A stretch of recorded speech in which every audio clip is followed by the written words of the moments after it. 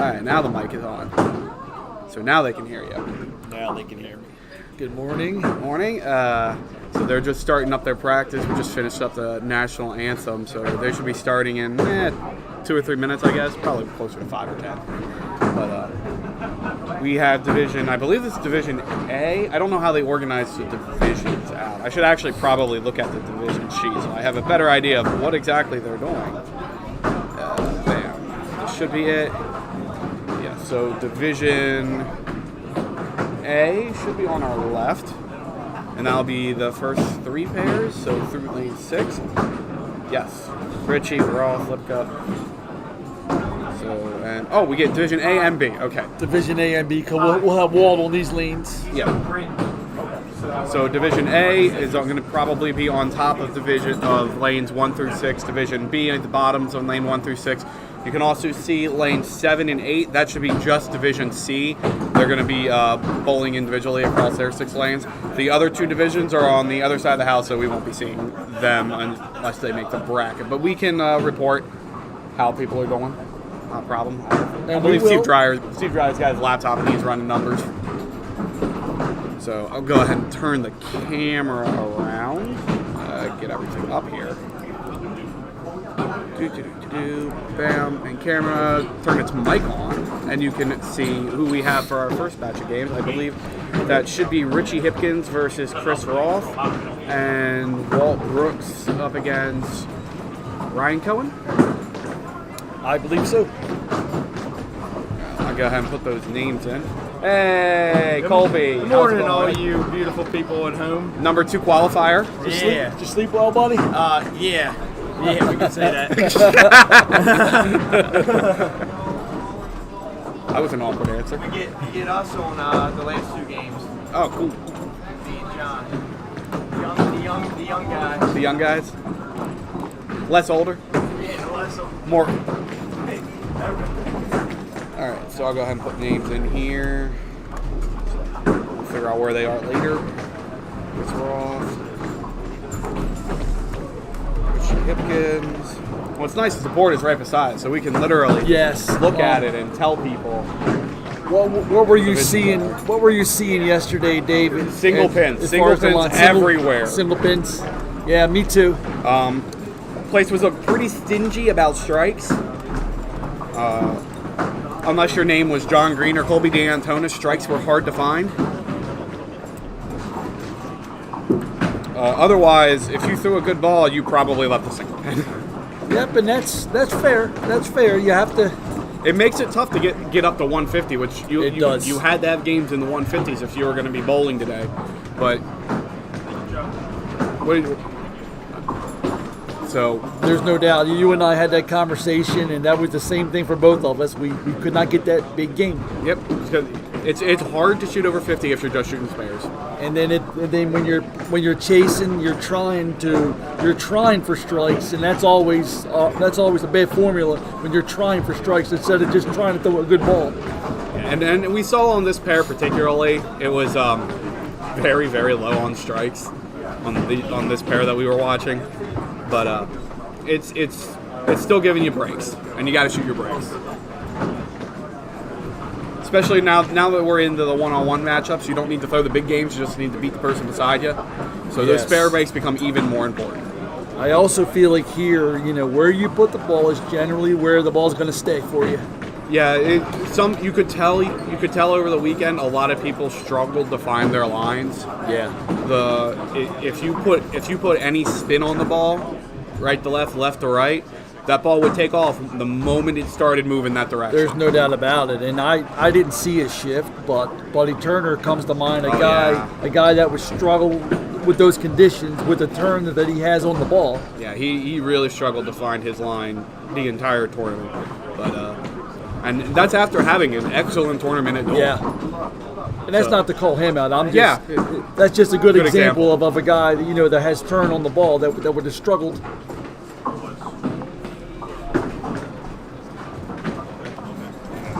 Hopefully they'll be starting up soon. Good morning, Lenny. Hey, Lenny. Hey, Good morning, Ron. Glad to see we've already got some people turning in. I set for 8:30, and they said they were going to start at 10, which is why I said we're going to start at 8:30, because I know how this works. We end up starting at like 9:45. So do you think the people that are tuning in, are they still awake from last night, or are they just waking up? Depends, did you bowl or not? If you bowled yesterday, you're not awake yet. I know I'm not. No, me neither. Also, today, rest in peace, last day of Town Hall. Yeah, a lot of good memories there for a lot of people. I remember back in the day when I was in youth, that house was always talked about being the highest scoring house in the country and one of the most well-maintained houses. No doubt about it. I remember first time walking in there. It's just majestic when you walk in there. It's big and it was so pretty. Definitely gonna miss it. All right, looks like they're starting. I should put in divisions game 101. All right. Figure out who's bowling who. Well, I know Rolf is bowling Richie. I just don't know who's on first. And the beauty of this, David, is this is wide open. It's every time it's wide open. And they've already fired up on the left. That's Wayne Lipka versus, I believe, Matt Buckingham. Yes, Wayne Lipka versus Matt Buckingham, and the other matchup on the left should be Mike Herbert and Bernie Hipkins. And on the right, I assume that should be James Simon and Tommy Osborne. The pride of Suitland. Suitland Bowl. Suitland Jesus, as we call him in Walkersville.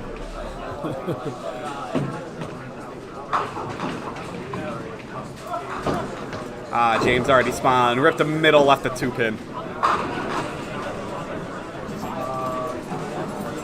Alright, looks like Roth is going to be first to bowl. That is obviously not what I did. Like a pretty good hit and a strike. Hey, that's one way to start the day. Get your one strike of the day out of the way. Give him a good replay. Hit heavy left side. That'll do well here. Pretty straightforward ball. Accurate, tight.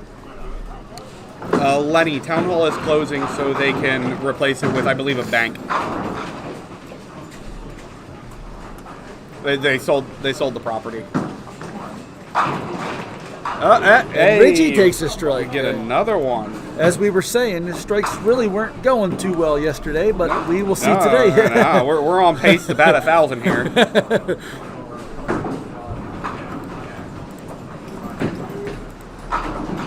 Looks like Walt will be on the left. Always nice to get that first one early too. Get it over with. Ryan to fire off first. Is he the only Canadian who made it in today? No, Mike Herbert. Mike Herbert. Speaking of, we're still batting 1,000. I'd like to point out. Lord, this is not making me feel good. Walt, don't do it to me, Walt. That's better, Walt. That's better, Walt. Sorry, Walt. He'd be really angry if he could hear me right now.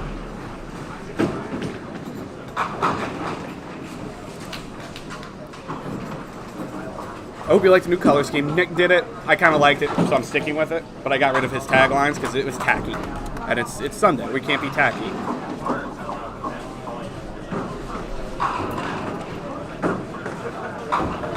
Mary, Town Hall Lanes is closing. This is their last day open. So if you want to walk in and steal anything, go right on ahead. Oh, come on, Roth. and another one. Come on, Roth.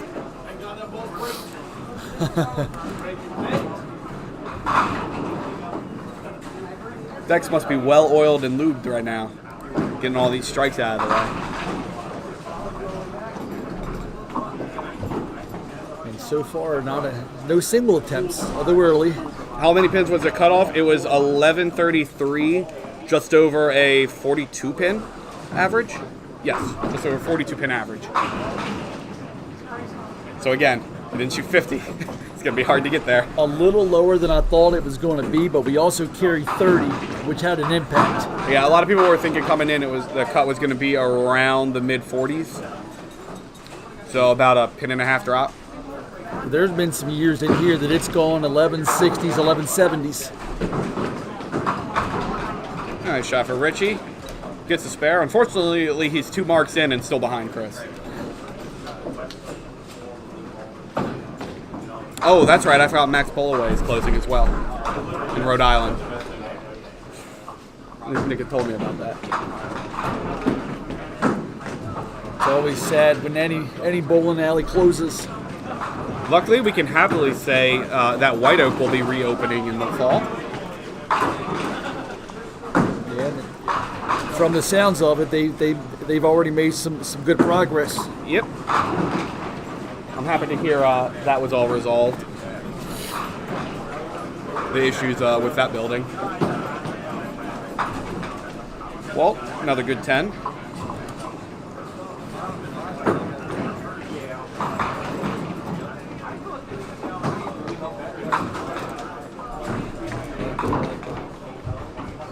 So I don't know much about Ryan. Do you know much about him, David? I believe he came down from Canada, so he's one of the 5-pin bowlers.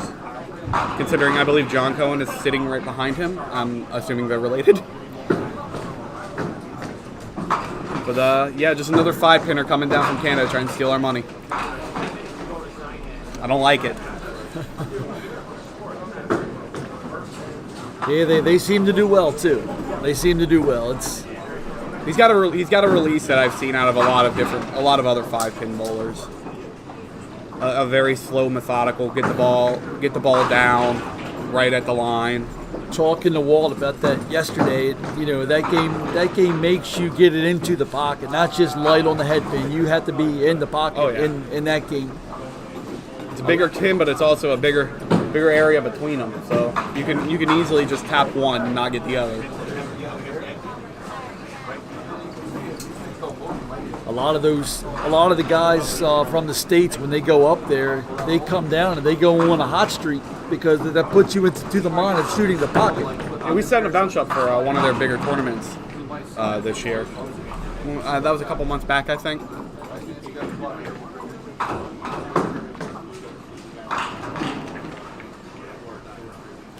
Richie was going to have a chance to gain a little ground. 10 off for Chris there. So Richie not hurt too much by the double. Hurt a lot about that. Hello. Good morning, Richie. How's your morning been?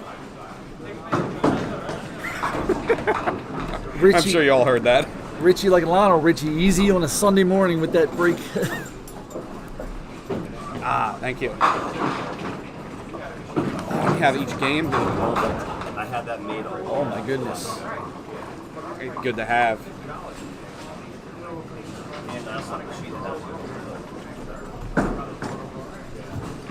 All right, Richie, good 8 out of that.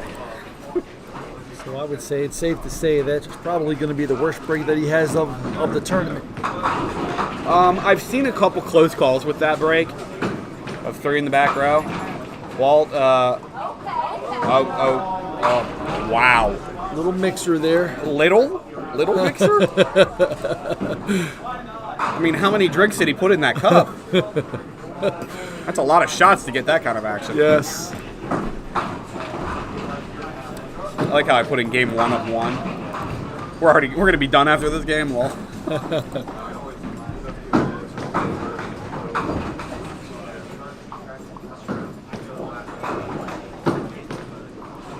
Good ball. Yeah. Didn't get that left side. Well, conditions can change from one day to the next. Oh, certainly. Sometimes even the weather.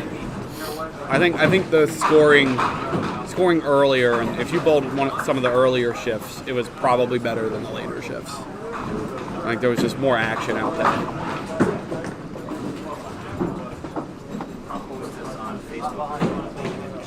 Okay.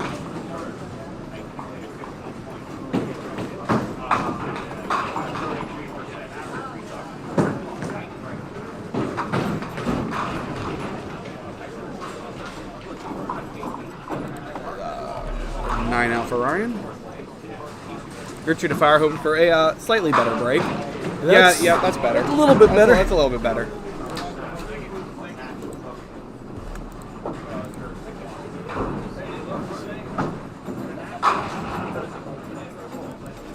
That was definitely not a poo-poo ball. That's why duck pins is fickle, because that ball was not a whole lot different.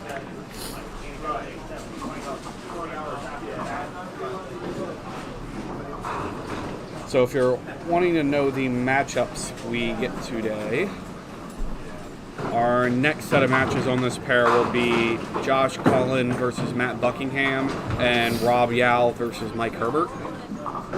Yep, and Game 3 will be Richie Hipkins and Wayne Lipka, along with Ryan Cohen and Bernie Hipkins.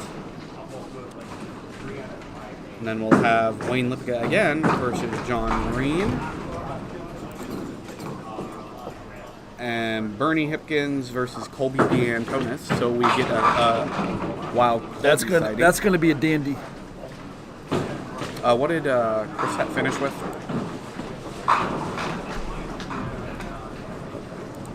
I can go find it. Yeah.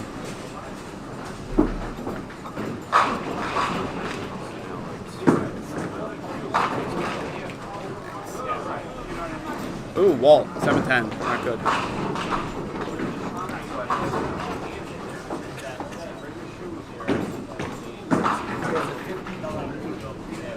Eight outs. Got it. Tough break there for Walt.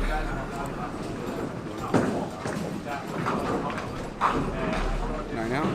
And as I was distracted trying to put that score in, our final game will be John Green and Chris Roth. And Colby stays around for a bit, I guess, to go up against Walt Brooks. There's another strike for Chris. Ooh, Chris. Chris, don't give him breaks. Give him strikes. Already a 3-pack through 5. 60% strike rate is not too bad. That's pretty high.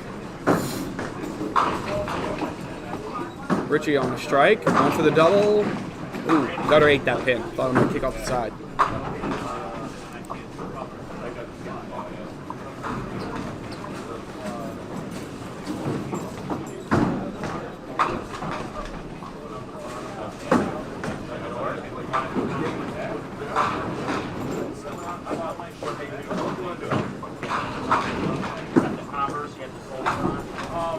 Spare for Richie. Gives him a 6-pin lead. Both bowlers on hits. Both matches close, one a little higher scoring.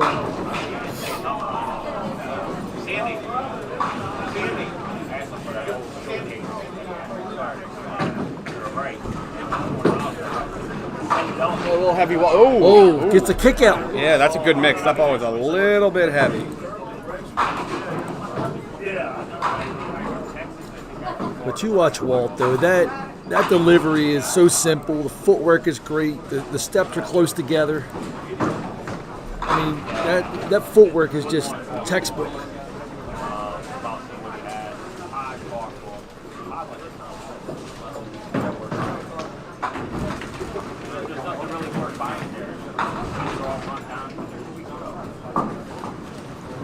Ryan up on his strike. A little heavy. That's the Southwest special. Yeah, I saw maybe 2 of those. A little less than I'm used to. Heavy hits broke pretty well for the most part here. Agreed. You were better off a little heavy than a little light. Yeah, a little light was usually a mess because back row was already hard enough to take out.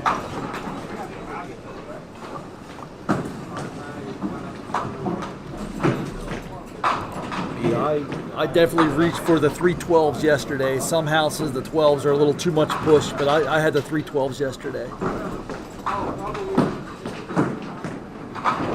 Good 10 out of that. So after 5, Ryan is up by 6 pins, but he is down a hit.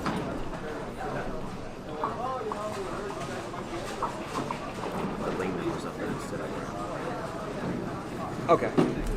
Thanks. Richie. Oh, wow. Got it. It looked like Don't he you love these mixes? didn't like that ball when he released it. On his body language, he didn't really like it. Yeah, but it worked out. That's my 700 RPM ball there. Yeah, that ball had a little spin on it, and it didn't decide to grip until it hit a pin. Looking at your body language, you didn't like it, and then it worked out. I know. I was like, it's going to be light. Okay, cool. Good look there by Chris Roth.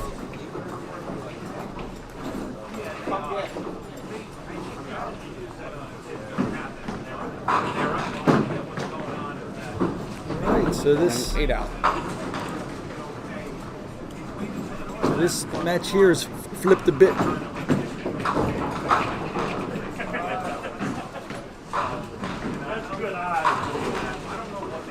10-pin lead for Richie with a strike.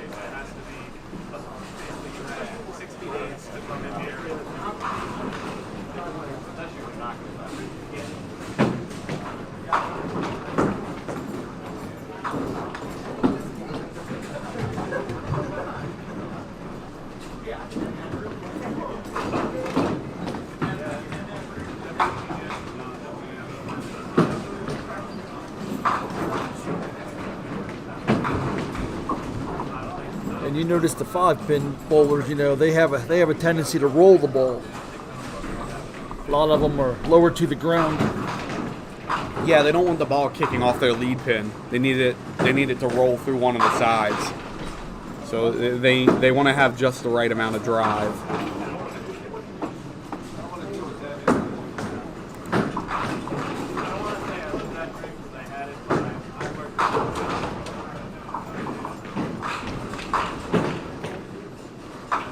Ten out.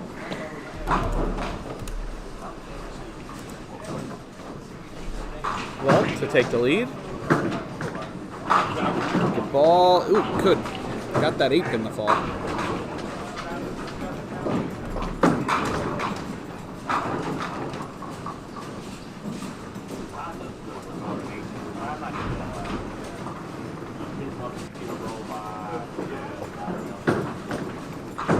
Pushed it. Well, we'll take the lead here, but failed to pounce there. Got it that time. So he's up 3 pins now.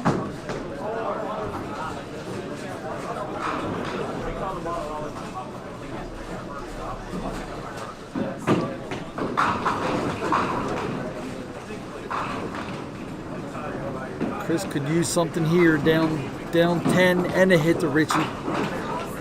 Sean, thanks for the donation. I think you probably donated before I had everything set up. So, but thanks anyway. I'm just seeing your notification. I don't think it's coming back, Chris.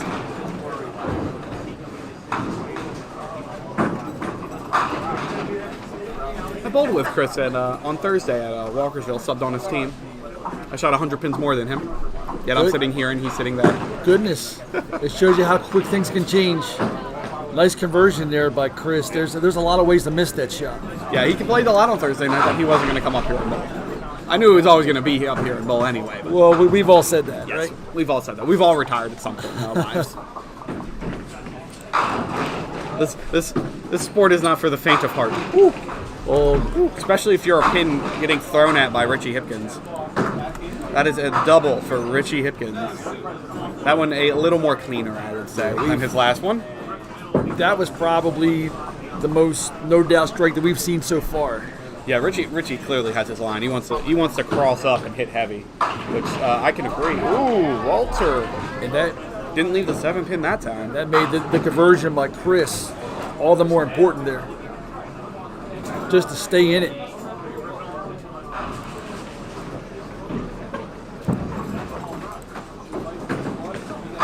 And you knew what was going to come back there was something.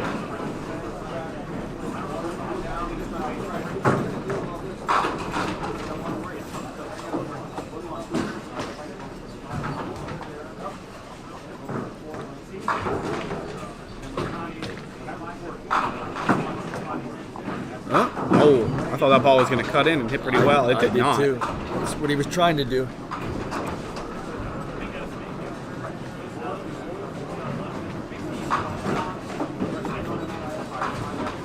So Walt's going to take control of this match, and Ryan's going to need something on the final three.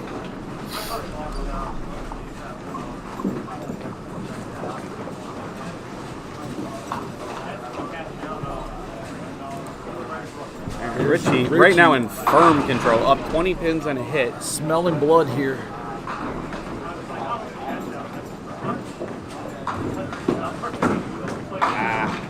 Heavy.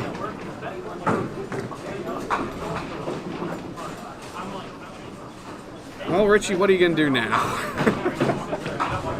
With the lead here, you're thinking 2 of these and see what happens. Already looks like he's lining up to hit the left side. I don't know, he's going cross.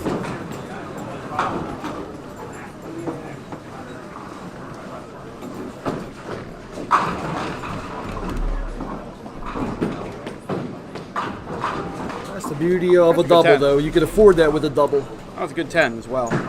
Gives him 39 in the 8th. Yeah. Oh, Yeah, you take those, Chris. some extracurricular activity again. Chris is going to need to make this, though, to stay semi in it.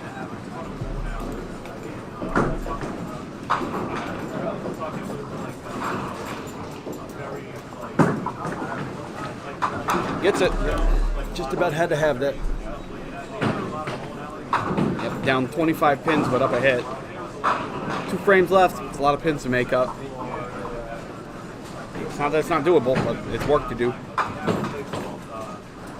Ryan hits pretty clean. Whoa. Ah. Unfortunate break there. Pretty good hit. Yeah, 9 pin. You expect the corners to stay up, but the way that ball hit, I was pretty sure he had the 9 pin out of it.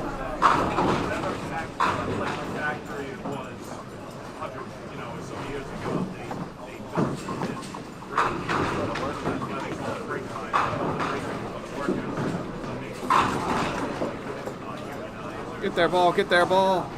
All right, we're fine. A little worried there.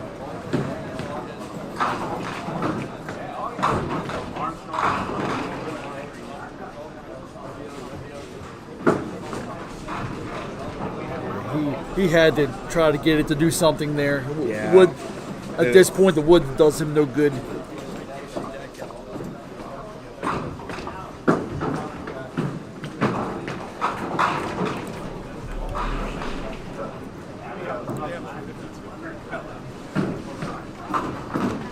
A little bit bonus strike. Opportunity to take firm control of this game. And gets it. Yeah, that'll do. That shall do, Walt. I'll give you a little replay there, Walt. Bam. Yeah, no doubter.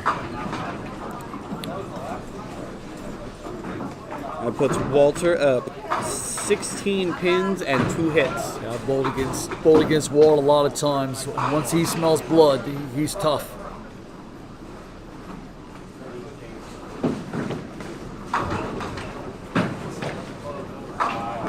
Not what Chris wanted there.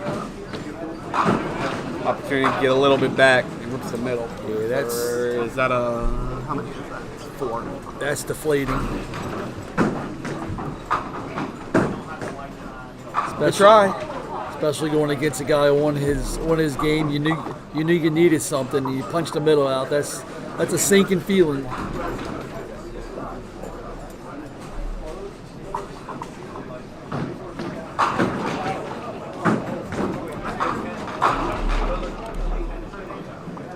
Now for Chris, gives him 127.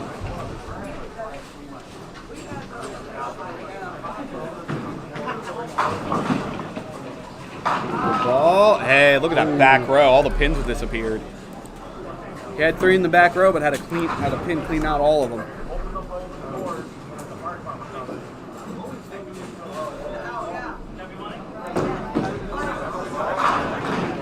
That just about seals the deal. Richie just needs a good count to lock that game up. Ryan, good ball. And in these game ones, you know, you obviously want to get off to a good start, but one win's not going to seal the thing for you. Just like one loss will not determine your fate either.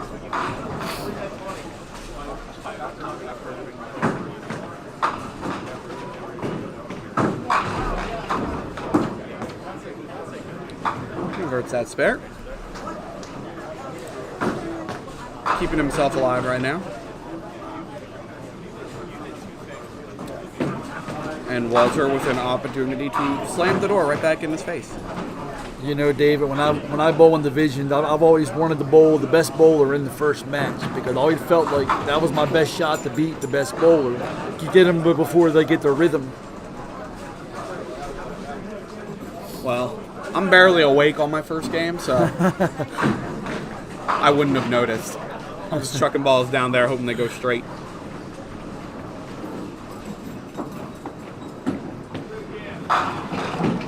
It's funny when you're bowling against somebody one-on-one, because normally you're just setting your own goals, but when you're bowling against somebody, you physically can see the goal you have to set for yourself to beat that game. Yes. And you're always just trying to keep up with that pace. It's a different mindset. It really is.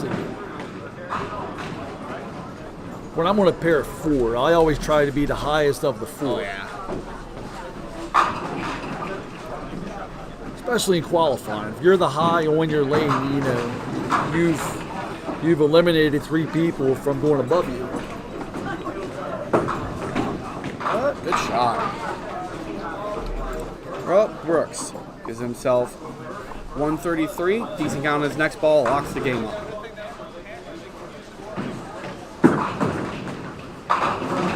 That's a good second half for Walt there.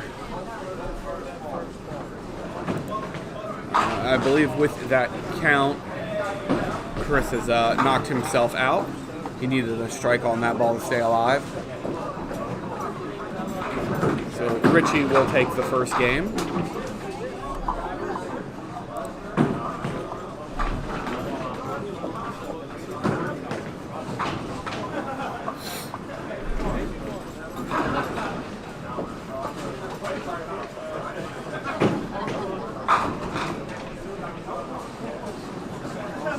Already up to 107 views. Not bad. Yep, people are actually awake this morning. Game 1, Division C. Colin, it's Dunnick, right? Dunnick beat Kyle Shaw. Yeah.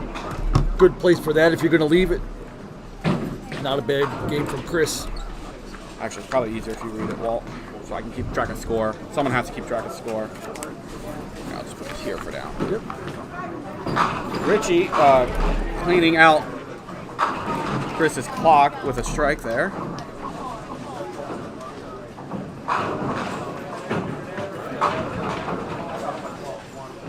So Mark Behrens beat the heck out of Mick Lloyd, 171-121. And James Simon gets by Tommy Osborne, 136-121. Yeah.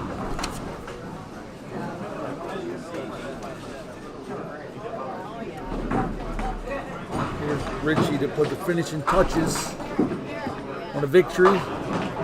Ah, good place for that, Richie. Nice place for that, exactly.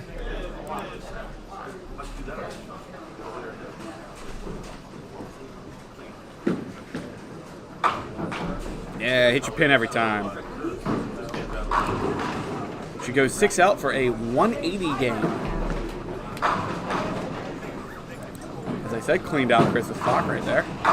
Well, really heavy.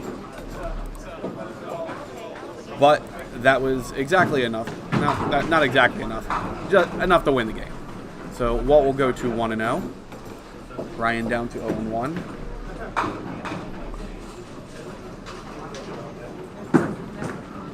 Tries to slide it.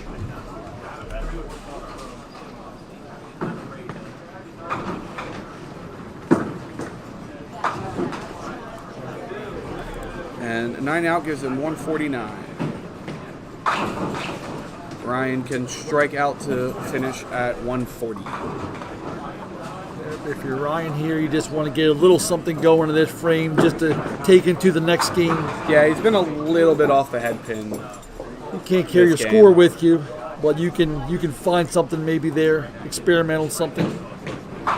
Take it with you the next game.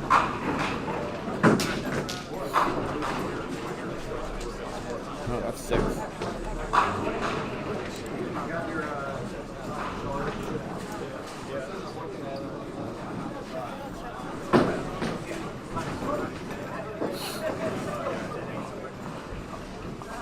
What's up, Chucky Bear? Hey, beautiful. I'm also going to be posting on in-game on the color photo of the green wins, red loses, yellow ties. So it's on Facebook if you're able to. Okay.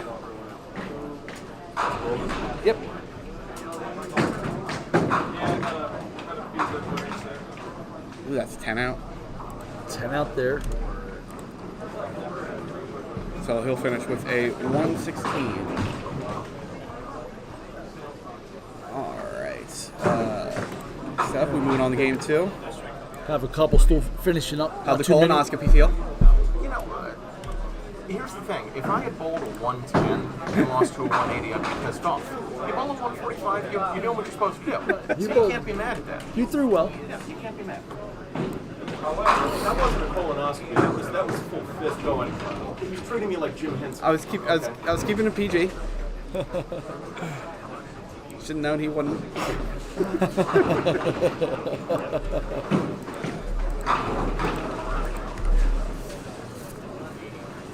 All right.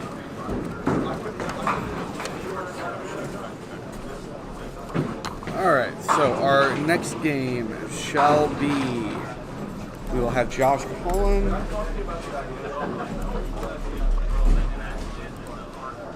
against Matt Buckingham, going for his second win in a week. A red hot Matt Buckingham.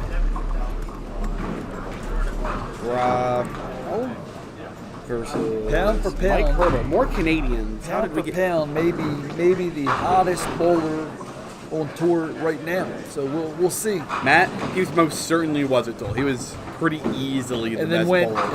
1200 yesterday, or 12:0 something, whatever it was. All right, looks like they're still finishing up on 1 and 2.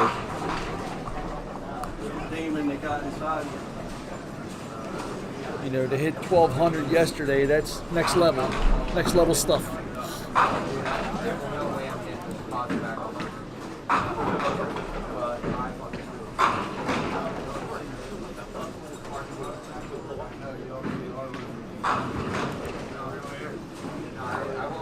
So Mike Herbert against Rob Yale. Mike, one of our Canadian bowlers. Yes, we have both. We have the Canadian bowler in Division B and Division A. So we see all of the Canadians. Looks like we finished up a bit early. I guess we threw too many strikes. If he wins, you're gonna buy him a Molson Ice.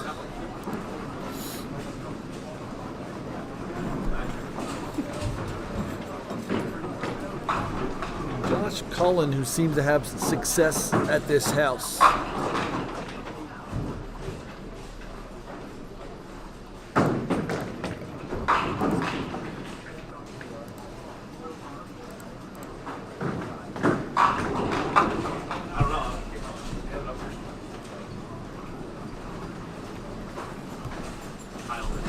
We're going to cover a variety of bowlers here, a variety of different styles, and Yes, on our right pair here on 7 and 8, looks like it's going to be Kyle Shaw and Nick Lloyd.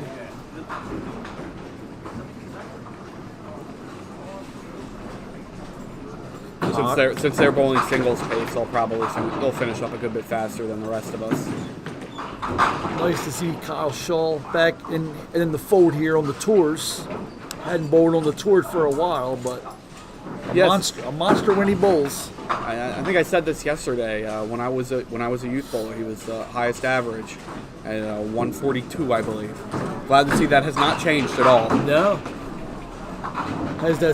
Has the angle that he used to throw at, the same, right to left angle. The angle's almost like a who's the guy? Before they start up, Whoop. before they start up, I'm gonna see if I can grab a quick drink.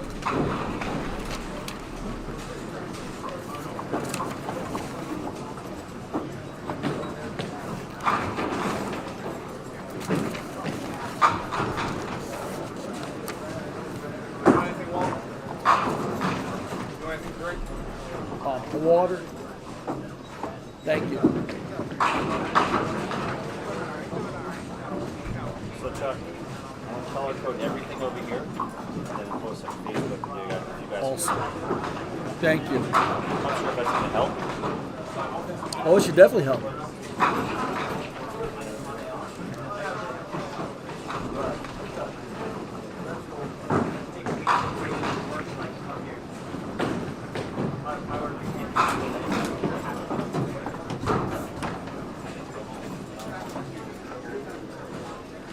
Thanks.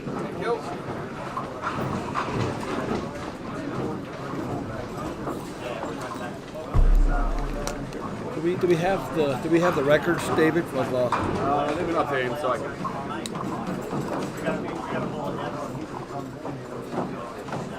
Colin is 0-1 at 126. We're still finishing up the other game.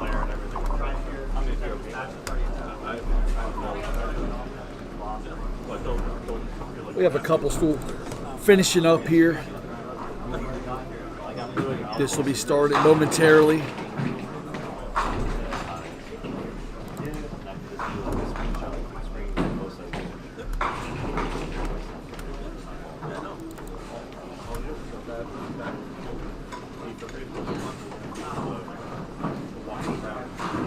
refs are still bowling. They haven't put their score up yet.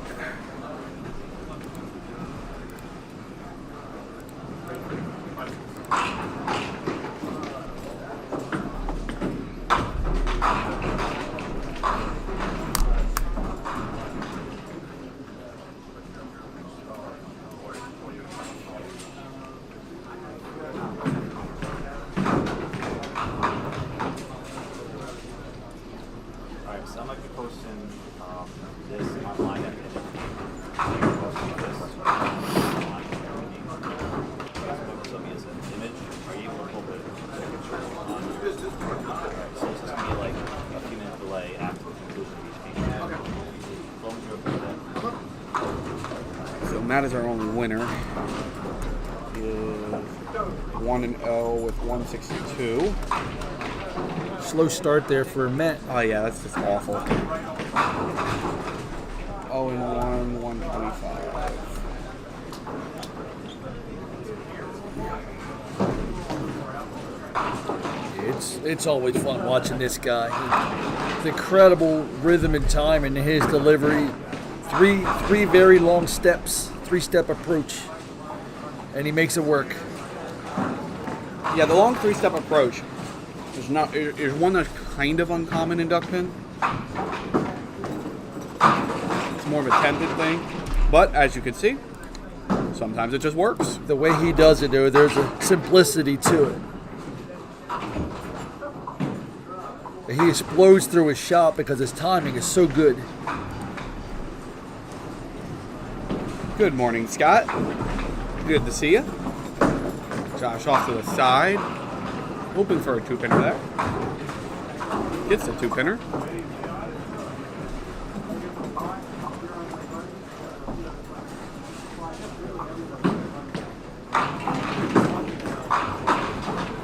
No problem on that. Fair.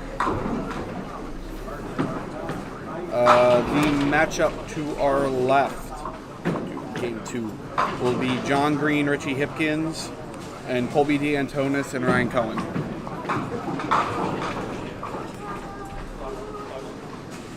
Mike started off here. Ooh, clean. And this is off to a quick start, like the last 4 bowlers.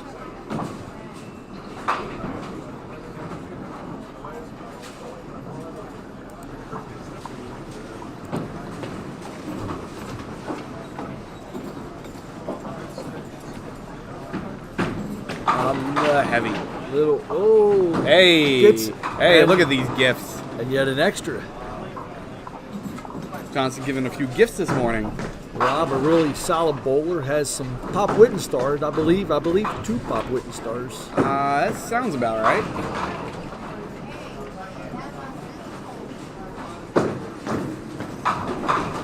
Pretty much just a It's tournament there. bowler. I don't think he bowls in leagues anymore. He's just a tournament guy, I think. He bowls at Mount Airy on Tuesday nights. Okay. Sometimes. That team is like half here every week. He bowls with Bernie. Who else is on that team? Jeremy Killingsworth and Billy Kuntz.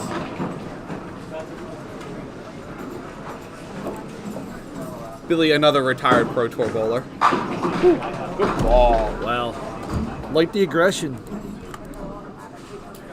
I like the aggression. I like the confidence. Knew it when he released it. Sometimes you know.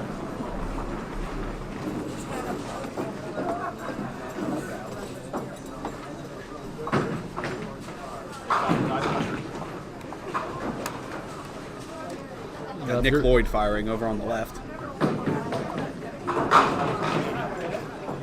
That's a strike. I got good timing there. Yes.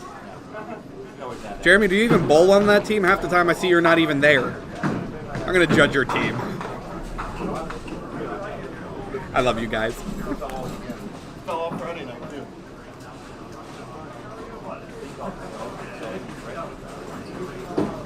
Looks good. That might have hit a tiny bit heavy. Didn't get the run on the right side, but it's a good break. Also shows a big pocket there for Matt.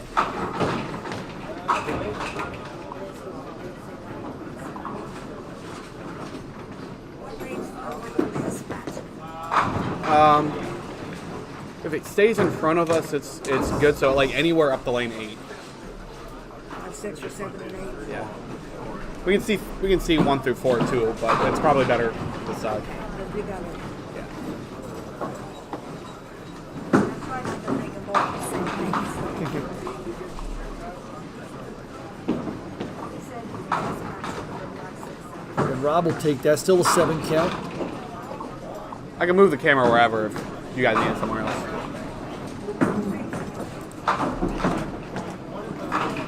Spare for Rob? And converts. There you go. First game results in about 5 minutes. Gotcha. Moral of the story for Rob there: if you're gonna miss the head pin, miss it by a lot. That's a bad strategy. Yeah, first game results will be posted on Facebook in about 5 minutes. If you want to see some of the other matches, particularly D&E. Both of these matches here off to a great start. Is that a spare for And- Mike? Yes, and Matt had a spare. Makes scorekeeping easy.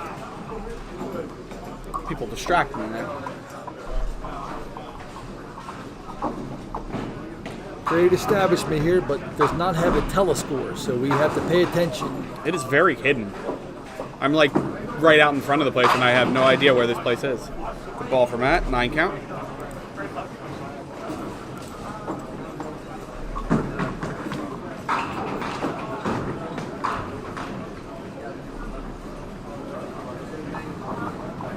Matt will step off wisely here. A runner off to his right.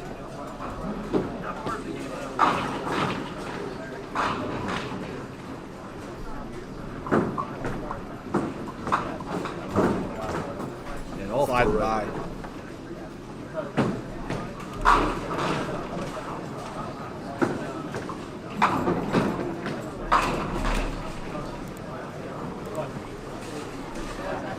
You know, he just shot the 10 pin on the previous one and he made the 10 pin. Then you move over a pin. Sometimes the muscle memory takes it into the previous shot.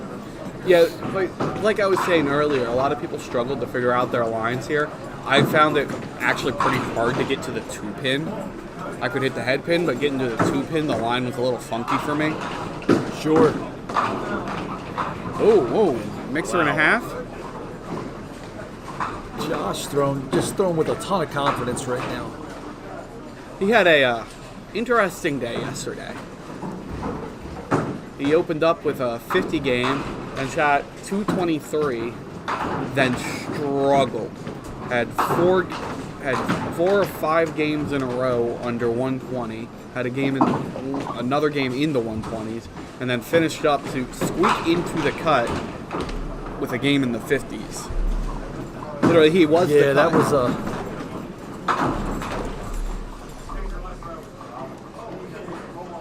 that was a unique way to get in.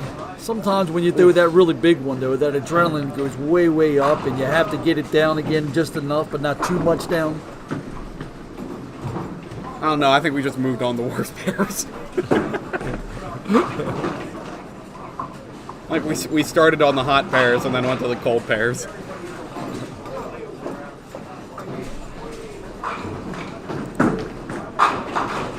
If you haven't noticed, my feelings were hurt this weekend.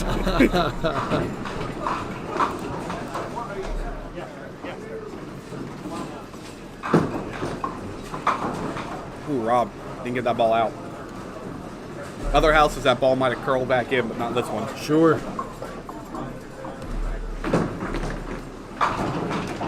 to use the term curled. We got some Canadians in here.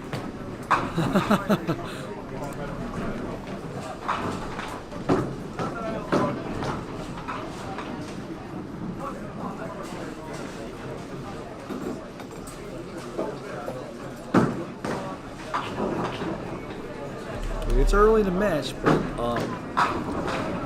Yeah, Mike Herbert in Mike's pretty going to good have control. a chance to be in the driver's seat here with the count, especially with a mark Yeah, up 9 behind and a it. hit. Yes.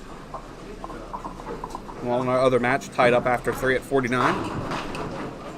Each bowler missing a single the previous frame. Hey, that's a bomb. That's a rule book. That is a rule book.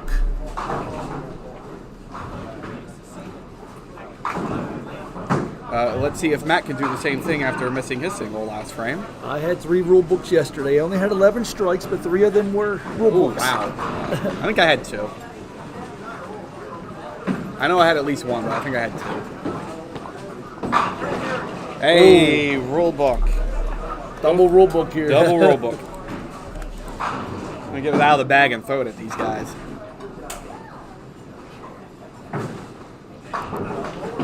Or is there a level where you miss a single and get a double? Like, is there certain people that's their rule book? Nah. Maybe Piles? My rule book is if you get a backdoor strike and then follow it up with a nice clean strike, you earned it. If it's the other way around, you didn't earn it. Correct. The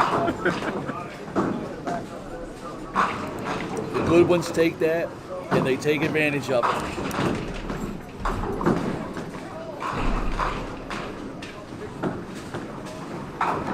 Mike cutting through some pins. Rob cutting through some pins again. Yeah. I shouldn't have said anything.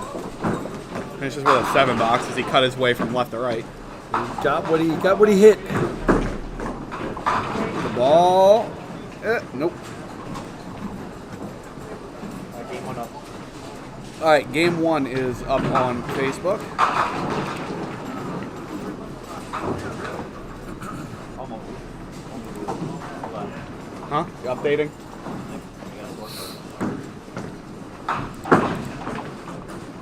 You can post it. I'm just going to update the actual there. Okay.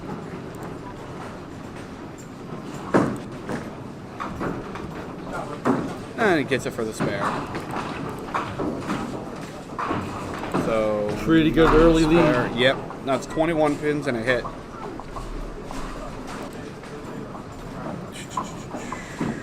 So Matt, so far, every ball crisp in the pocket.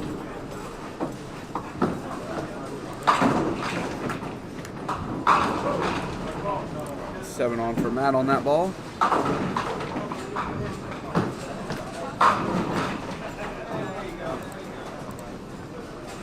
You can access it after game 2. Everything will be good. Okay.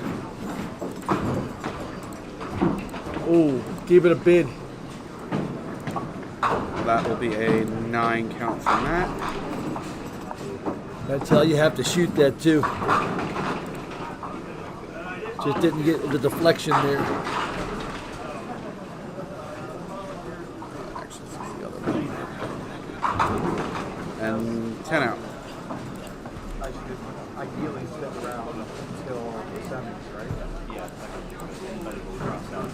Sorry, I'm stealing your monitor Except for here. the final. Oh, good. Next time. Well, if you look on the main page, 5-10 lead for Josh. it says the finals goes to the next like seed.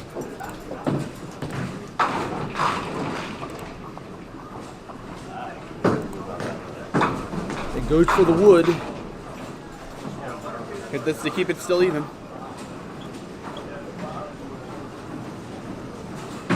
I Oh, feel like misses it. I feel like on the strike there, you definitely go for the wood there as opposed to trying to slide it over. Shoot. Don't do that. Especially in a close match. Whoa, I messed up, guys. I'm sorry. That was my bad. There we go. Just wanted to give you a quick look at the standings board. Mike left a 5-7. Give you an idea of where everyone stands right now. Fire it off once Mike finishes his frame. Went through the 5 pin, so he's got the ball left. Alright, go ahead and change it back.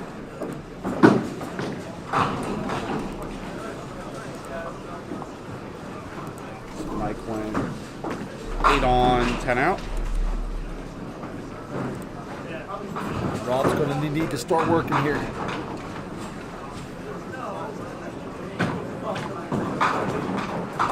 Does leave a break.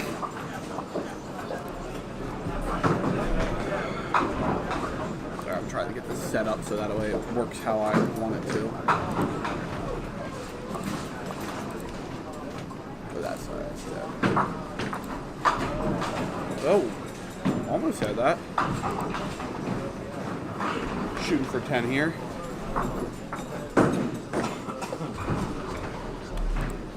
Nine out, gets him 54, down 30 pins, unfortunately. Now some work to do. You see him throwing the ball back in the bag.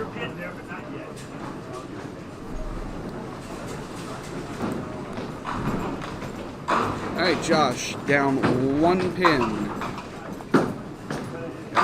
Ooh, go next. Leaves a 7 pin. That hit a little light. I thought one could be pretty.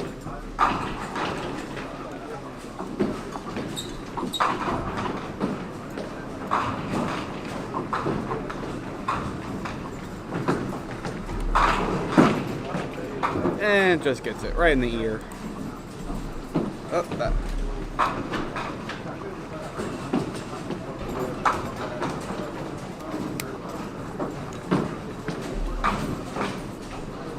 I feel like the 7 pin would be a tough pin for Josh. Just the way that he sets up and the angle he throws. Almost has to come around his body a little bit. Yeah, I used to kind of throw it like that, and I really struggled to throw across my body, so I switched to a much more narrow angle. I don't recommend doing that, but it works for me. I would never tell anybody else to try to throw the line I throw. Yeah, I wouldn't either for mine. Yeah. Narrow lines are on corner pins are not easy. It's kind of a harder way to do it, but for some people it can be more comfortable. It's not where you want to start trying to throw the ball. Ooh, good ball, Matt. Maybe. I see a lot of late falls here. You do. You can see some pins sliding around, taking them out, and occasionally a spinner hits a pin early, but it usually doesn't hit them late.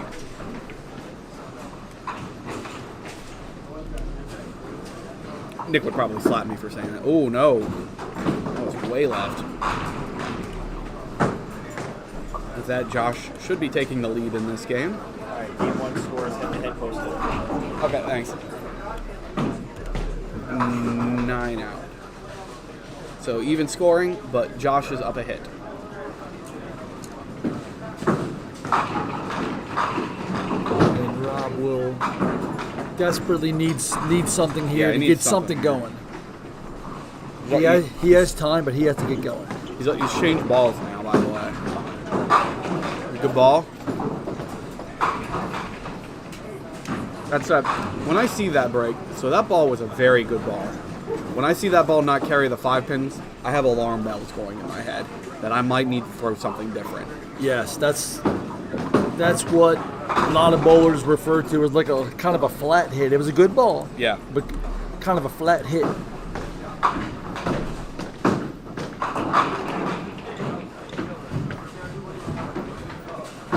The ball from Mike leaves a 5 pin. Yeah, when you see the 5 pin and another pin behind it, Yeah, I'm 5'8", starting. 5'9". You're right. There's That's a sign of you might need to think about which ball you're throwing. especially when you throw a fast 5'8" or 5'9". When everything goes fast, and Yeah. that's all you have left.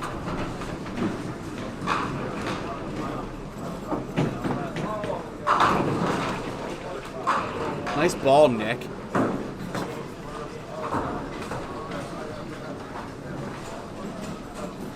And Mike with the answer there too. Josh with a chance to jump up here a little bit.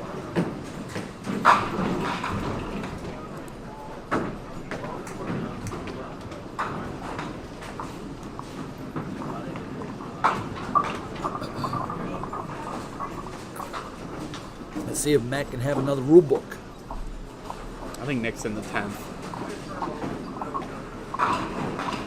So he's got one more ball to throw.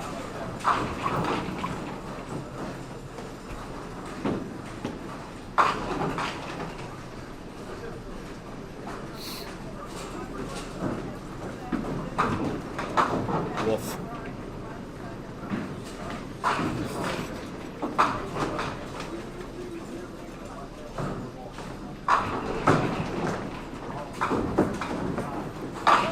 Heavy? Ooh, mixes them up with that heavy hit too. That's the answer. That's another rule book for Matt, by the way. Yes. He's been in the pocket every single ball.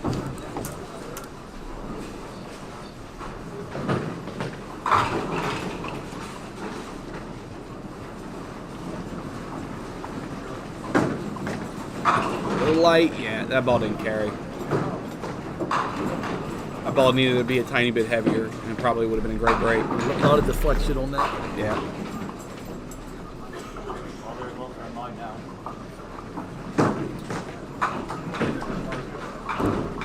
That will put this virtually even. Matt with maybe a slight advantage being on a strike. Yes, indeed. I know. Yep, Josh up 7 pins, but down a hit. Bad count there for Mike, but if there was ever a time that he could afford it, it would be now. That was my 6 pin.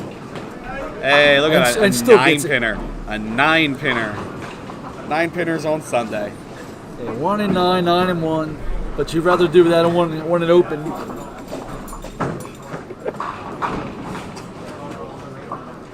He's walking back having a good laugh about that. Well, when you have a 30 pin lead, you can laugh a little you, bit. you can laugh about that when you have a 30 pin lead. When you don't, you don't get to laugh about that.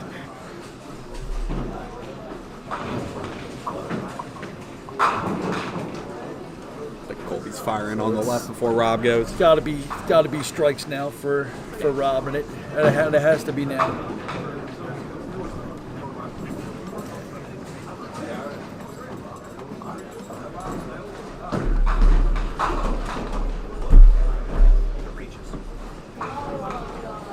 You move the table. Rob, good ball.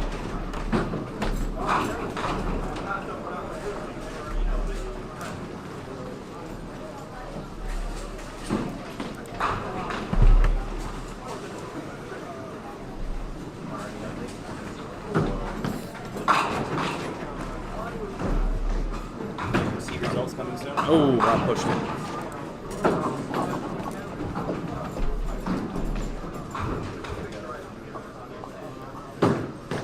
That was a big miss. Rob had an opportunity to get some pins there.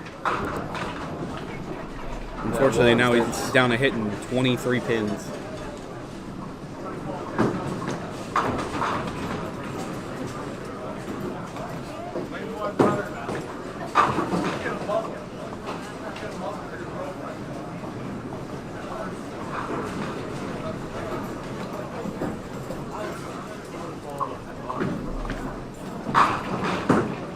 Good ball. Ah, hit the wrong side of it. Had a better shot if he hit the other side.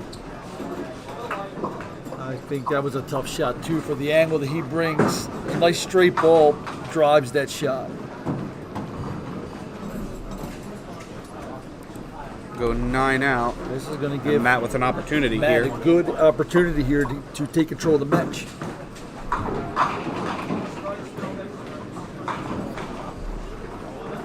Especially with a mark.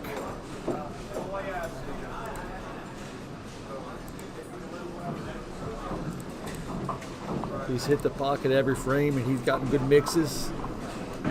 He's hit heavy, he's hit light, and they're mixing for him. So they should be starting up the third game in Division C. Let's see who we'll get over here. It'll be Mark Burands and James Simon.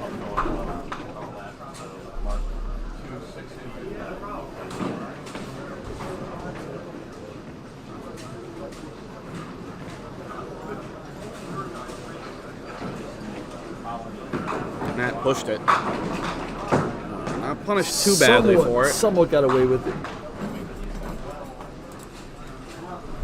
Yeah, I always worry when I push it because the brakes are a lot worse when I push it than when I keep it in. And you know it right away when you release it. You feel it.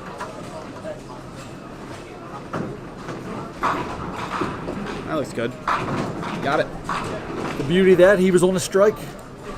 No harm done. Nick Lloyd 0-2, a little more than done. I should have hit the head pin on that last frame on any of your balls, except the second ball. Wouldn't matter. Well lost. Ooh. Now Rob gets the strike. 171, 121, and 144, 120. I've had a 4-box in both games, and both 4 boxes. Nick, what'd you go? Huh? What'd you go the game? I shot 120 and lost. Oh, I'm sorry, I turned that too quick. My bad, guys. You guys didn't want to see Rob strike anyway, don't worry about it. It was too good. It was too good for TV.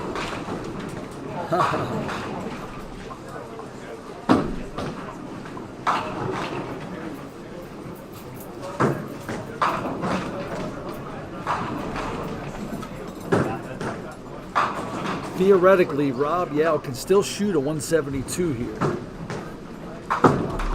8 count for Mike. Would take a lot of doing, but he could still get the 72. Oh, got it. Was that a 2-pinner or a 3-pinner? I do not know. Okay, I think it was a 2-pinner.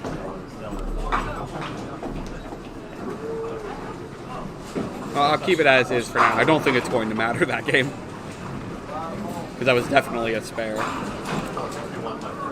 So Scott, why didn't old man Sherman sell a patent? That is a good question for duckpin history of what would have happened to duckpin bowling had he sold that patent. Because we could.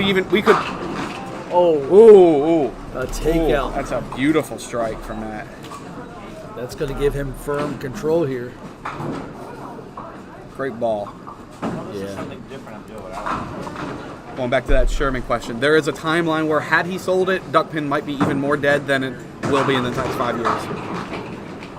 Somebody needs to get the time machine, Marty McFly time machine, and go back and talk him out of that. What could have been? But what I was saying was, like, had he sold it, there's a timeline where duckpin stopped existing 10 years after that point. So, who knows?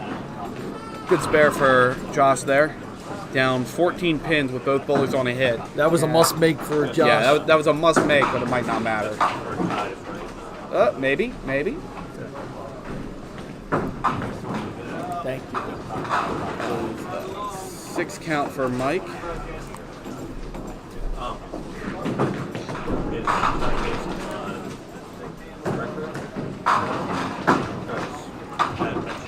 Ooh. All right, so there is a door open for Rob here. Mike going open this frame. Must strike here for that door to remain open. Yes, he needs a strike. So I'll sort by wins. Definitely I'll sort by wins. A 9 drop here will not do. Yes, a spare does not help him. He needs a strike. That's far too many pins to make up shooting spares.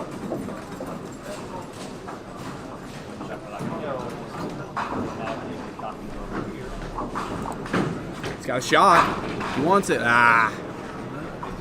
Second time he left that shot. Yes, you're correct. Well, he changed his first ball, and his first ball did that again before. After he changed it. To have a chance, he still needs to make this. It's not much of a chance, though. All right, spares out. That gives him 112, down 27 pins, but up a hit. Keeps the pulse going. Yeah, he'll need a double. The problem was he was already on a strike, so getting the double there was a lot easier than getting it next frame. All right, Josh, kind of in the same position here, down 14 pins, both bowlers on hits. Likely going to need a double. Especially since Matt is on a strike, so it's unlikely he's going to get a 2 or 3 count.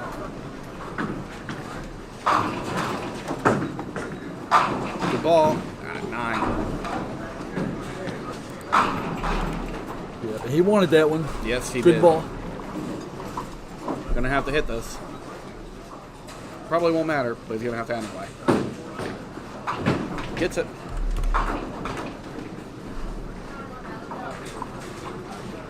One way or another, a quality game here for Josh. We'll Yes. see what happens.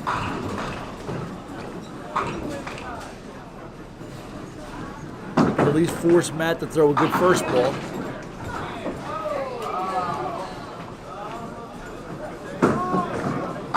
Ah, there's the strike he was looking for.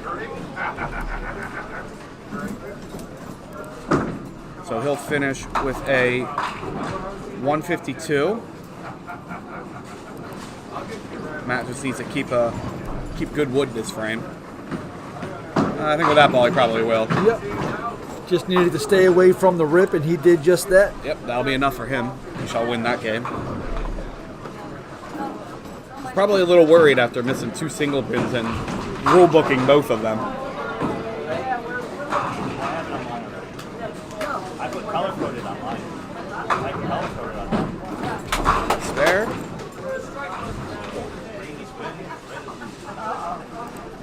Sure gives him 157 plus 1 ball. Matt Buckingham remaining red hot here.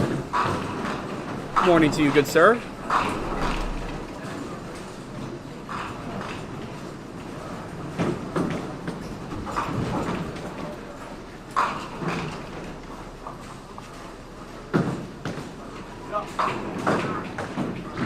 I only counted 1 missed head pin for Matt that game.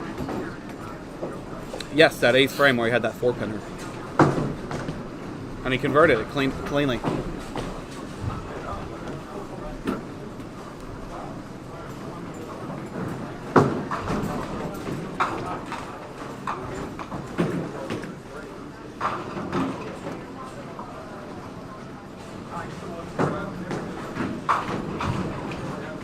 Matt putting a lot of care into every ball regardless of the situation.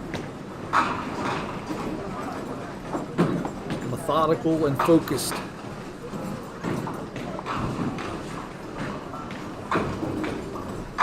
Crossed up a little.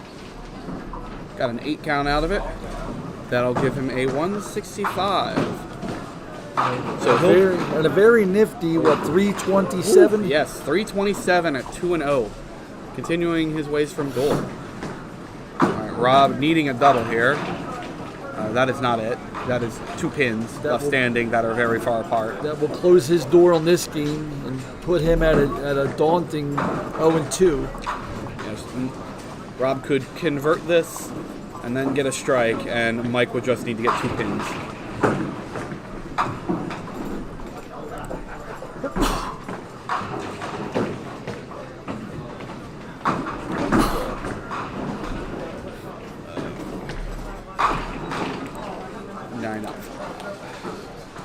Put a weight on that.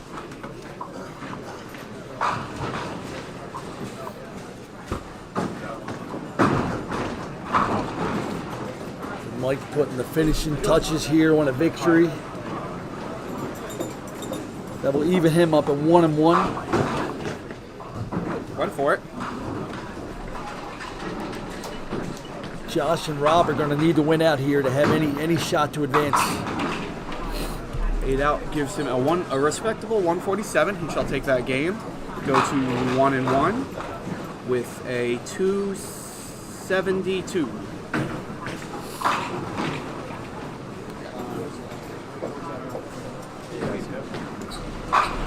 It's after game 1.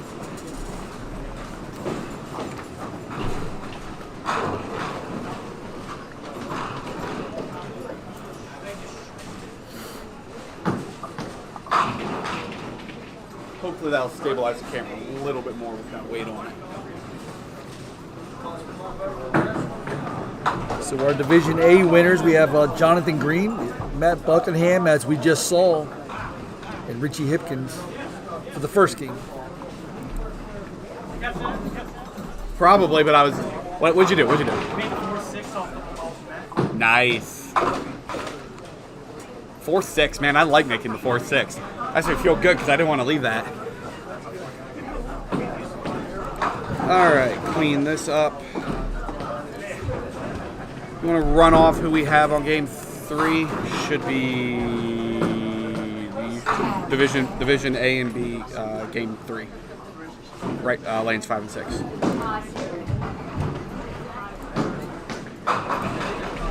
it should be this side. Right here. Yeah, 5 and 6, game 3, Division A and B. So we have Wayne Lipka against Richie Hipkins.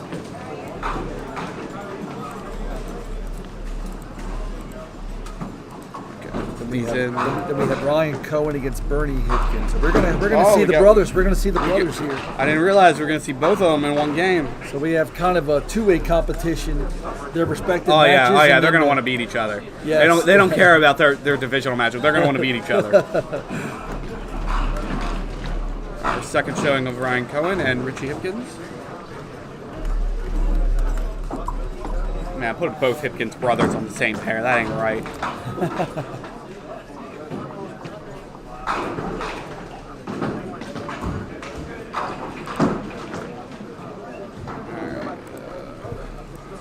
Back over here. So you have the Hipkins brothers. You're not going to put that on ESPN2. That's going to be on the main feed. Wait, they don't put that match on the Ocho?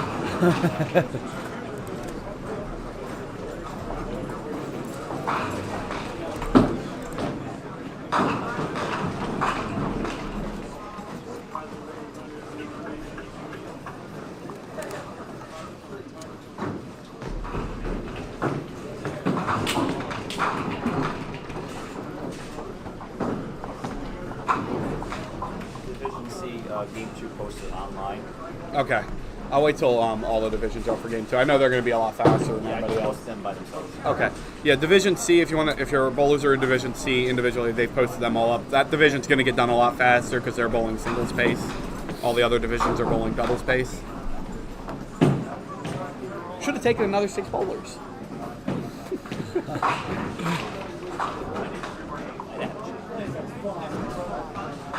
I can find out. We got a little bit of time. No. I need like 10 limits. Would have taken another 6 or 60. They take another 6. They take another 6. Jonathan Cohen's the cut. Yeah, it would have been 11:22, and it would have been would have had a roll off. I think actually. No, 11:22 would have. No, there's 3 11:22s, and they all would have made it.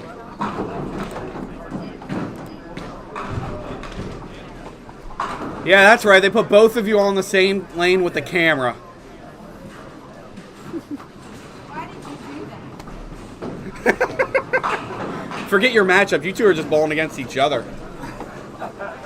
Yes.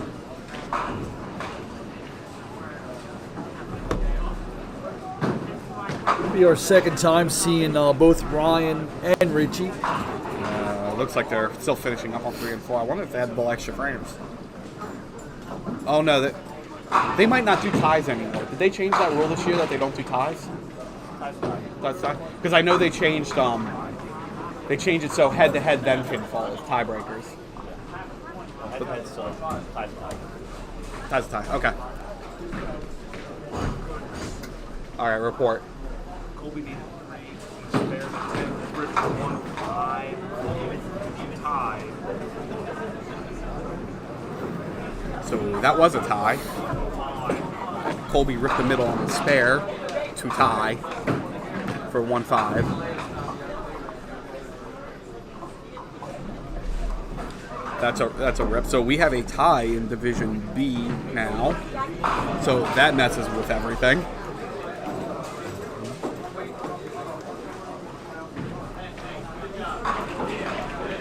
And we'll see how it unfolds, but we're gonna get Bernie versus Colby. So since they've changed, so this is kind of interesting now. Since they've changed the head-to-head, and there's a tie now in there, that probably is going to make head-to-head matter even more.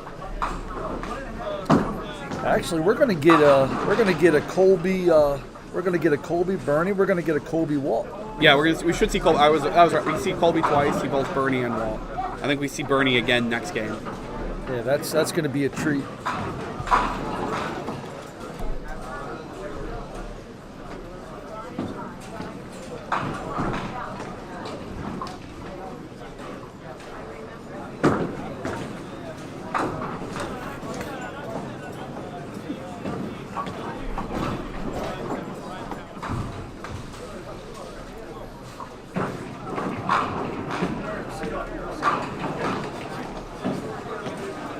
have bowlers like this that are fun to watch. It's nice to get a double dip of some of these guys. All right, Wayne Licko to fire off. We are now in game 3.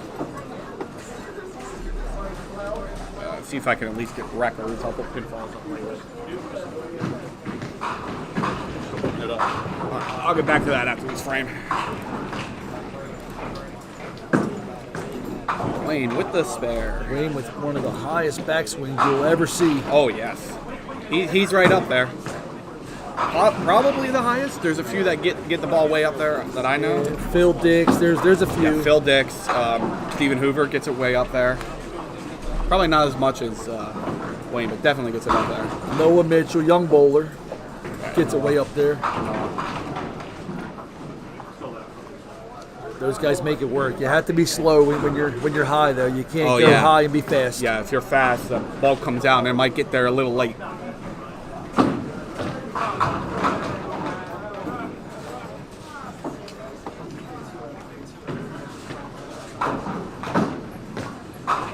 But then you see a guy like Joey Sears who still gets it done with virtually No no backswing. No backswing at all. Joey's one of those bowlers you watch ball, you're just going to fall asleep while you watch him go.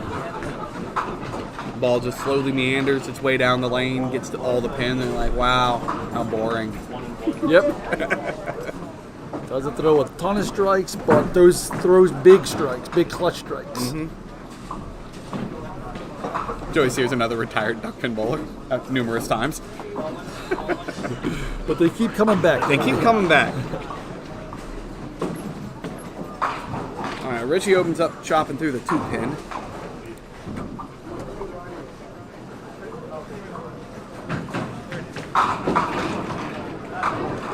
Ooh, that was not a good break. I don't know what to say about that, Richie. That was a very fun frame, Richie. So do the Hipkins families have this match on the big screen now? Oh, almost certainly.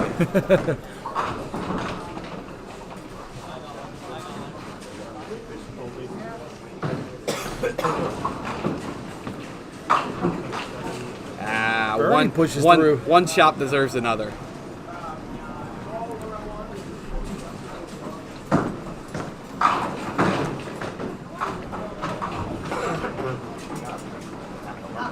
So this almost feels like a triple threat match. Not enough. Fatal 4-way. We got 4 here. Yeah. You can't forget the Canadians. Yes. All right, Bernie goes back through the hole.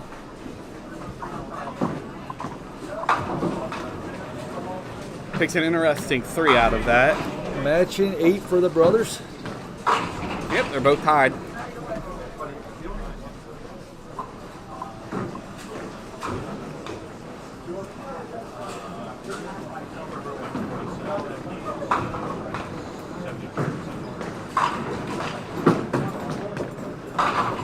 And good ball. Can you see if I had 7 or 8? You had 8. I had 8.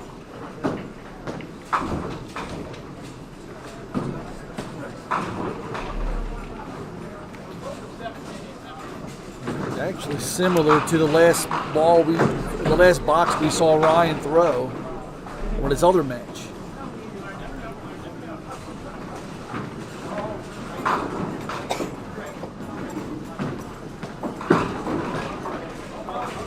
Oh, nice looking. Is that a spare? It was. Damn. See if I can catch that on replay. Ding.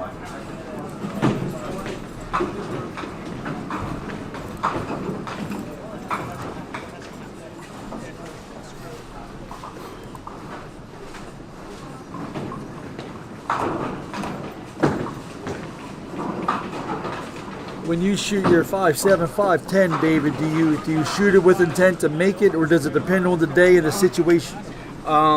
Usually first ball, I'm trying to make it. Second ball, I'm just throwing at that pin. Whoa, nice ball, Wayne.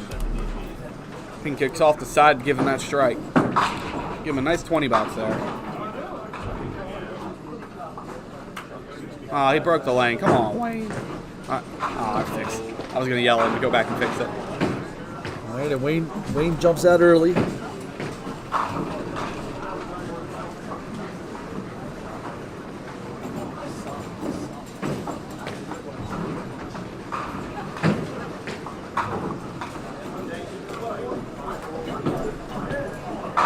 Ball Richie. Ooh.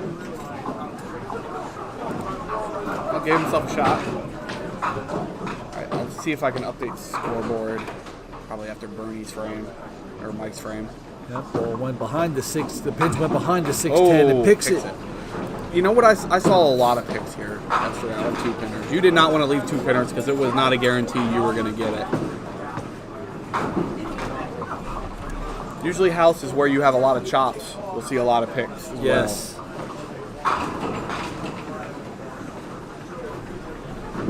Bernie after that not very fun open. Tries to work it.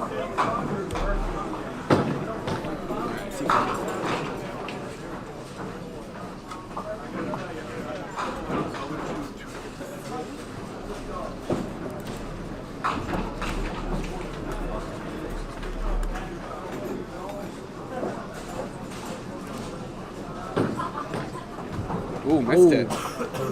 Thought he had it, and I think he thought he had it too. Might have popped up on that just a hair. Sometimes if you stand up like that.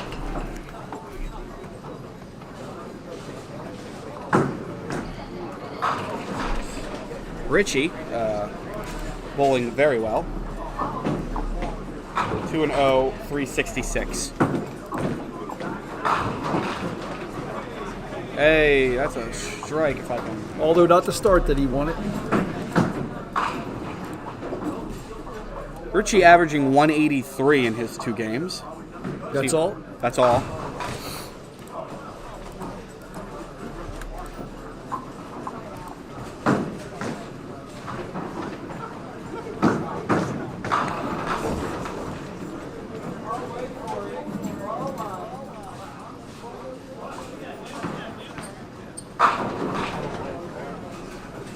Really good ball from Richie. Scott, that's what it's about. It's a game of failure. We all keep coming back.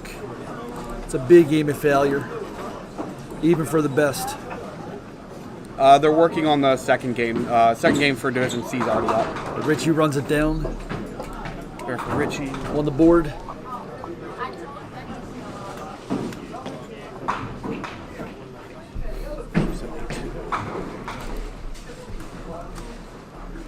Here's Wayne trying to build off a nice start. Buries it, double. Woo! Big start for Wayne. 0-2, you need to throw a lot of good balls from you. How you doing? Good to see you. Wayne with some work to do. This was a last minute one.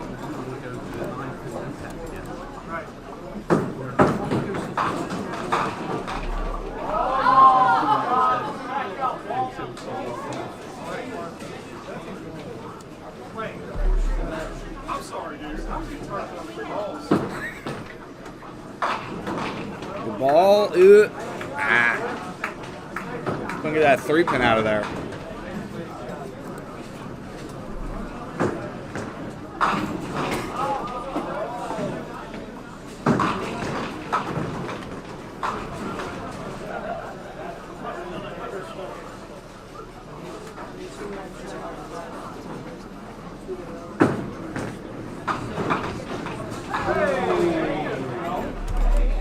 We're gonna go ahead and replay that. Goodness. Watch this pin.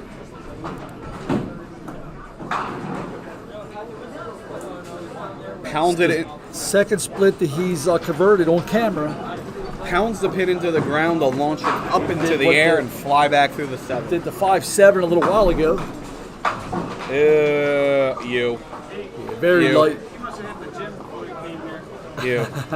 At least it. Power flying around.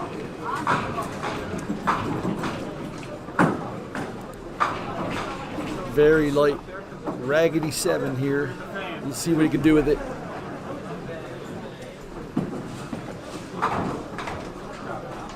Bernie gonna go 3 open. Probably not pleased with the breaks he's been offered in that missed single pin he had last frame. And Richie back here giving him the business a little bit, saying that he needs to hit the gym. Of course he is.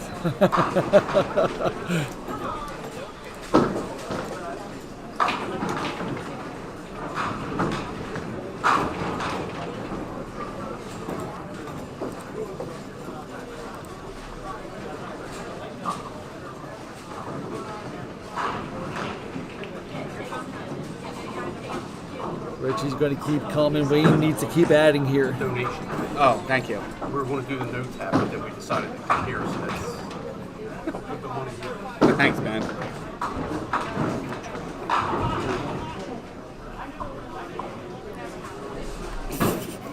That's a 5 count for Wayne. The 5 count for Wayne.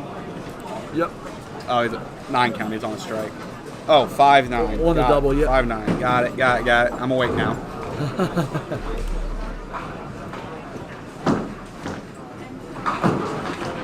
We'll give Richie a chance to cut into that lead a little bit here.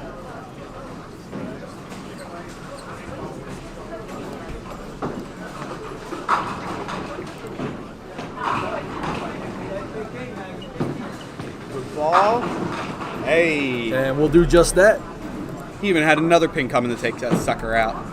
2 messengers.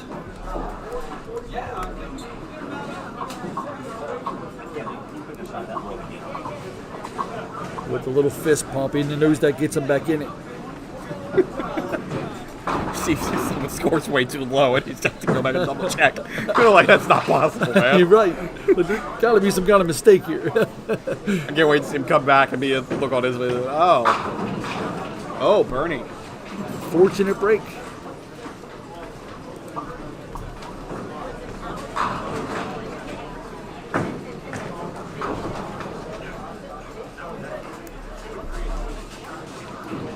Oh, I was like, About a 670 for the first 2 for the Hipkins brothers.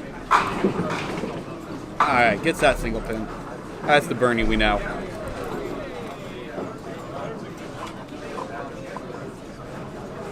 And kind of had to get something started there.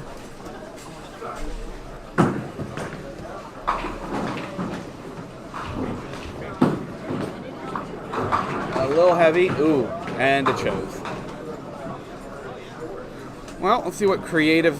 See if Ryan can hit his 3rd split of the game. Like Ryan's leaving front row splits.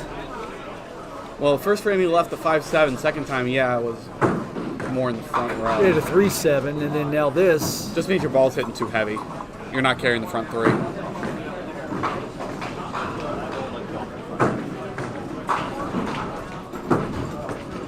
Offside? Good try. Try to give it that love tap. That's the kind of shot I pull the white ball out for. Get that deflection going. And 10 out for CC.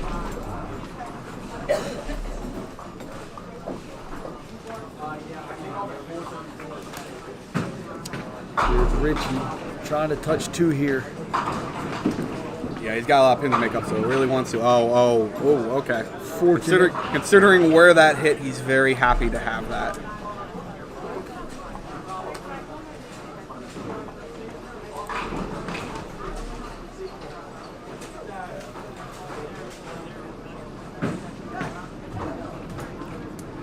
I believe they finished up their 3rd game on the pair to the right. And blows by it. Not what he wanted when he was generously gifted that break. Especially since Wayne has decided to throw some fireballs at him.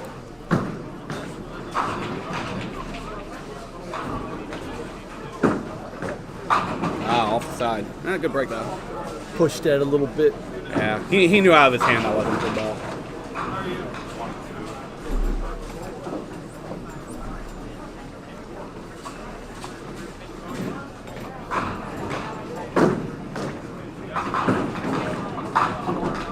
Ryan makes it. I should put the spare in the right spot. Gives Wayne a healthy lead, pending a count. 16 pins plus a count.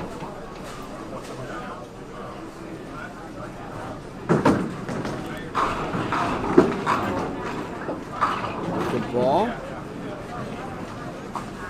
It's very interesting. That's the third or fourth time Ryan's hit the head pin and just didn't get the front three to fall. I'm not sure if he's pushing it back or it's sliding across. Probably pushing it back. Which is odd because it's not like he's throwing a power ball. But it's reacting like a heavy ball. Yes. Even though he's not throwing it fast.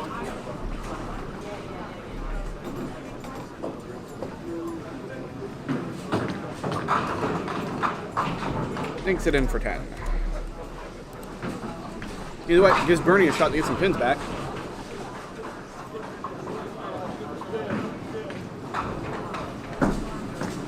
Good ball. Really good ball. And when you're bowling against Bernie, you can have a 30, 40 pin lead, but if you feel, it kind of feels like a 5-pin lead. Never out of a game, especially when you can string strikes together like Bernie can.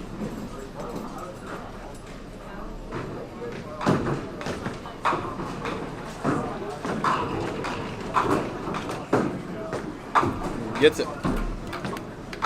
Puts him down 22 pins, but up a hit.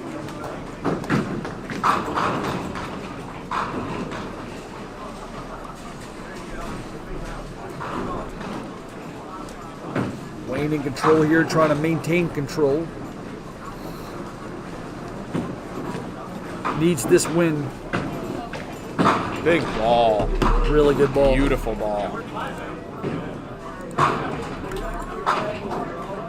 20 box in a pretty significant lead over a bowler who was averaging only 182 in his first 2 games. Perfect timing on that ball too. Nice long slide.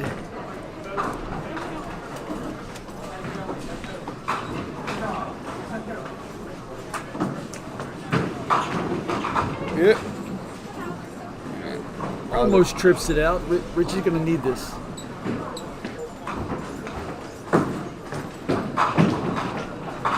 Richie's going to need this at the very least. Looks good.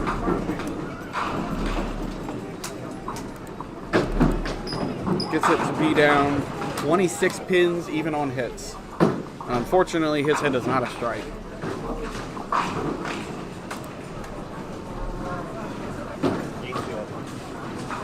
I have been told that Game 2 results have been posted up. I'll bring that to you shortly. Not good for Brian. That didn't look right from the get-go.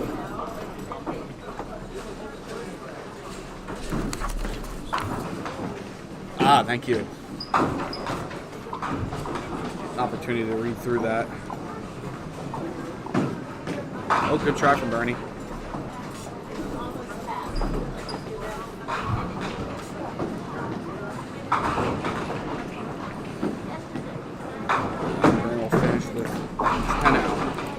Quick second for Ryan Bowles. Looks like on the right, our matchup is Colin Dunnock and Tommy Osborne.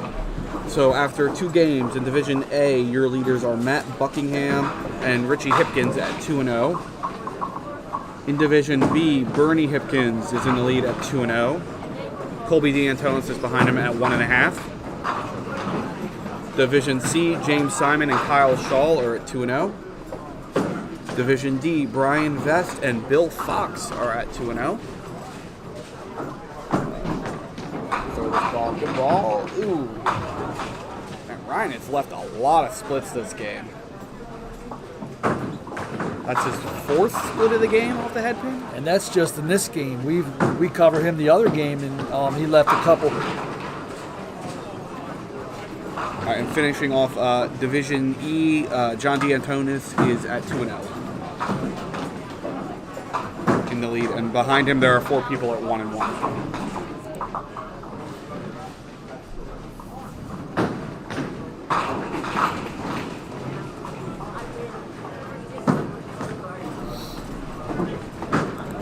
And 9 up for Ryan. So to that frame, Ryan is up 17 pins over Bernie. Thanks, Gretchen. We could use that sub count getting up. Getting over 1,000 gets me affiliate, and I can put up some advertisements on some videos. Ooh. Helps pay off some of the bills. The ball from Richie gets him 9. Good count. Gonna have to hit this. You can't miss anything he's offered at this point.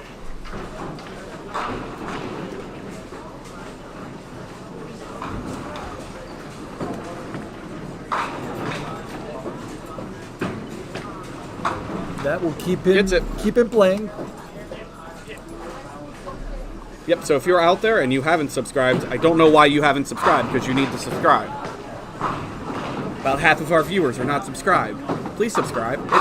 It helps us out. Makes the algo think we're important. Easy to do. Ooh, off the side. Replay. I'm replaying this. You don't get a better gift than this. We've been doing it wrong, David. Yep. I don't know what we were doing. Wade's having a good laugh about that. What are you doing, Richie? And does convert. Throw the ball to 2-4. It's easy. I think I'll pass on that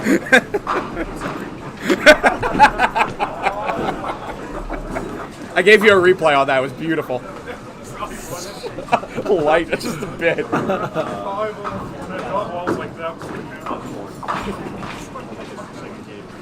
Oh, Ryan with another split. This has not been a fun game. Despite being up 17 pins, it's been a fight for every single one of them. More splits for that poor guy than a yoga class.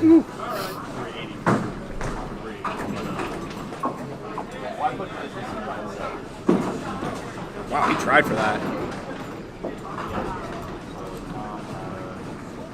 I think with all these splits, you got to think Bernie's seeing blood in the water. He wants to come and fire in this frame.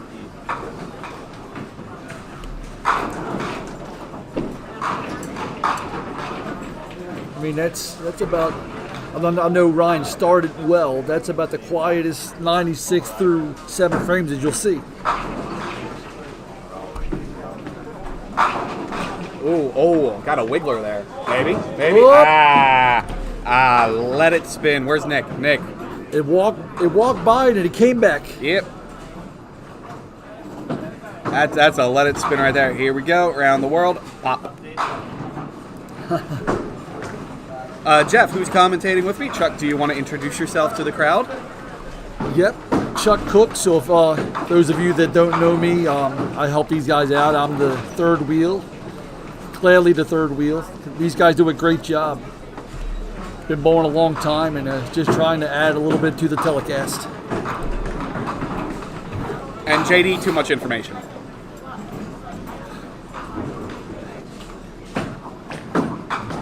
Good shot from Wayne.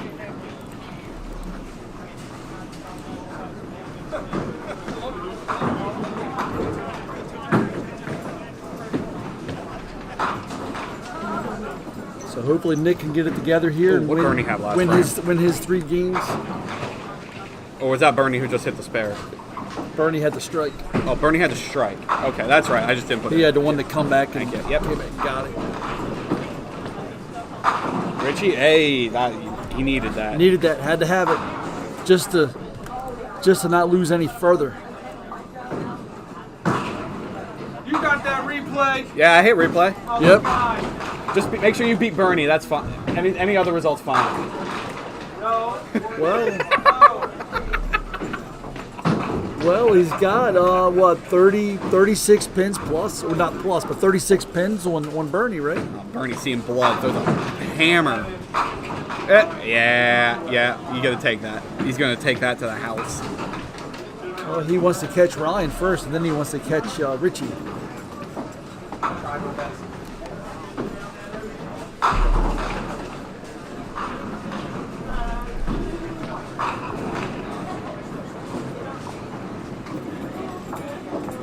Oh no. Knew it. He knew it. Looked like he released that ball too far away from his body. Uncharacteristic. And he knows it's important.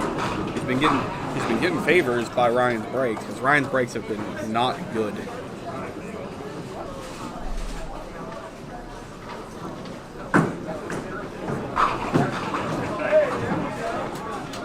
goes to show you how hard the game is too. You get some of these guys that are like otherworldly bowlers, and they struggle too sometimes. And sets it down. Looks good. Hey, they're together this time. That's an improvement for Ryan. I don't know if he's had to shoot many shots on the right side of the lane so far. JD, we have 2 divisions. So Richie and Wayne are in the same division, and Ryan and Bernie are in the same division. So there's 2 divisions on 1 through 6, 1 division on 7 through 12. Okay, Oh. just takes it. Just takes it. And then there's 2 divisions on 13 through 18, I believe. So we will be showing divisions A and B, and you can spot division C on the lane to the right, the pair to the right of us. You know, right here, Richie has one thing in mind. He's gonna have to have it more than more likely. pins. He's down 25 pins with both bowlers on hits. He really wants a strike here. Oh, it's got a shot. Oh. Hey, big. That was the ball right That was there. the Look at the ball. turn. Watch the turn on this ball in the replay. Watch the turn. Goodness. Well, that had some extra turn on that one. He knew what he needed and he did it. That was a big ball.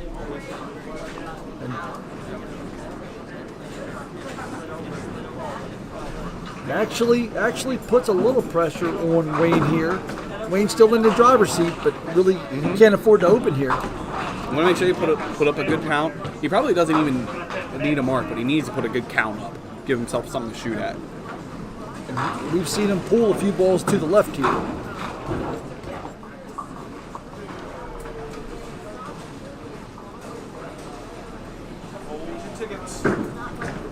A little light. Another gift for Wayne.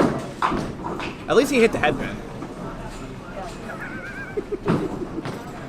Appreciate the words, Rick Taylor.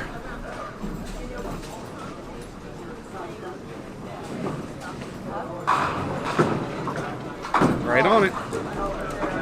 Does what he needed to do. Stays in control. Up 24 pins, but down 1 hit. Nurse in the lead, but Richie coming hard. Very good game from Wayne. Only 1 open frame.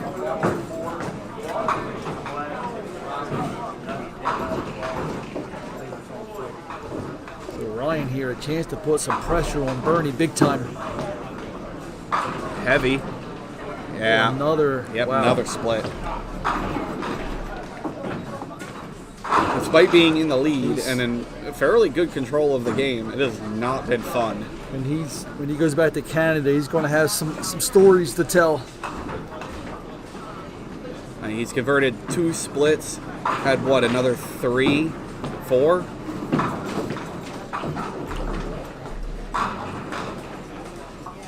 But still with a decent shot to win the match. Yes. He's in firm control of the game. It just hasn't been a fun path to there. Richie on the other hand, Bernie on the other hand, a little frustrated, missing a couple breaks he thinks he should have had. We'll need a mark here. The ball, leaves single pin.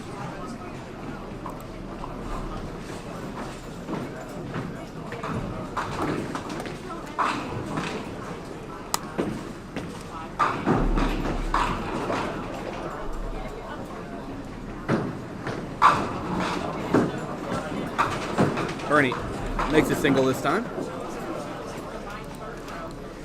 Down 15 pins, but up a hit. He's still down, but he can make that back. If Ryan goes open and Bernie gets a good count and mark, he can easily take control of the game. All right, last frame here. Well, as of right now, Bernie will not need a double. Division C, Game 3 posted. Huge ball from Wayne. I thought he had a strike with that. Division what? C, Game 3 posted. All right, Division 3. Division 3. Division C, Game 3 has been posted up. If you want to see the standings there, they'll be done to go. Wayne hits it. That's going to put a lot of pressure on Richie.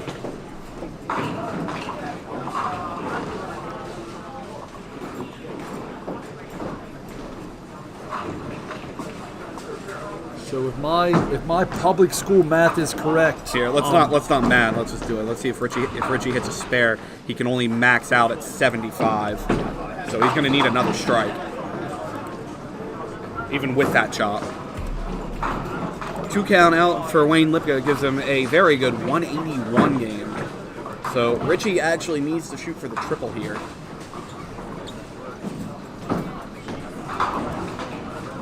Which, if he shoots for the triple and doesn't win, because there's a possibility he still doesn't win shooting that triple, he's going to have an insane score at 2-1. Needs a strike? No, that's not going to do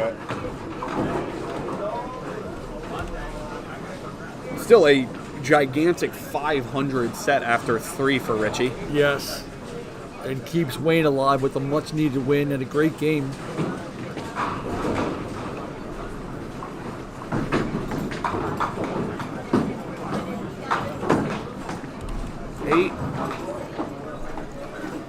And pinfall does matter, even though Pro Tour has switched to head-to-head being first tiebreaker.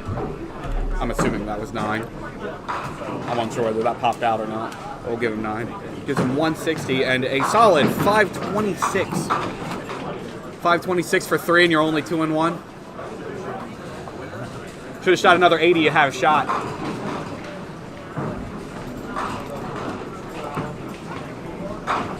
All right, in our other game here, who's firing first here? Bernie? That was tough for Richie. He's shooting against a desperate Wayne who came through. All right, Bernie needs a mark here. Can't go open. Open will not do it. Preferably a strike, but a spare would do. Off the side. No, that's not going to do it.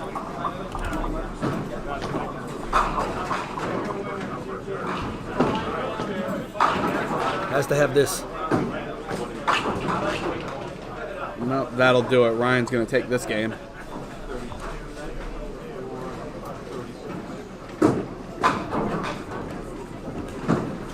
Nine out for Bernie gives him a 119. If you're Bernie here, you just got to regroup here. Mentally regroup. You're still 2-1.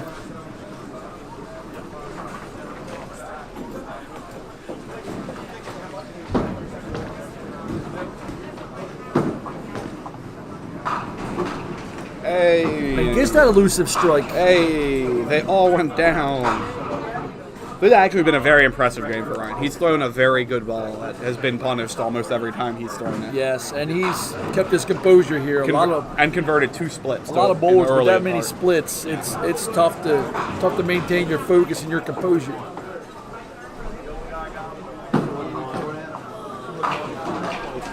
We'll just add another one to the total there.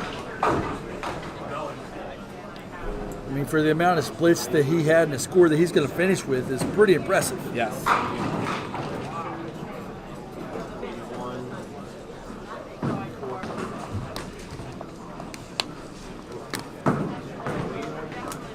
Good bit at it. 8 out gives him 141, so he'll go to 1.5. Bernie will go to 2-1.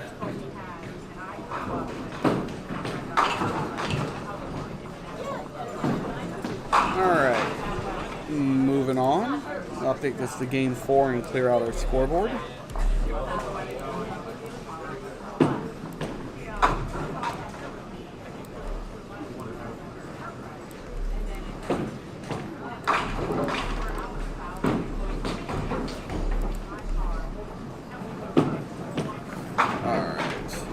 So, game 4, we will have Wayne Lipka is still here. More camera time for Wayne Lipka.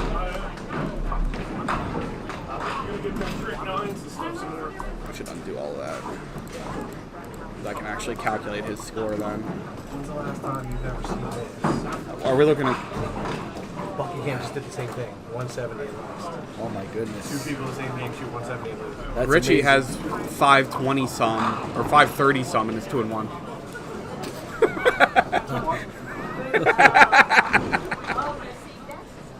And I didn't count the score down. All right, never mind then.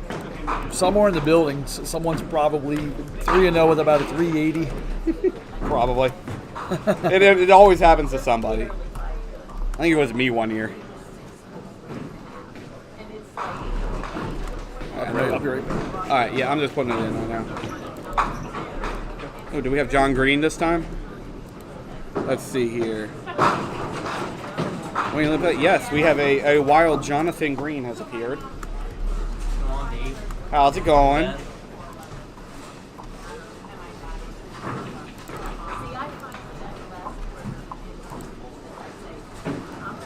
And Bernie is going to hang around. And he shall be facing a Colby DeAntonis. Ready?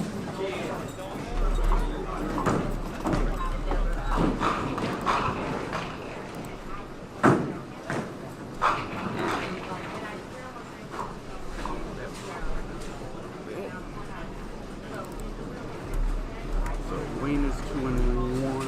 1-2.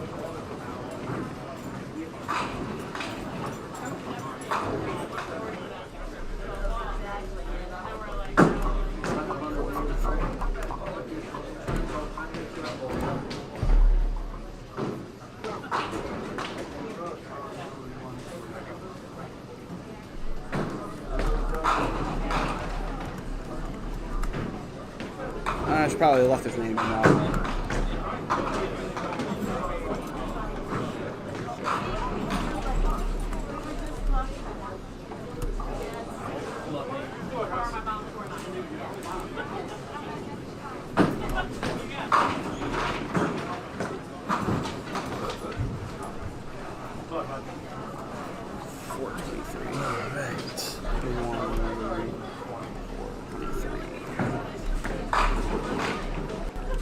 John Green first is fire. Keep track of his score and for me for a quick second.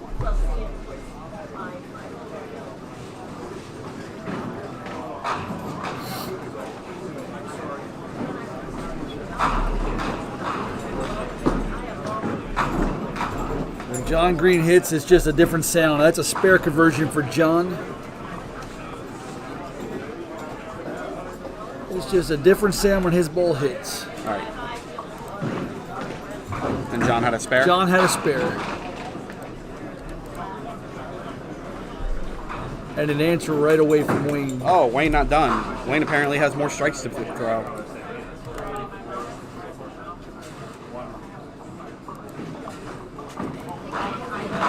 All right, there we go. A lot of high scores early. Yes. And every, and the way it's formatted, every bowler gets the same pair one time. So to me, that's always the one you want to take advantage of. You get used to the line you're throwing, and you want to continue that. Our first look at Colby today.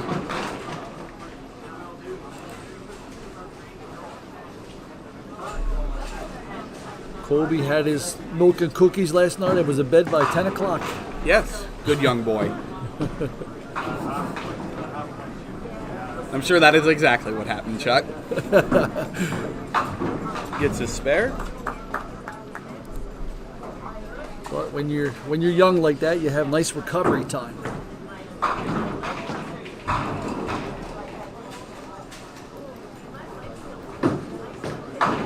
Bernie hit. Wow. That was a mixer and a half. It was.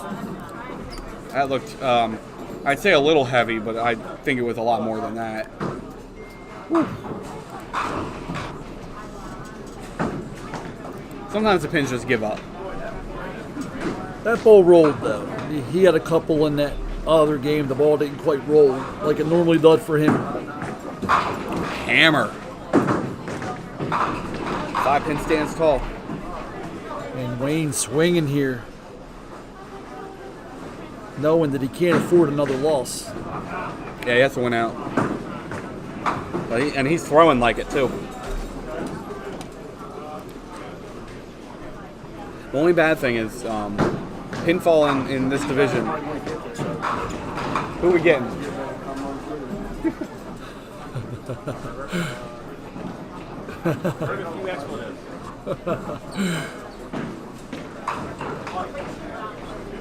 All right, John up on his spare.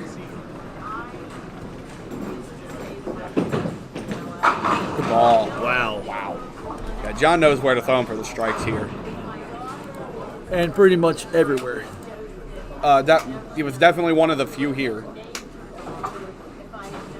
It's for that guy. It's just a matter of time for there's something on the back of that shirt. It's just a matter of time. I got mine. I can retire, right?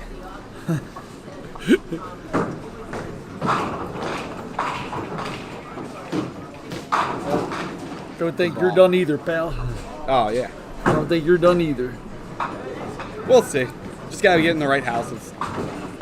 Some houses I usually do a lot better in a lot of the tougher houses than I do the high scoring houses. If you can keep your head a little bit in some of those houses, some bowlers will beat themselves. Bernie finds that. It looks like he's back on track here.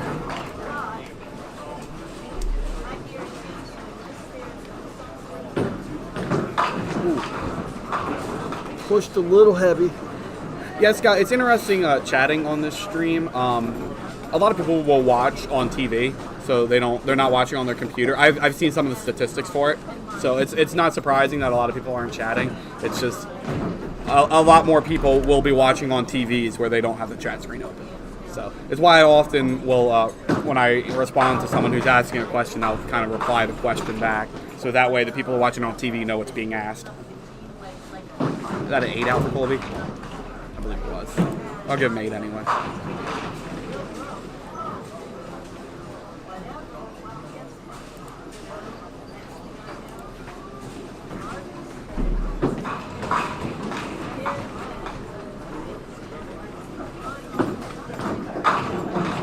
Ooh, that was not nice. That was a good ball, John. Fast 8. It's a fast 8.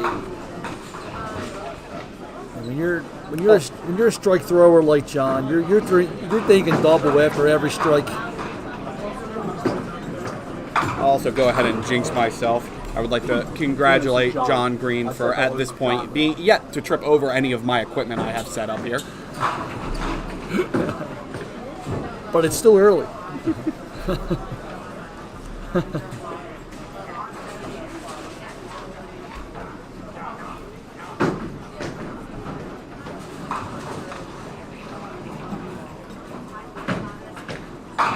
Oh, Wayne. Wayne has found his line. Yes. That was a beautiful ball. You know, it's early in this match. I would not be surprised to see Wayne go 360 on this pair. That's the most impressive game from an underrated bowler. I mean, Josh Cullen had a 223 yesterday. There was, I think, 3 200s. Were there any on this pair here? Yeah, Josh Collins was actually on this pair. Wow. Yeah, we have it recorded. I'll post it up individually later. But yeah, it was on this pair. And I thought Josh threw the ball well here in the Buckingham match too. When he was on the pocket, the breaks were great. When he was off the pocket, the breaks were not great. But you could say that about a lot of houses. Jeff is rest division on lane 4. So Division A is on lane 1 through 6. Division B is on lane 1 through 6. C is on 7 through 12. D and E are on 13 through 18.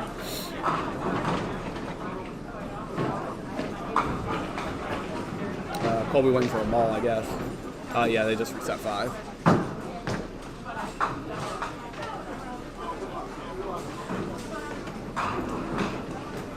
I think there should be game 5 on 7 and 8. Looks like it's going to be Mark Durant versus Colin Dunnick. Spare for Colby.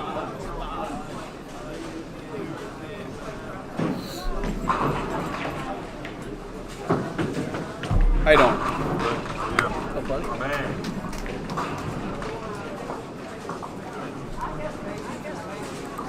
Bernie, ooh, a little heavy. Good break though. We'll take that. Anytime see a bowler put their hands up, they know. We're taking the break. Thanks, guys. Exactly. Thanks, bowling gods. Universal sign for Universal thanks, bowling sign. gods. Yep.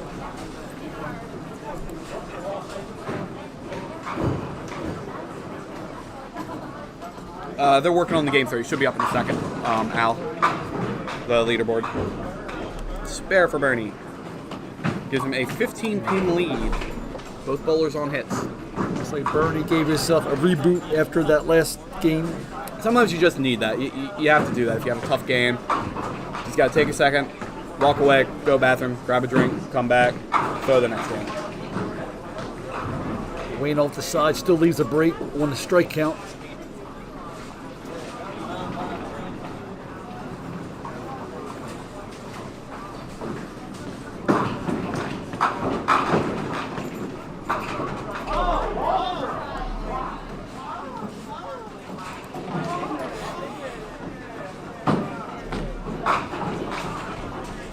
Waiting on Division C and D down there. Oh, they're still on game 3. All right. Yeah, they're still finishing up or getting the information on game 3 for D&E. Slow bowl. That side's just slow. Oh, I can see. Oh. Oh, that pushed through. Oh, John. Yeah. That's yeah, push through. That's how we'll describe that. It pushed through. But shot? I don't know how I'd shoot that. He tried to shoot the 2-pinner. I might have shot that inside. Well, that's the kind of shot that I would go to a house ball, a light ball.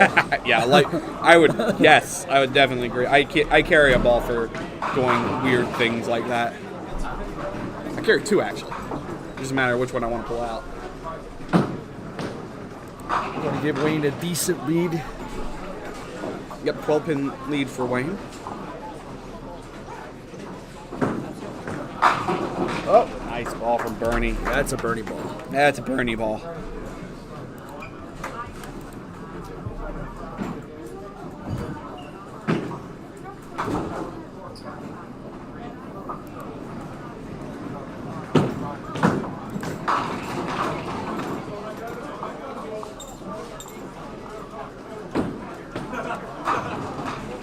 Let's see if Colby can answer here. He's down a little bit, so he wants to throw a big one.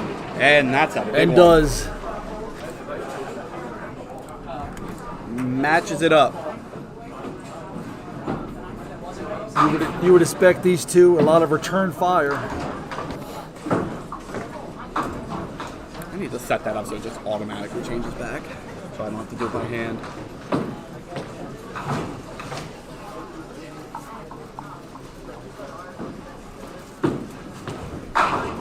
Oh, John. That's a little better than the break he had last time. Yes.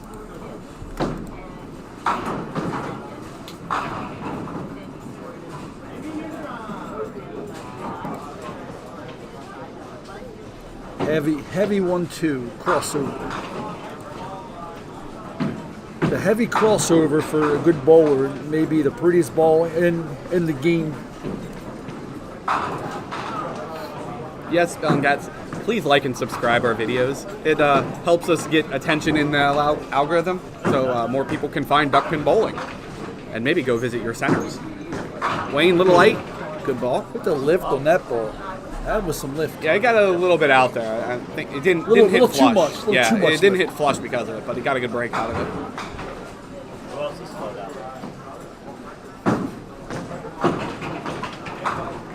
Runs it right down.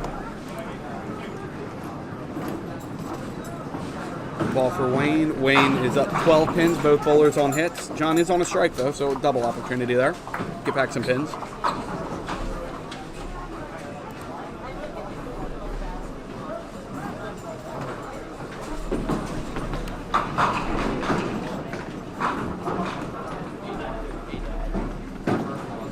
A little heavy. Good break though, Whoa. maybe. Big roller. Not the one that I thought he was going to take out. I was thinking he was going to take out the 2. It took out the 7 instead.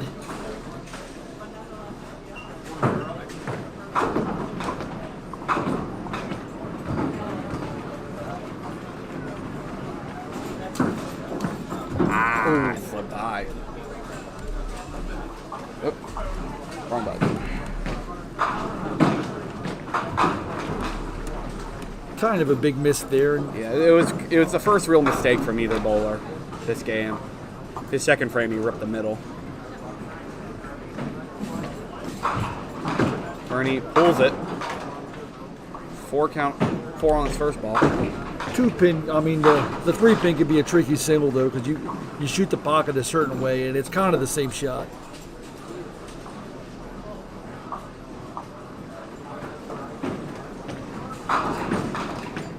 It's got clean. Good ball. No one knows that first ball happened, Bernie. You're good. Up 16 pins and a hit. Bernie, good control of this game right now.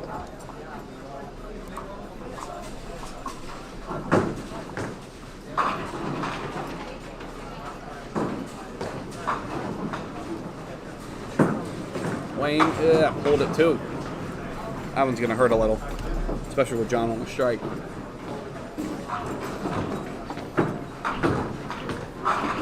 Oh, mix. Nice try. Yeah, that hit really light, so just getting that mix I'd probably be pretty happy with.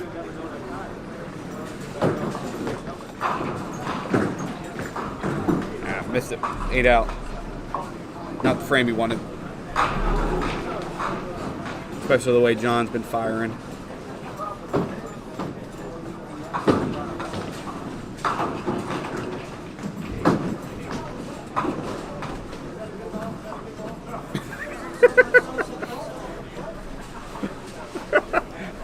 Mark on lane 7 points out that that's a break he'd set up for his golf tour. Proprietor at Pinland Bowling Lanes. Yes.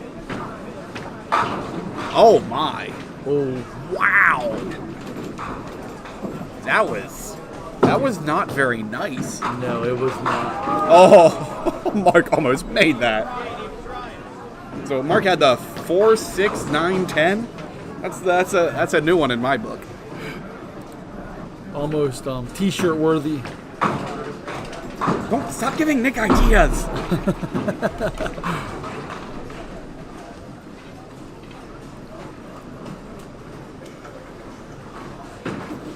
I'm gonna take 10 out of that. That was an awful break off a really good ball.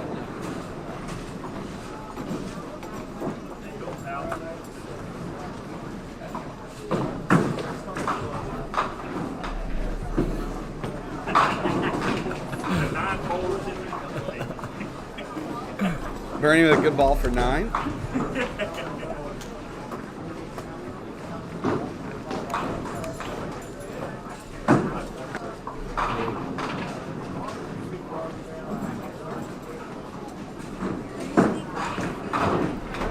And he gets a spare out. Makes it.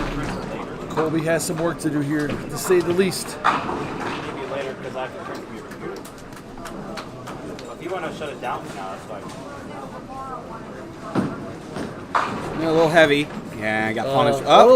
We got a gift. I don't think he noticed it until he looked back to hit the deadwood.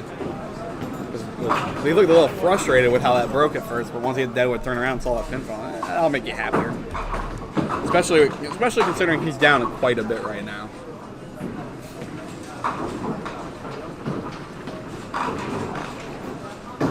Looks good. Had to have it. Down 25, both bowlers on hits.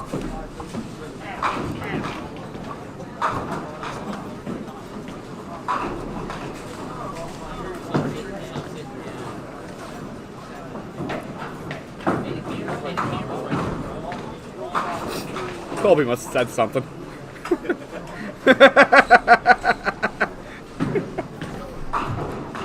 Come on, Colby. Come on, Colby. So, David, do you want to explain the tie rule for the viewers that may not understand the tie rule? The tiebreakers? The tiebreakers? So tiebreakers, now they've changed that for the men's pro tour this year. It used to be straight pinfall. So if you tied with somebody on record, okay. I guess that makes up for the break he had last round. If you tie for your division scores, so your record, first tiebreaker was pinfall. That has changed this year. Tiebreaker now is head-to-head. So if you have a two-man it's not changed? It's No, I was describing how it was last time. Okay. So that was how it's happening. Now it's head-to-head. Head-to-head's first tiebreaker? no. So tiebreaker is pinfall, but seating wise, on the bracket. Used to Oh, be okay. pinfall. Now it's regular. Then pinfall has tiebreaker. Okay. All right, that's interesting. I didn't know that. Oh, yeah. I have to think on that. So tiebreaker is still pinfall. It's just seeding has changed. Oop. I don't understand the point of that. Me neither, and I also didn't mean to put you on the spot there. I thought it was a little more cut and dry. to be No, honest with you. I thought it was too. Did John make that spare? Okay. My mind was getting blown for a moment. I believe that was a 9 out for Wayne. I was like, what?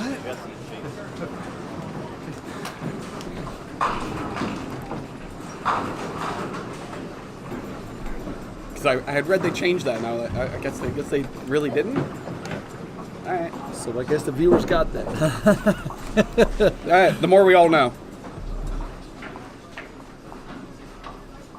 I get too used to bowling too many Pop Whittens.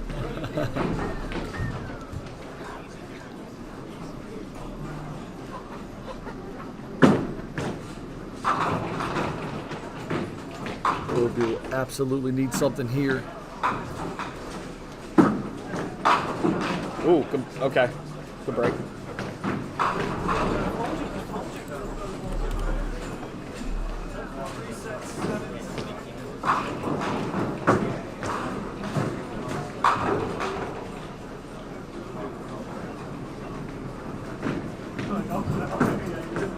Colby all over it. Inches closer. Yeah, can't miss. Can't be missing those. Inches closer. Especially as far back as he is. Still in it.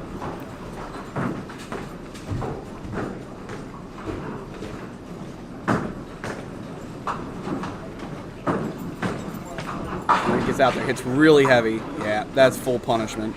7-10. It's funny here. You want to hit it heavy, but you don't want to hit it too heavy. Because you hit it too heavy, you don't get either the 7 or the 10.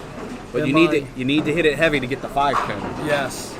Am I correct in saying that's only the second 7-10 that we've seen so far? I think it's the third. I know I'm pretty sure we've seen more than 2. There have been a lot of, there's been a decent number of 7-10s here. Not as many as there were at Duel, but decent number of 7-10s here. And just off shots like that, where you just hit too heavy, can't get the 7 or the 10 to go.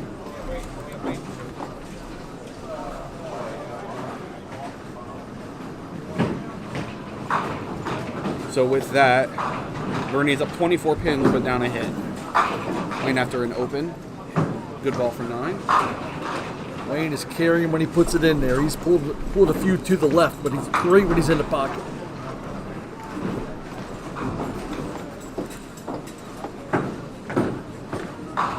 Oop, just got it. Needed it. I think he thought he missed it.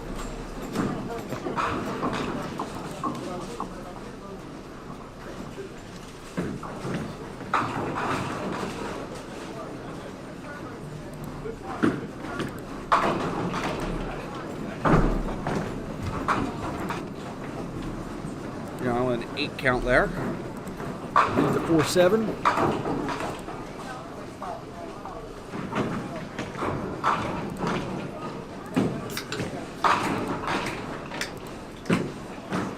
Oh, I thought he was going to pick that. I thought he picked it too. I always think he picks it before he even shoots it. So that'll give John a 6-pin lead. Both bowlers on hits. I think that he thought that he picked that too. Birdie's going to throw. I was going to swap over, but Birdie's going to throw.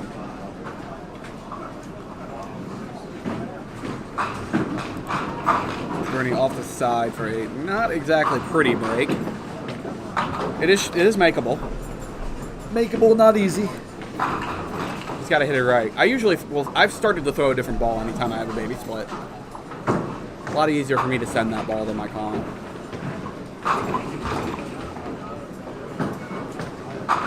Oh, good shot.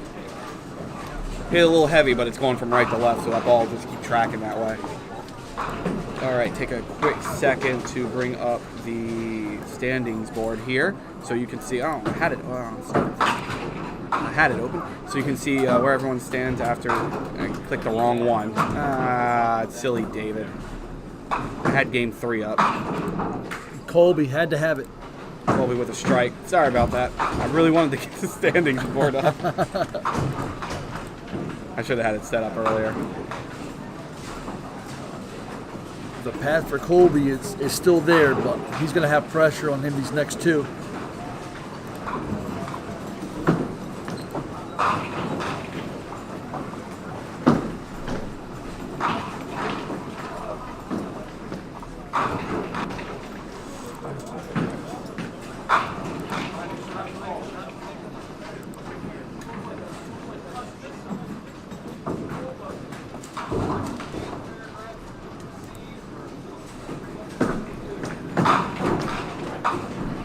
Hey, good ball. That's the ball. It's a really good ball. Holds on to his lead with that ball.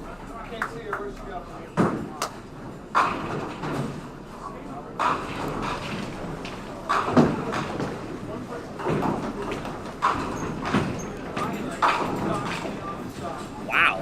Okay. A little heavy, but didn't think it was that heavy. That's going to be tough for Wayne to make.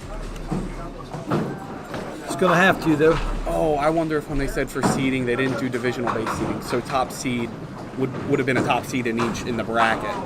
But it's not. They changed. I can't. Yeah. I see what they did. That makes Yeah. more. That makes more sense now that I think about it.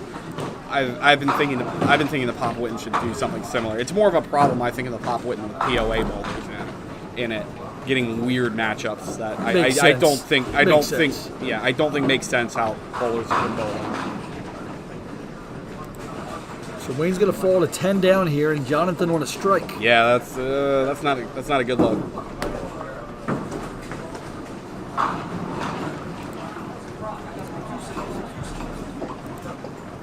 I mean, we've seen some bad strike counts, but you would think it's very likely Wayne's going to need a double.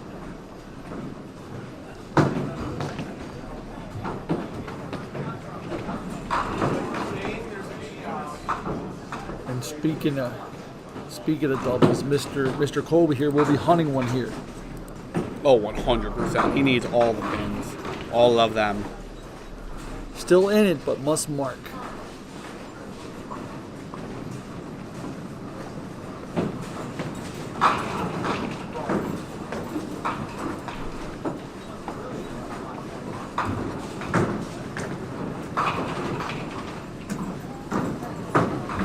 Good ball. Good lift on that ball. Yeah, didn't carry. Hits a little flat.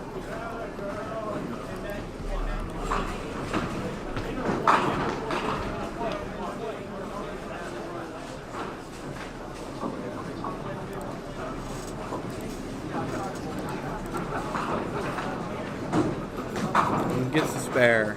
Does what he needs to do there. Got Colby's Colby's on to your gonna- lead. Virtually going to have to double here to stay in this match.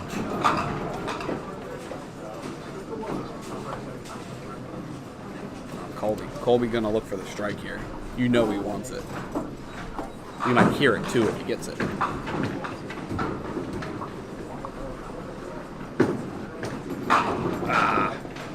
Off the side. He knew it. Yeah, he didn't throw that ball out. With the conversion here, though, still stays in it somewhat. Yeah, still needs to make this.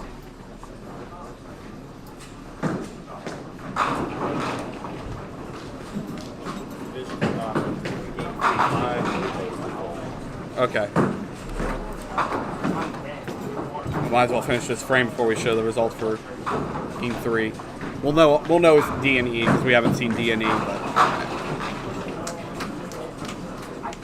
so if you're waiting for someone on D and E, we'll have that in a second. The count here is the most important thing, although Jonathan could conceivably close out Wayne here.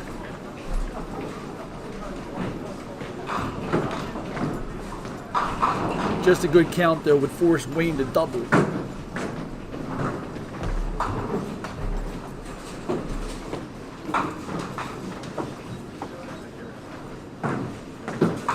Good ball. Really good ball. Yep. Not much else you can say about that. That was a very good ball. And that'll essentially that will close this essentially out. Yeah, that's close going to it out, close it yeah. out. Done already with a huge 491 after 3. I'm gonna add to that a little.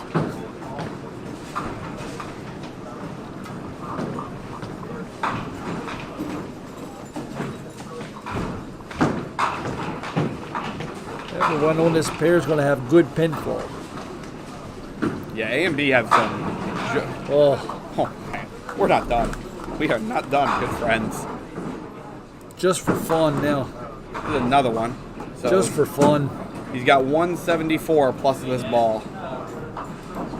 Similar hits on both of those balls too. So he'll have 670 something, most likely. That's a little light for 4 games, I think. 670 something, a little low for 4 games. 580 and a 1 and 3. I'm talking.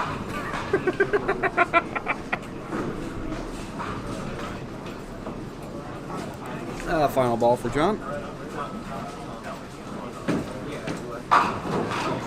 Hide the women All right, and children. Sure, that's like Man. that's like more strikes that game than I had all day yesterday. Hide the women and I thought children. I had a lot of strikes. John, that was a little light. Yeah, a little bit. Those 6 strikes. That is half of my total for 8 games. 184. It gives them, if our math is correct on our score sheet, 675 for 4. Yeah, John putting up video game numbers. 675 for 4. Poor Wade, actually bowling pretty well at this point in the game. I mean, the first strike was a bomb in the 10th, and then he goes a little better than that, and then a little better still.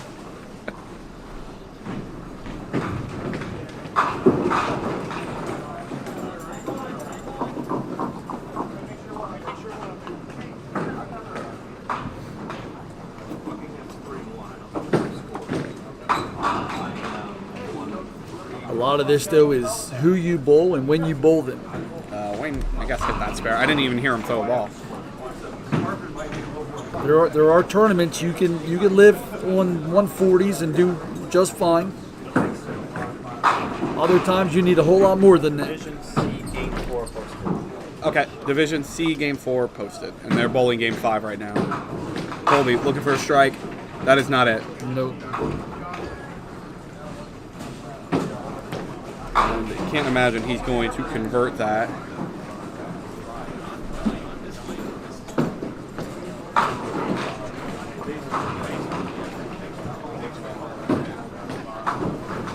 Tried to go around that. But Bernie's going to win this one. Most likely. Bernie you just need to make sure he keeps the ball on the lane. Always important. 10 out there. Bernie just needs to throw a good ball here, and he'll take this game, go to 3-1. Colby will go to 2.5, 1.5. Really good 159 for Colby. Yeah, but I think Bernie came into this game wanting to do a little better than he did last game, and Bernie was going to do a little better than last game. We've talked about this on the telecast before. When you catch a bowler on a rough game, Don't want next game. Look what happened to Kruger Oh, last man. week. He shoots the tough game, and then he goes nuts. Had a game in the 90s, and then followed it up 18 marks in a row. Yeah, have fun. Also worth noting, he did not make the cut to go into the bracket. Goes to show you how much those bad games can hurt. So we got a pretty good 4-game set here between these 4 bowlers. Yeah, everyone in this division is bowling lights out. These 2 divisions are kind of nuts. All right, clean this out, and we'll go to our final game of this division, in which, if they're basically only going to be just starting their 5th game by the time we're done, I might take the camera over to cover one of their final games. By my count, that last game was 6:55 between the 4 bowlers. Yeah, it was. There were some scores. Those were scores. All right, we're gonna keep John. John gets more camera time. I guess when you throw so many strikes, we just let you be more on camera. Yep, we get a double dip of Colby too. 3-1, and I got him at 675. I'll go ahead and put that in now. Oh, that's right. Chris Roth gets to be on camera again. I believe he is 1-3. 1 and 3 with 5 something. 675 is not a bad 5-game set. Yeah, he's got 5 something, but I don't know exactly. And our last group, Colby, is still hanging around with us, needing a win to advance in. Yeah, but he has the half also. Yeah, he has the half, so that win will, I'd have to check records, will most likely get him in.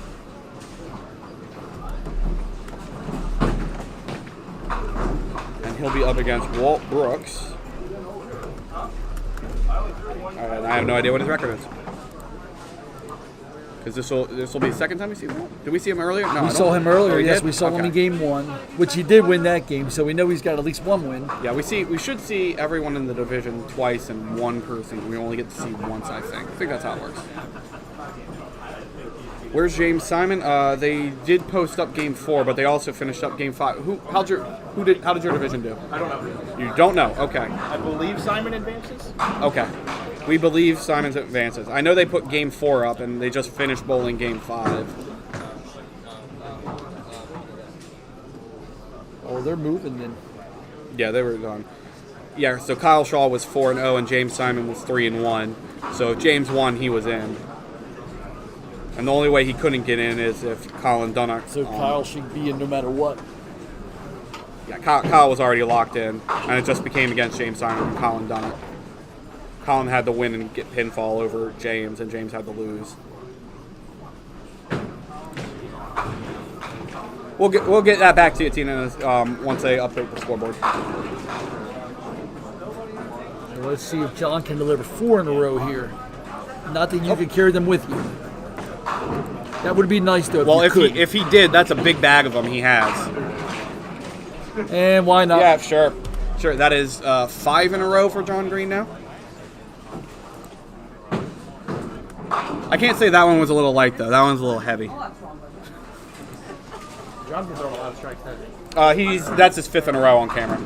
Oh, he's got okay. He in the 9. I was 9 and 3 in the gonna 10th. point to the score after 4, and then you could figure it I out. had 20 less than that for 5.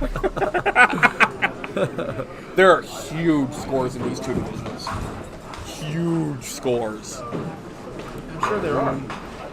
We have what? We had You know like Colby's total? Colby has a bunch. I just don't know how much. we had a 655 between the 4 bowlers the last game.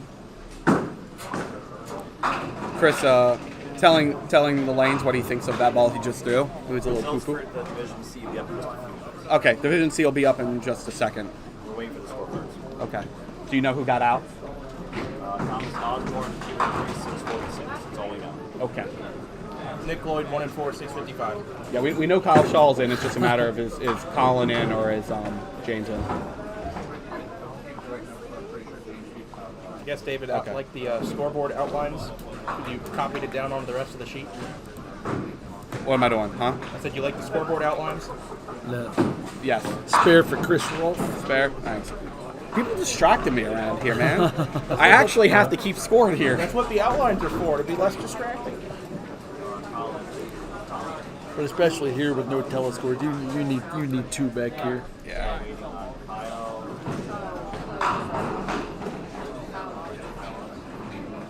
Colby bowling his good friend Walt. Essentially Colby's uncle. So Kyle and James both won, so they'll be moving on. Soon, Kyle won the division because he had 87 points. 2 guys here that have done a lot of winning. Yes, Tina. James Simon did advance throw.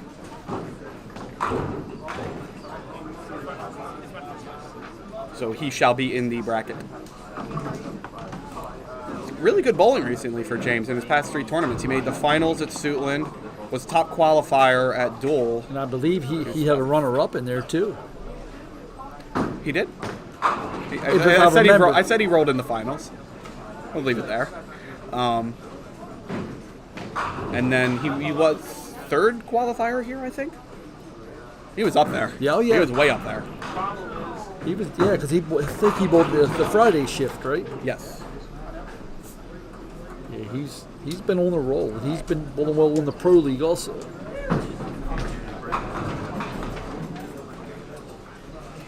Is Colby waiting for a setup here? I believe so.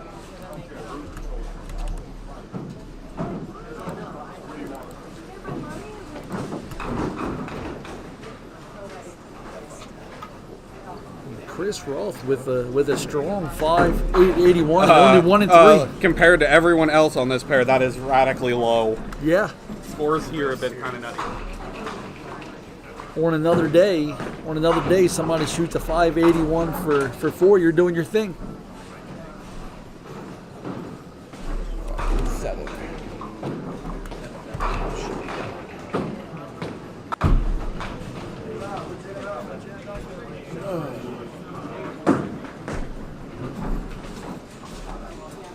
Biggest surprise of the tournament so far?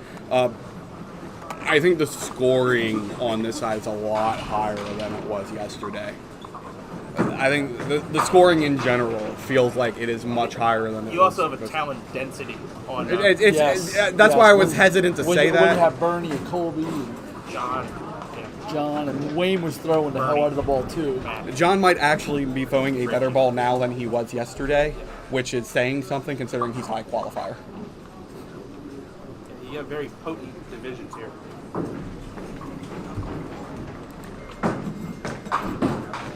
Fair enough. Respect. It makes it. You can't ice the guy. Yeah, Colby has to win this, and I think if he wins this, he gets in. Colby is bowling who? Walt? Oh, Colby's bowling Walt. Yep. I don't know how the scoreboard was structured. Yep. Yeah. Yes, if Colby wins, he's in. No, okay. I If just Colby didn't know- wins, he's in. If Walt wins, he's in. I didn't know how you were structuring the scoreboard. That's a win and I in. had the same question at the beginning. Yeah, so Colby Walt is a win and in. Winner of that game is in, and the loser most has a good chance of going home.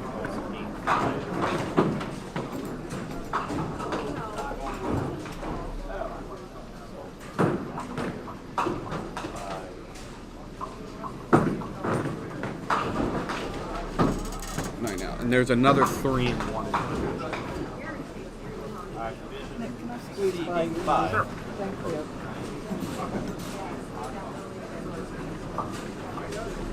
So Chris here trying to play the spoiler role. Although Jonathan, Yeah, and if Bernie wins, Bernie's in. Jonathan with that pinfall though, even at 3 and 2. I would think. Actually, there's 3 3-1s in that division, so he might actually have to win this. Which is pretty incredible to have a 675 and it's almost like you have to do it. It just depends if the other two are bowling each other, because you could have 3 4-1s, but then he'd get in on pinfall anyway. Or yeah, he could. If he loses, he'd be at 3 and 2. Oh, please. Hey, mix them around. What do Rolf have? He had a 9 out. What do you have on? No, I thought you meant Walt. I'm sorry, I didn't see what Chris had. Can you check and see what Chris had? Rolf. Yeah.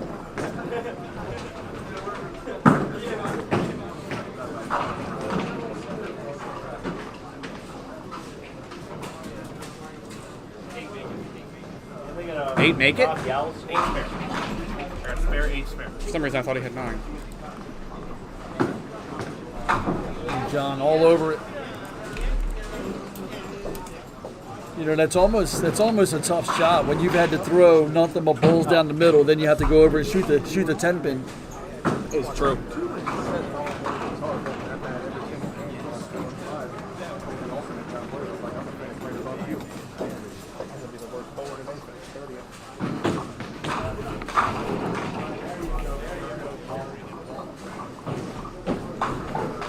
Good 9 for Walt.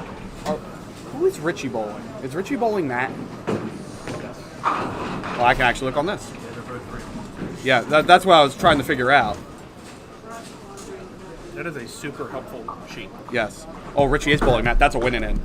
Winner goes in and the loser goes home to, even if John loses, a gigantic pinfall.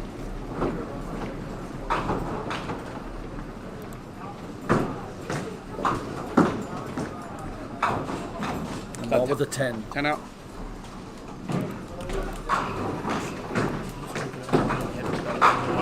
Ho ho. They asked. I told them any one of these.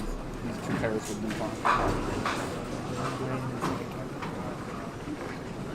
Colby with the strike. Even if we recorded it, it would take 3 weeks before I do that. I didn't know if you could do it live. I'd have to get the production switch I left in the car. Yeah, had I known the setup didn't have that, I could have done it more. But the other thing is it would have had to been like a blind one. I don't know. On Earth, it's quite awesome. You made it.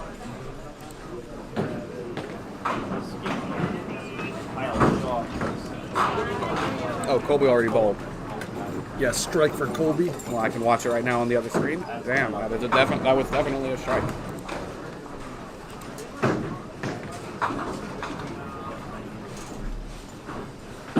John, a little lighter than his last ones, and it kind of shows, I suppose.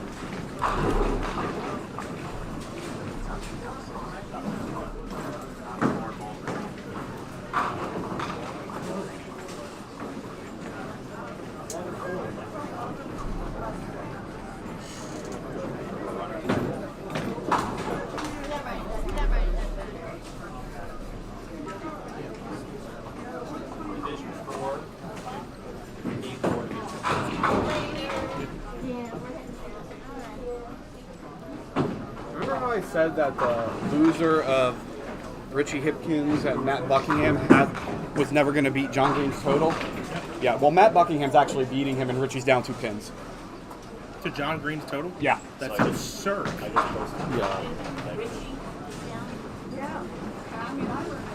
There's like That's a winning in, and the loser has to beat John there's Green's 3 total. bowlers in the same division that have 670 something for 4. Yes. For 4. Matt has 680, I think. Like I almost whatever. had that for 5. Honestly, yeah, I didn't even I'm have in Wrong, don't be in that division.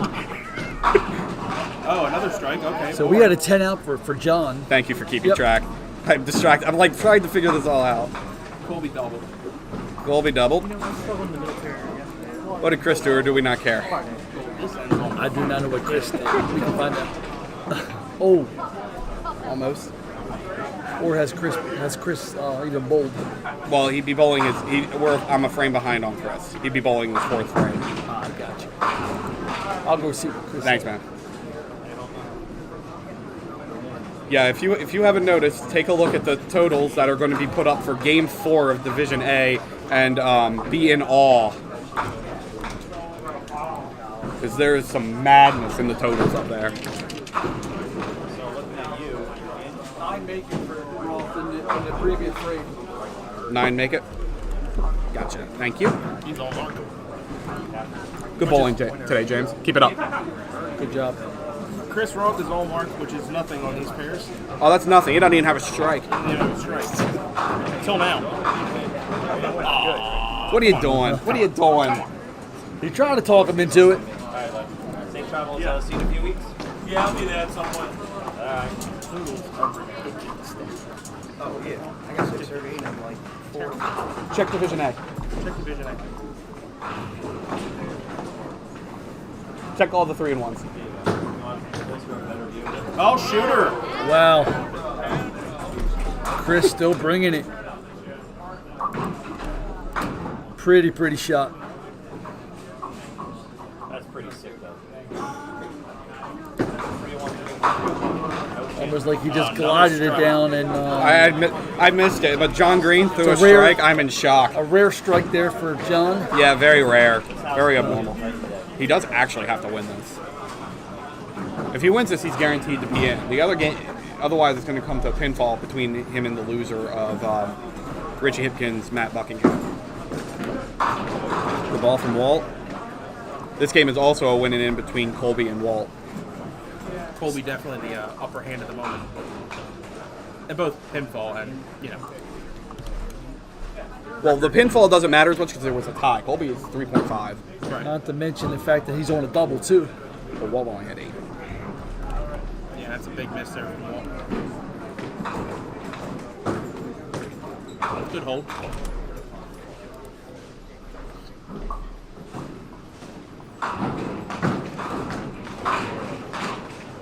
Colby for 3. Looking for the third. Oh, No bad 28s there, given that his opponent's 47 in the fourth.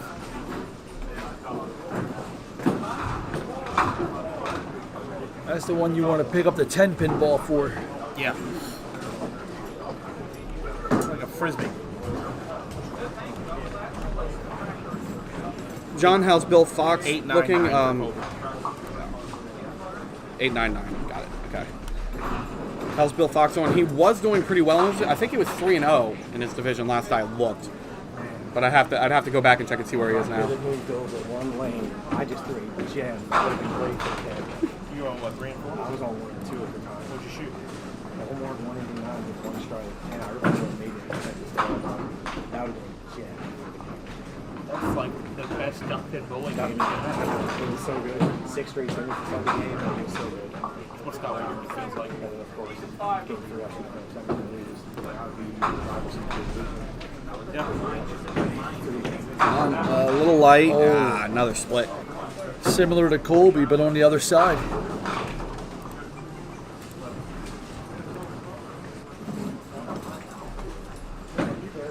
Nice shot. Oh, we have another Whoa. conversion here. I mean, it's nothing for these guys.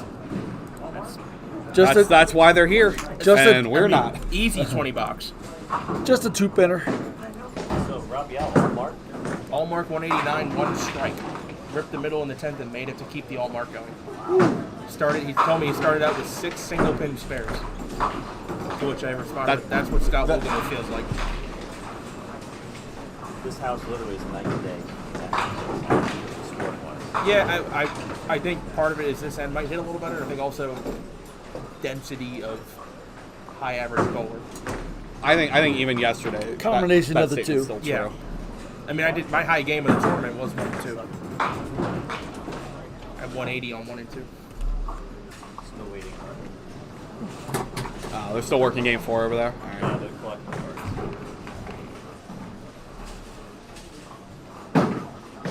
Chris bowling another solid game.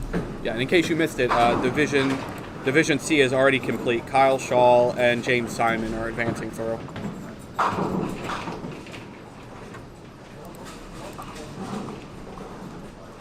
How's Johnny D doing? So he's in D and E, and we're still getting score update for Game 4 from them.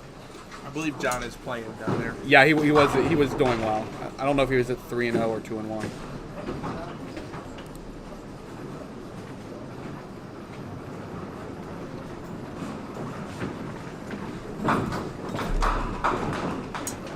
Colby 4 frames in, up 29.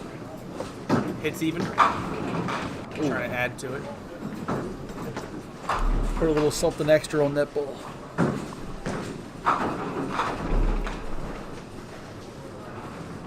I think sometimes putting something extra on the ball can actually almost be a detriment here. You'll blow him back and you won't get the mix. Agreed. I don't think that was intentional there. I No. think he just got a little extra on it. His release was almost like too efficient. Got a little extra on it, but not going to say 9 spare is a bad frame. Nice ball from Walt. Just the tip. So sad. That is redonkulous.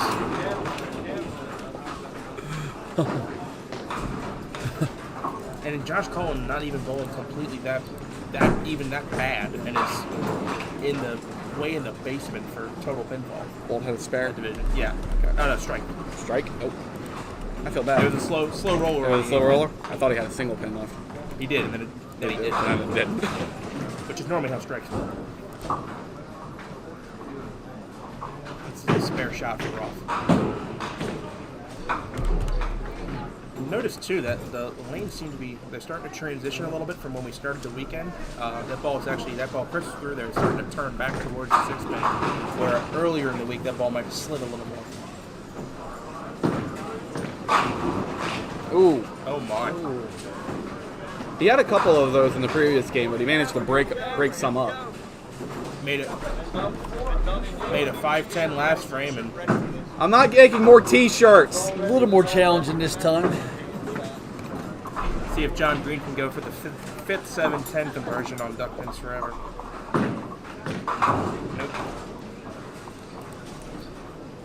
We've had 1 for a 9 box, 1 for a 10 box, and 2 for a spare. 10 out. So after 6 frames, John is down, is up 3 pins, but down a hit. And you notice John, when he shoots the 10 pin, he shoots straight at it. There's no angle. Ball on the strike. Off the side, might get lucky. Lucky enough to have 8 on a spare break. Definitely could use this. Oh, we're on game 5. I'm doing too much work. David. All over it.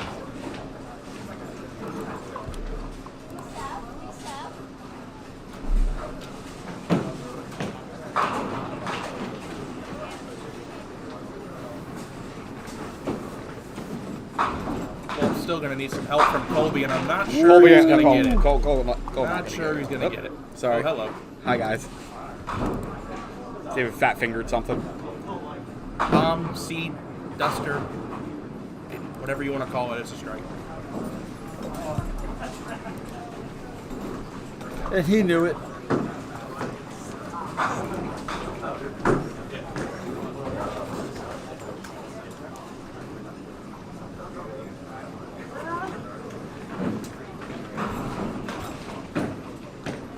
John hammered it. Wow. Why there will never be a 300 in duck pin, Exhibit A. Miraculously, 4 straight strikeless for John.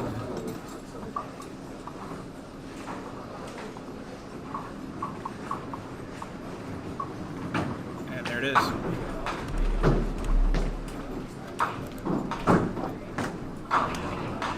Rolf trying to play a little spoiler role here. Yeah, still in it. Roth actually throwing the ball well. He's got good pinfall. Roller. And a tip. Say it, Nick. Say it. Ladies and Say the gentlemen, line. check out the new shirt, Duck Pins Forever. Thanks you for letting it spin. It's a replay for America. Colby D for the double. Watch out. Oh, yeah. Ooh. See if we get the spinner too. Yeah, I still get the spinner again. And your double replay here, just your stereotypical highlighter yellow, 5 off the wall. You know, we need to run the numbers for these 5 for the average. Oh, my goodness. Well, just on this pair, it's The TV average so far today? They've been pretty good. 9 drop for Walt.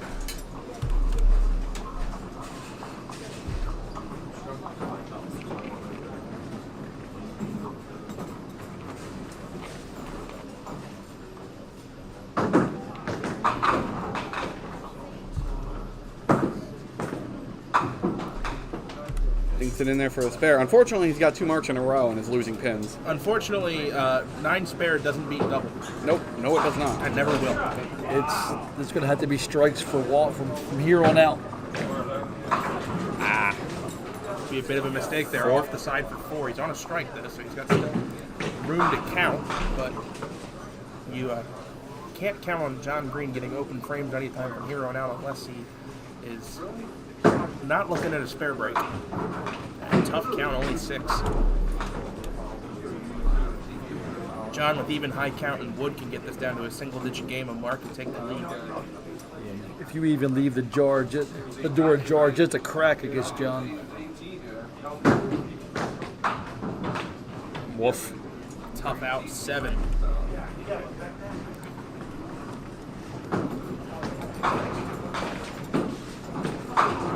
Oh. Right. Off the side, 8 drop. If John were to go 1-1 here, he'll be down 2 in the match.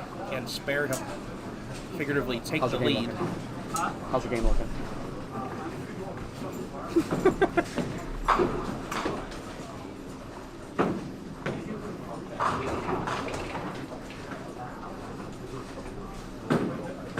All over it. And converts. Big spare in the 8th for John Green. Opposite of 7 box. He's down 2 up a hit.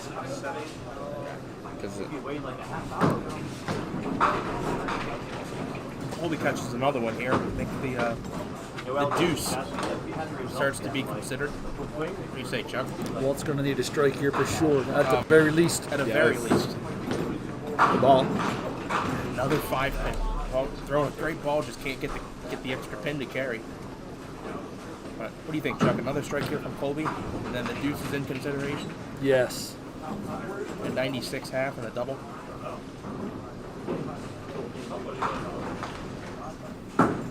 Well, keep banging on singles all over the 5. Still down plenty in the match. Colby for the triple. Got that one out there and carries it. Divisions D and E will be up in about a couple minutes. We just got the cards. Okay. A triple for Colby, a 638 already in hand. I think he got that one out farther on the lane too. I'm surprised it carried that well. That ball was right around the arrows when it hit the lane. A Maybe lot little of lift farther. on that ball, a lot of lift. That's one time where he caught extra and got away with it. In case you didn't hear, Divisions D and E will be up in a couple minutes. Just got the cards. Meanwhile, we have our last 2 frames here. And they should be bowling their 5th game over there. We're probably a handful of frames behind us.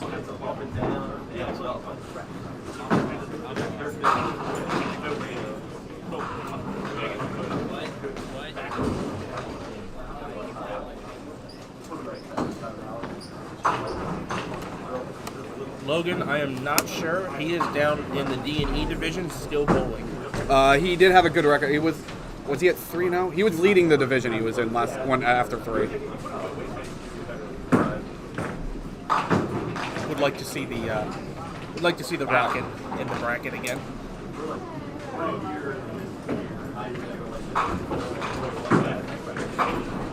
Colby can still go 246 here with 4 more strikes. Only in Japanese. Japanese signs, okay.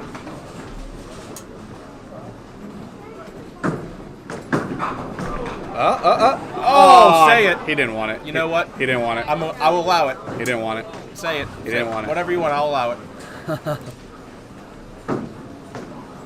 That's a horrifically terrible break. That went off the wall around the 7. You get 1 per telecast. And go ahead, Chris, whatever you'd like. And John's going to slam the door shut right here. Oh. Well, maybe not.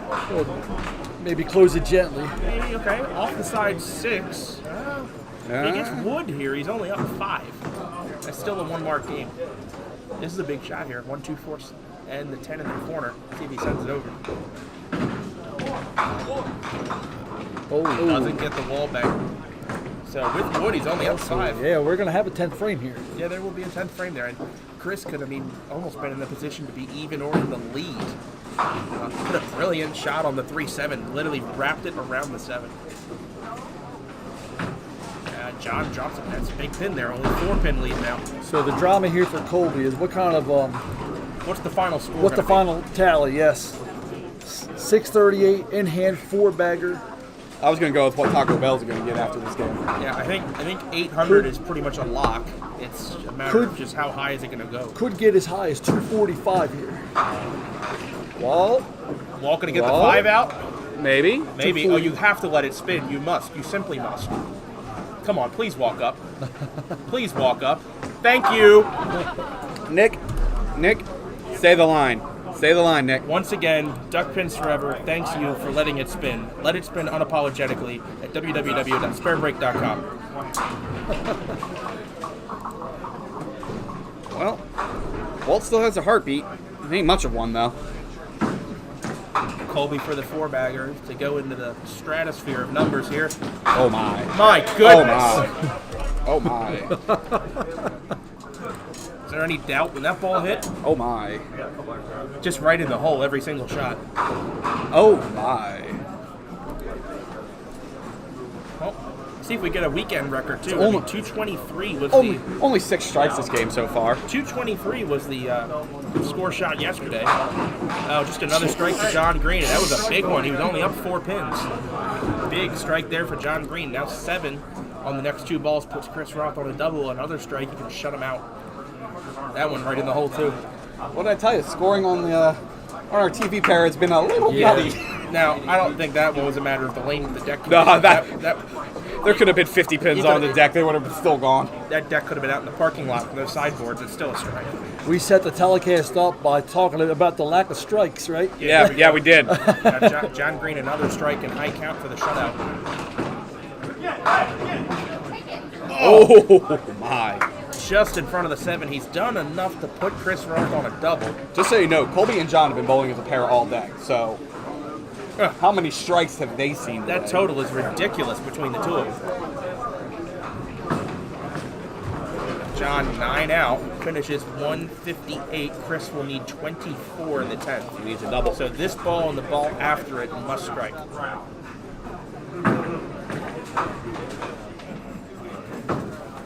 Does he have the first one? No, that's a little light, I think. John Green gets the win. And what a total. That is 833 for John Green. Richie might have beat him.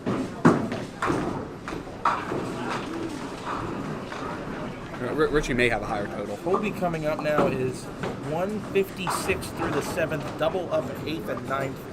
Can shoot 246. Any kind of count, he's going to have 200. Game 4 posted. Game 4 has been posted. And take a look at Divisions D. Right, here we go. For the 5-bagger. Why not? Oh, you cheap man. Lightweight.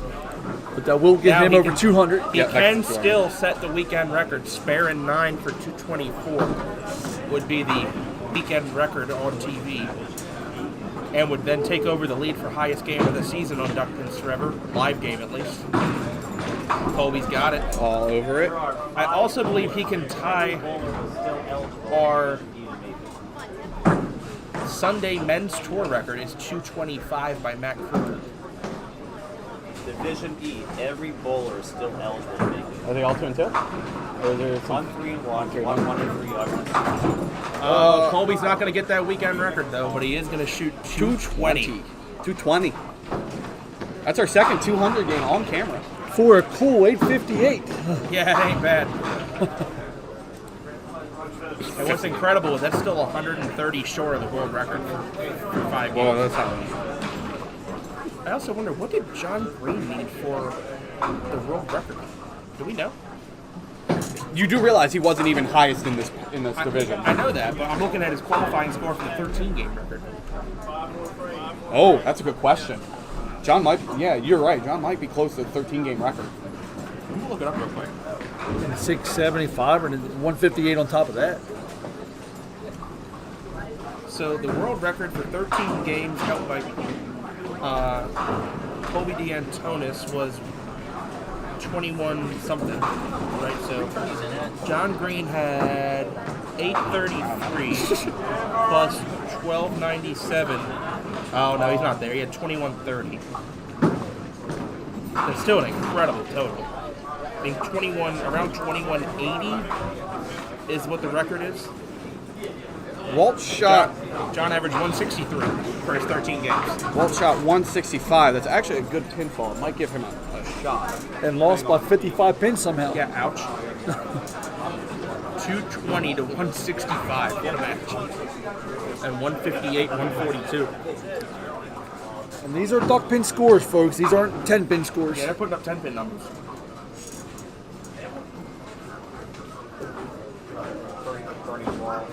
Burning ball. Walt to a pretty good game. Oh, Walt lost. Yeah, he lost. We got a comment from Mark Davis saying that a t-shirt with David's face on it saying, "I am not making more t-shirts" would be an awesome t-shirt. Like that face right there that they can't see at home. I'm not even going to put that face on camera. That's great. All right. So they're still finishing up here. If you want to pick up the camera and move it to show Bernie's camera, I don't know what the score is. 220, Colby, you notice. Picking up poor Walt. Poor Walt.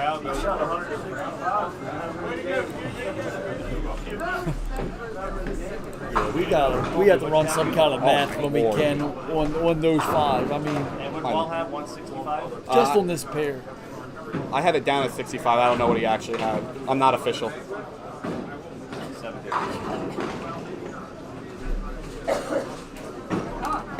On this pair, if you went $140, you weren't worthy. It's a 161 to tie. 161 to tie. That's if he loses. If he wins, he's in. If he wins, it don't matter.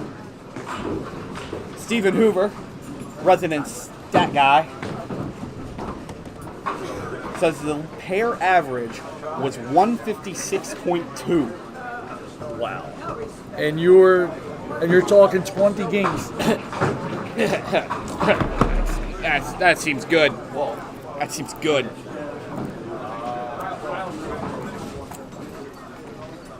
Oh, I guess what I can do is set up so that way I can show you what Game 4 was in the other division. While Nick is moving the camera and showing everyone's face. Getting a quick peek out. Yep. Game 4, so while we got the camera moving out, I'll just go ahead and read it out. Division D. So Bill Fox, Tommy Miller Jr., and Brian Vest all had 3-1. Bill Fox has a pretty significant pinfall advantage, about 30 pins over them. So the winners of that, we can actually figure out who was against one another in their last game. So Bill Fox and Tommy Miller were bowling each other, so the winner of that game was in. And it would have come up to the pinfall total with Brian Vest and the Does that loser. look okay? Division E, everyone is still alive. Mark Parker is top of the division at 3-1, and then there's 4 2-2s and lowly 1-3 at the bottom.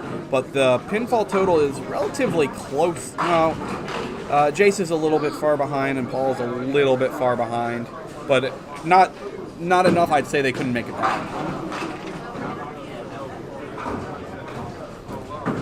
So in the meantime, we'll just show off this final game. I don't know what the scores are, so I can't tell you. So you can just read body reaction. I'm going to go over and see how my boy Tommy Miller Jr. is doing over there because he's still in it. So I'm going to take a quick break. And then once they're done, I'll put us on music.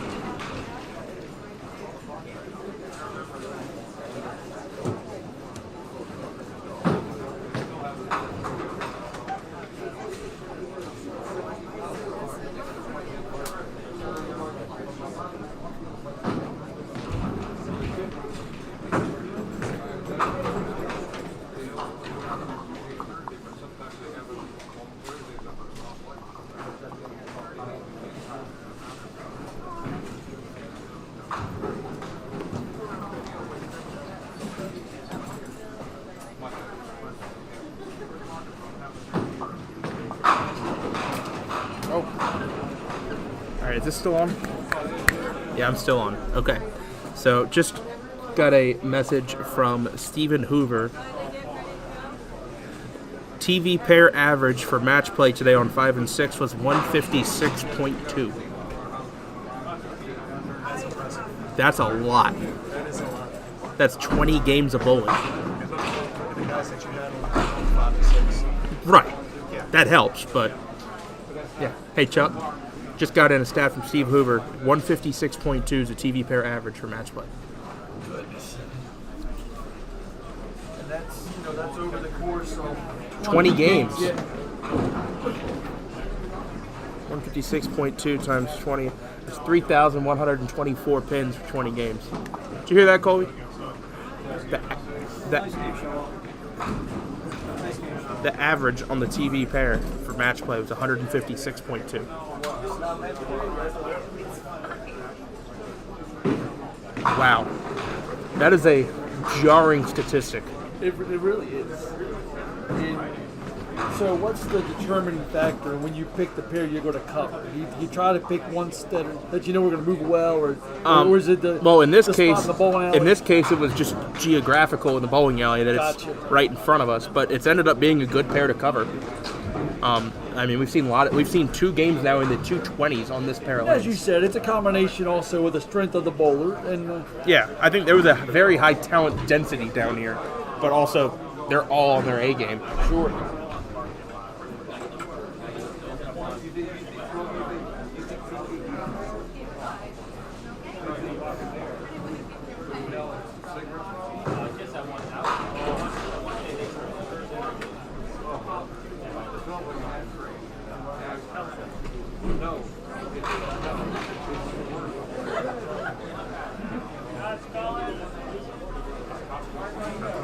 I'm gonna go watch Tommy bowl the rest of his So game. I just received a text from Steve Hoover. Yeah, I got it too. 156.2. Yeah, a little light, little low. That's a little low. Ridiculous. All right, so I'm gonna put us on Break. and put on some music for you guys, and I'm gonna watch Tommy Miller bowl if nobody minds, because Tommy's gonna win it in.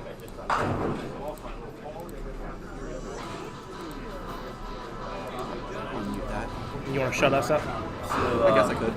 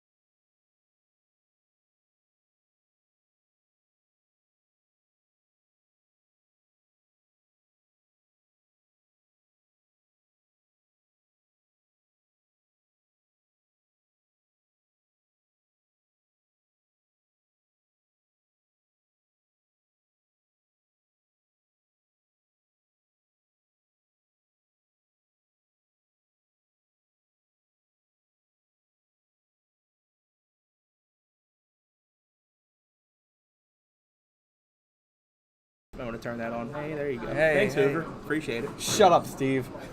Bye. That was a great conversation that no one heard. Yeah, it was a great conversation. Nobody heard. That's never happened to us before, though. Oh, never, ever. happened. Never happened. You want to step, better than step the in other there? way. What's great is when it's in the middle of a bracket match and we don't catch it. Yes. At least we didn't do that. Yeah. I guess I'm not going to He's say doing thanks, it Steve. the other way, where Yeah. where you say something. Thanks for that stepping you in don't for want. us, even though no one heard anything you said. We'll You made some good points. do some ASL. We'll translate. All right. This is a banner match right away Yes. on the round of 10. I believe we're at round of 10. There was 5. I thought it was 12. You're right. It would definitely. There's only 5 divisions, so round of 10. So you'll have 2 first-round matchups between two of the wild card, the lowest pinfall wild card, which was most certainly not Colby. I think we've had back-to-back exciting weekends, but this one in its own regard just a offensive explosion compared to some of the oddities that we saw last weekend. A standout for sure. Yeah, both in their own right.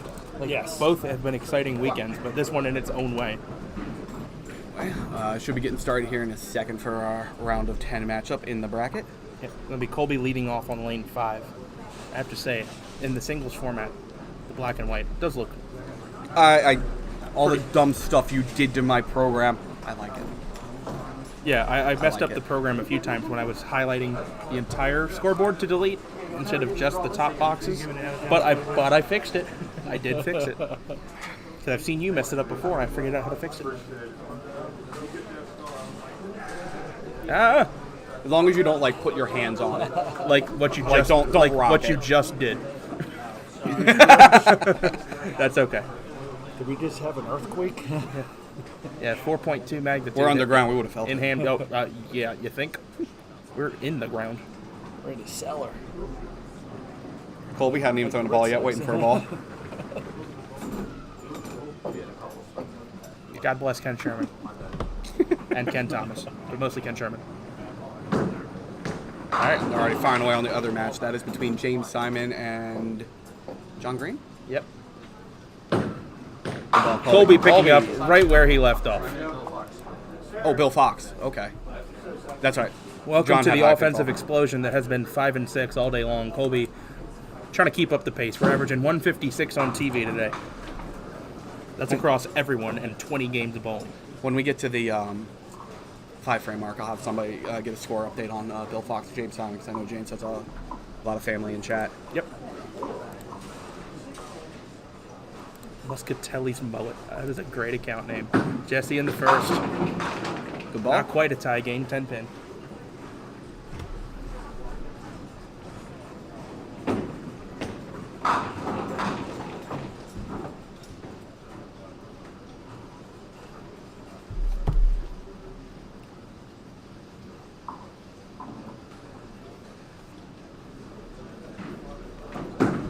All over it. Spare for Jesse. Jesse needed to win his final game and have high enough pinfall to move on to the finals. And Jesse, with a vintage, let it spin strike against Colby's father in the final game. It was a 10 pin, a spinner. The spinner hit a piece of deadwood, and that deadwood rolled back into the 10 and tipped it out. About 10 to 12 second strike. Seems fair. Felt like an eternity, though.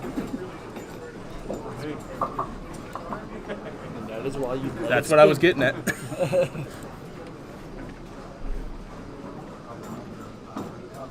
Yeah, I got to agree, Anthony. It's going to be tough. 9 spares. It's tough to beat strikes with 9 spares. But this is a spare fill for Jesse's second frame. Ball. And kind of like Walt Brooks against Colby in the last match on this pair, can't quite get the 5 out. Walked through a fine match with a 165. Yeah, and was blown away. nowhere near. A little to the right, maybe. Yeah, that's good. Jamie's leaning back and hitting the table. Yeah. Expect Jesse to be all over this. Oh no. Leaks it wide. He'd actually done the same thing in his last divisional match. Had a spare he leaked to the right. The overcorrection there, 9 on, 9 out. Jesse 28 through 2.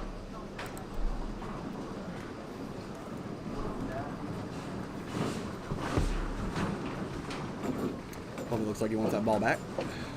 Yeah, his first ball is eaten, yet to be returned, and here she comes.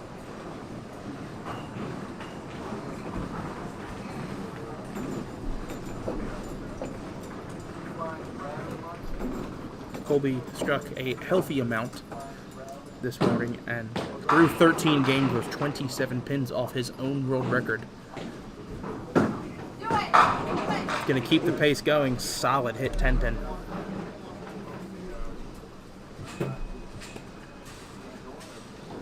Colby going for Men's Pro Tour star number 1. Has 2 stars on the Pop Whitten Tour. He has a second on the Men's Tour. Lost to Matt Buckingham. And another missed single. And matching missed singles. Surprising. Yeah, gave it right back. We'll have a tie game here. Actually, yes, we are exactly tied. Both bowlers 9 on, 9 out. 28-28. Like I was saying, Colby's second place finish in the Men's Pro Tour. Lost to Matt Buckingham. That was the original Duck Pins Forever broadcast back way back in the Stone Ages of September 2021.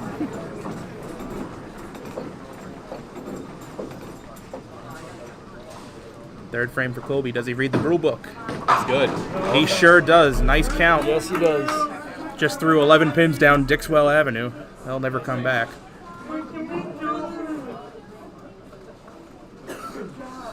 And an absolute razzing from the peanut gallery. Colby 38 plus through 3, 2 strikes. Gets that nice low lift in that ball. Yeah. Both of these games, Colby and Jesse, would be good ones to pick to emulate. Jesse rocking the normal wristband, pro line, and man bun combination. Light tries to answer light hit 5-7-8 split. I kind of missed the headband, to be honest with you. Yeah, there used to be the headband days. 181. More than makeable shot here for Jesse. Imagine he'll be playing the outside of the 5, squeeze it off the 8, over into the 7. Nice try, open frame.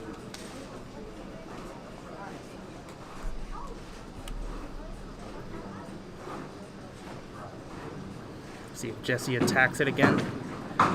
Goes for the other side, tries to play the safe 2. 8 out, 36. So, Colby now breaking out with the lead. 2 pins and a hit.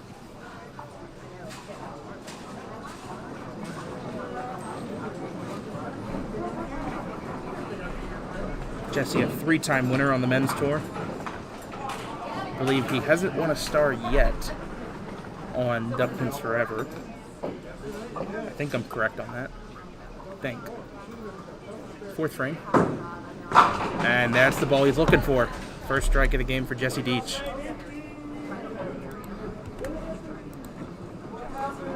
It's a frame late on the rulebook, but he'll take it. Solid hit.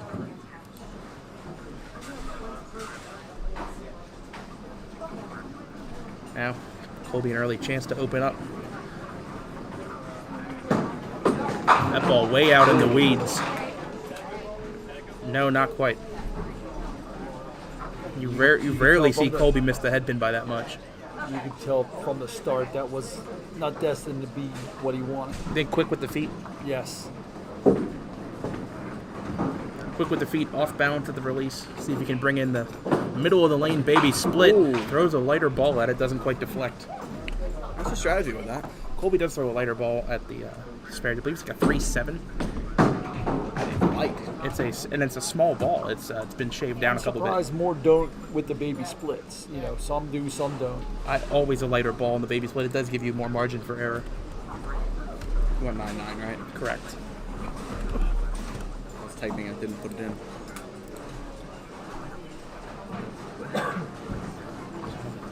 Colby 10-pin lead for the time being, 56-46.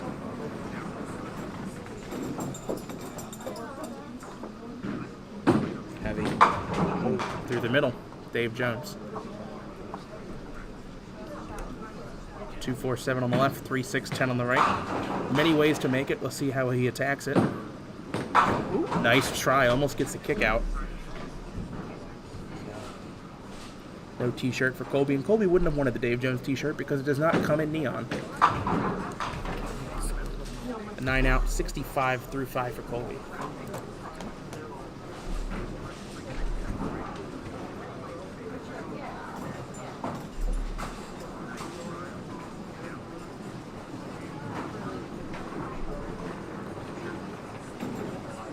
So, on the flip side now, Colby had a chance stepping up to the lanes to catch a double, catch another mark, and open up a bit of a lead, but hasn't done so. Jesse now in the position to mark and take the lead. Now it's dead tugged out of his hand. A little bit, but fortunately, Makeable shot. Not the easiest 3-pinner there is, but makeable. 1-3-9. Be looking to catch the 1-3. Ball or the 3-pin will drive back into the 9. Opts for the outside end, steals it. Ooh, get a replay on that. Now watch, he's going to squeeze the 1-3. That head pin hits the 3, and the spinning head pin catches the 9 low and just kind of flips it. Drive. Just kind of flips it off the back of the deck. It's tough to do that on the outside. Yeah, well, you're always taking a chance. Not that he played it that way. I mean, he played it on the inside, and it ran a little bit. By covering that spare, he takes a 1-pin lead plus whatever he drops here on this ball.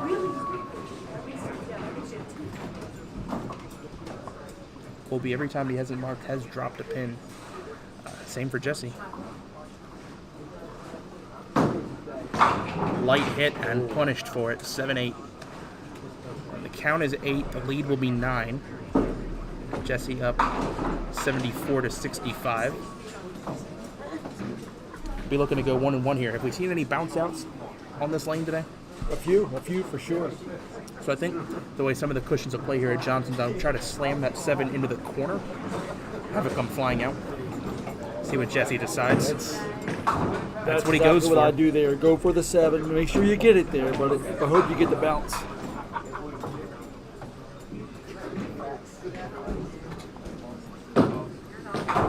Cleans it up, 1-1, 84 through 6. Good frame they're considering. Gets a good count there. Cleans the wood up.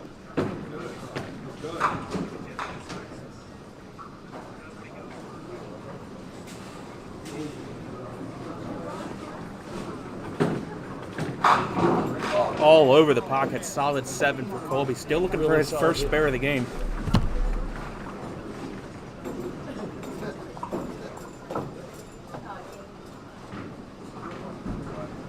Again, switching to that lighter ball so he can attack the single pin, and he's all over it.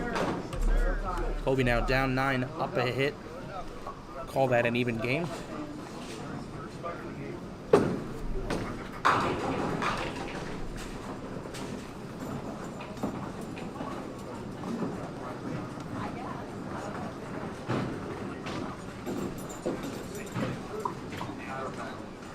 Colby stepping up now on the left lane, 7th frame, down 9. Here's a count ball. Good ball. Oh, that's a terrible break. And a shocked look on his face. 4-7-9 clean. Down 2 in the match and staring down a split. Good try. Gave it a run. Just drifted left on him.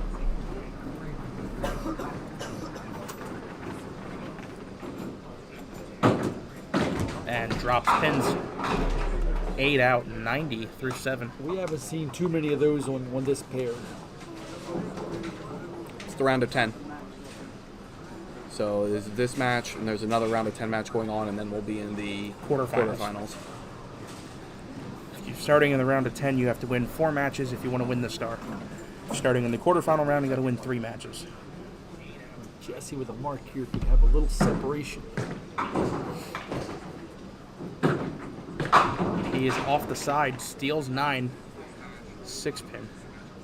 Neither bowler had a lead more than single digits. This is the first chance in the match for someone to open the game up.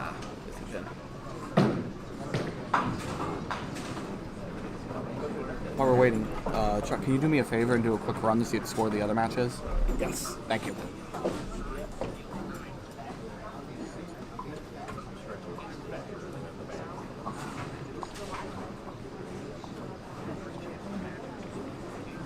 Ken Thomas. Been working his butt off all weekend.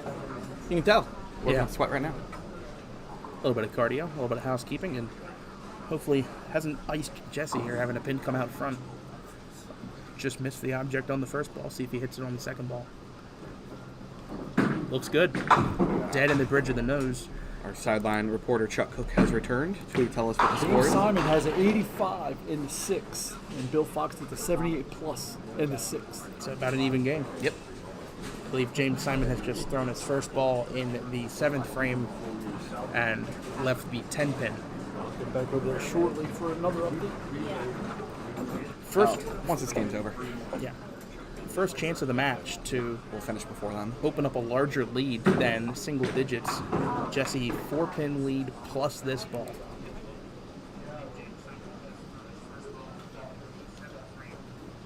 Good ball. Clean. Excellent ball.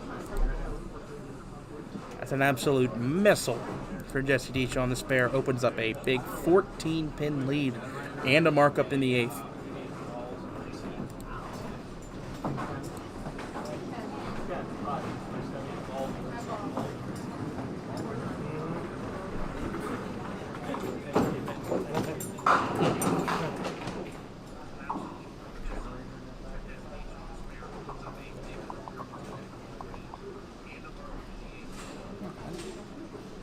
For a round of 10? That's great for a round of 10.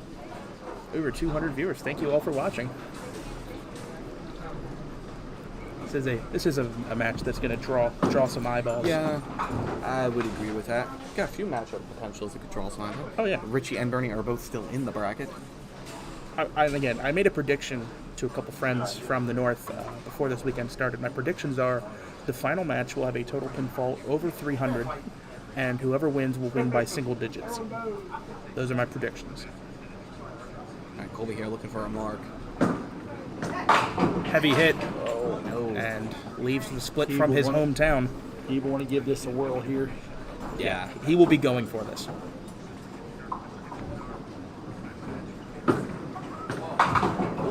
Tried to play the squeeze open frame. Now going to be down 14 or 15 and a count.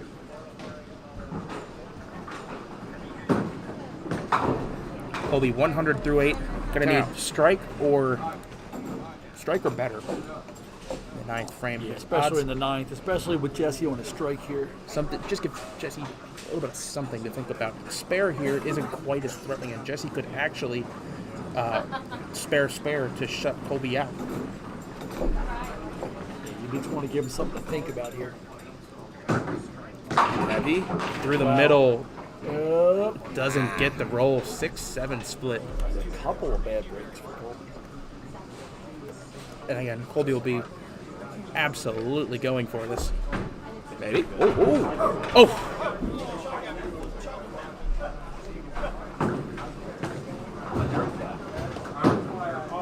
Colby takes another 10. Hey, Saturday night. I might have one point.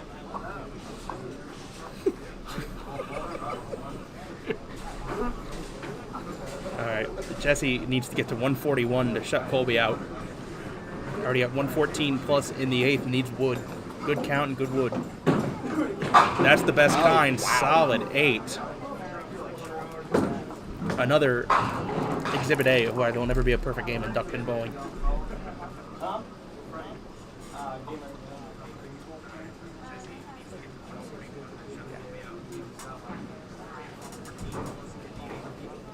Jesse, yes. Big time spare there, 134 plus. Needs to fill 7. Yep, walk out with 7. I like his chances. I like his chances of getting 7 even without a mark.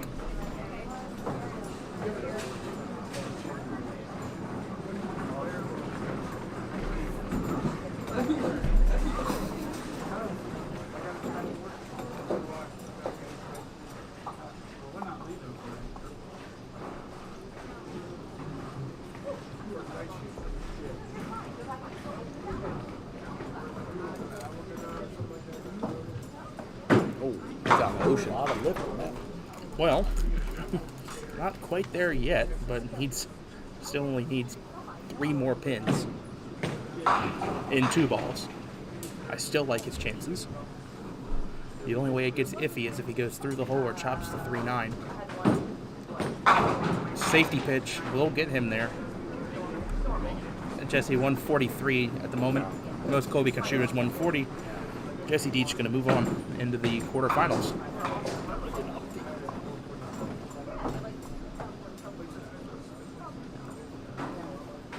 $146 for Jesse Deach.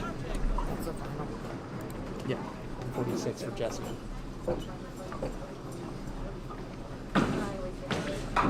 Colby's not done yet. Oh, Colby? Wow. What holds him up? What knocked the 10 down, though? Something came out of the pit. It was from behind. 46. We are still. And Colby gets a spare, gets one more shot, a little victory lap. We're still virtually even through 8. Some people. 107 Some for people. James 113. Said 107, 113? Yep. Who was up? Who's up? Bill is up. Okay. Colby out in the ocean, drops 8, stays in the 128 pool, but unfortunately loses to Jesse Deach by 18. Yes. Some people beat Colby shooting 146. Other people beat Colby shooting 114. That's messed up, Dave. That's messed up. That's me. It was. It really was. Stop that other camera real quick. They're still bowling.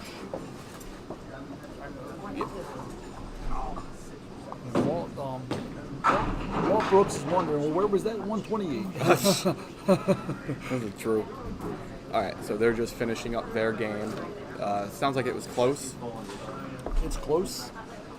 They're going in the 9th frame now, I think. James was on the mark. 107, 113. James with the 107, but was on a spare. Bill was on an open. 2 frames to go. Looks like. Bill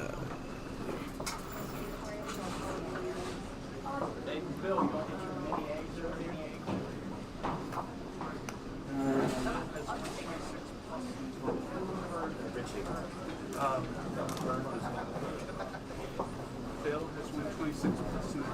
James has 123 plus 10. Yeah, that's so 3-pin difference both on hits. Both on hits in the 10th frame.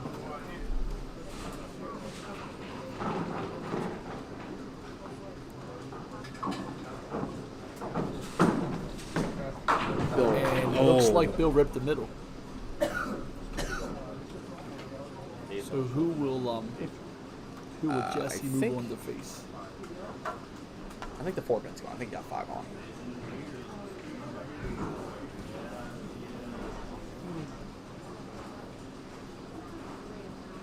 I don't know what Nick's doing. It's not.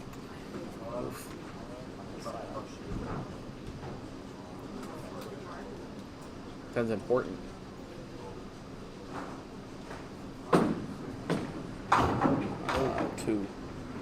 Two more. So I think got 8 out.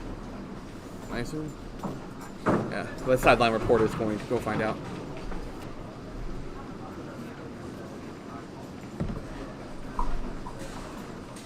So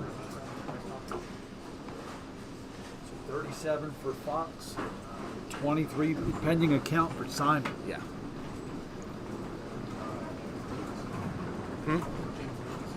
James is winning. Oh, essentially. James needs a good count. Good count and he wins. It didn't sail. Right now. 7. Yeah, he needs a pin. Yeah, James Simon needs 1 more pin. And I think he's got 3 to shoot at. So you got the 2, you got the 3, 4. 2 shots at it. Gotta hit 1. Yeah. But he got 7 out. That's 1 more. That's enough. I don't think that's exactly 1. Right now he's up 1. Yeah, absolutely right. That's game over. Oh. So he's up 2. So that will be James Simon advancing over Bill Fox into the quarterfinals. Wins by 3. I'll go ahead and update this then. Simon moves on. Do you know what lanes we're on? Bill Fox. I think we're 5 and 6 again. Oh, okay. How kind of them. I love it when they give us the same pair and we don't have to do anything. Get for final score. 5 and 6, and then 9 and 10, 7 8. 9 and 10 and 7, 8. Okay, yeah, that'll work. So what did James get for final score? I don't know. I couldn't tell you. 137. Clear these out.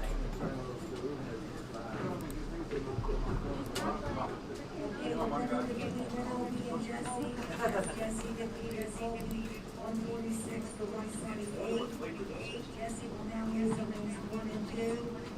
Over against Richie Hipkins. In the other match, Simon 85 blocks. James will move to 15 and 16 against Shaw.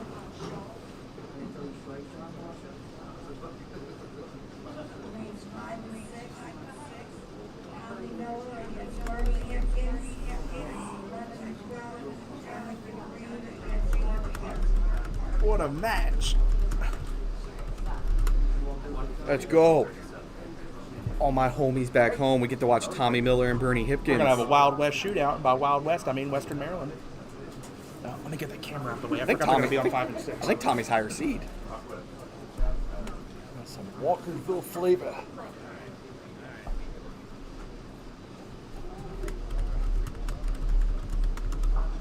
Tommy Miller Jr. and one Bernie Hipkins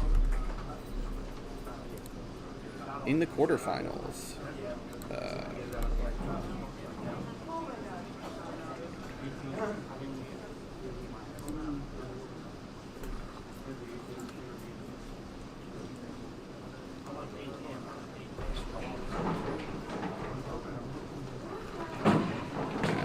Sweeping out the pins for us.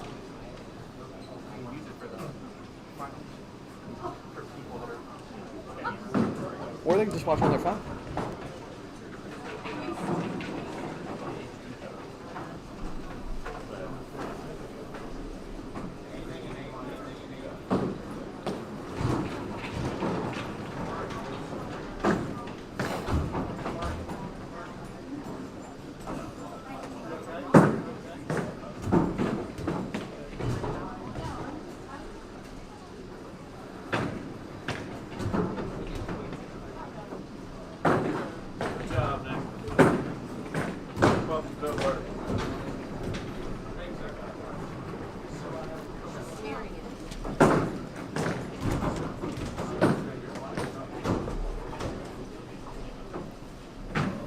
We have some size on these lanes, don't we? Oh, yeah. You should have seen how Tommy Miller threw before he had shoulder surgery. I mean, we're talking on a bounce. And he wasn't, like, lofting. It was dead straight out. I mean, what do you think? These guys 6'5", 6'6"? Taller than me. We'll leave it there.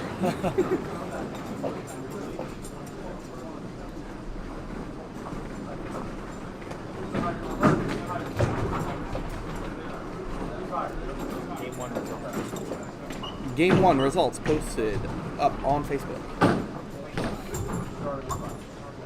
So our other matches are John Green and Mark Parker. They're up there. You can see those.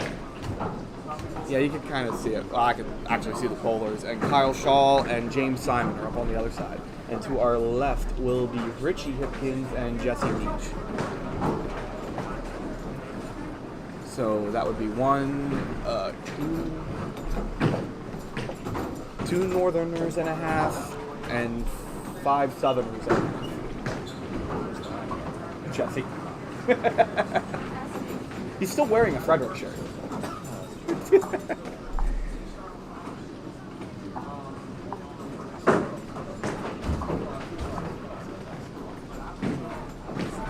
Higher seed, isn't it higher seed decides? Higher seed decides. Higher seed decides who goes first. Go first, you finish last. I want him to go first. Are you higher seed? We're discussing which, yes, but we're discussing which lane. Oh, okay. What's the question? Does it matter which lane? I want him to go first. He goes first, he starts on the left. On the left.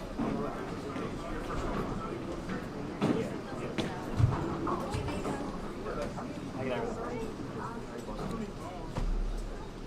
Here's another push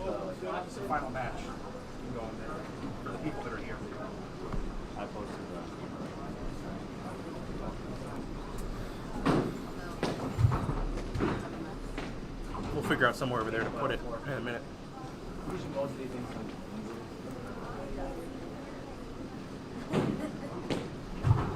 All right, and they are about to start. So, is this a bracket? This is definitely a finals debut of any sort for Tommy Miller Jr.? I don't think we've had Tommy on camera ever on outside of league matches. Even qualifying? Streaming link for people to watch. Oh, no, I didn't. Nick, can you? Maybe a team tournament? I don't think we had him on team tournament either.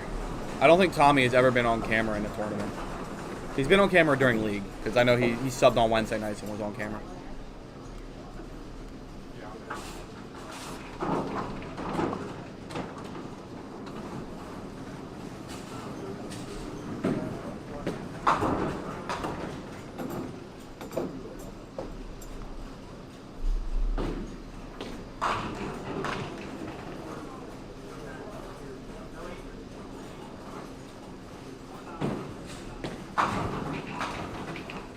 Tommy firing first. Good ball. Great Ooh. start. The pins Welcome to the TV. said otherwise. Oof. Welcome to TV land. What a TV debut. Oof. 7-10 for Tommy Miller. And that was a fine ball. This would be a heck of a way to start your TV career by making this. Not quite.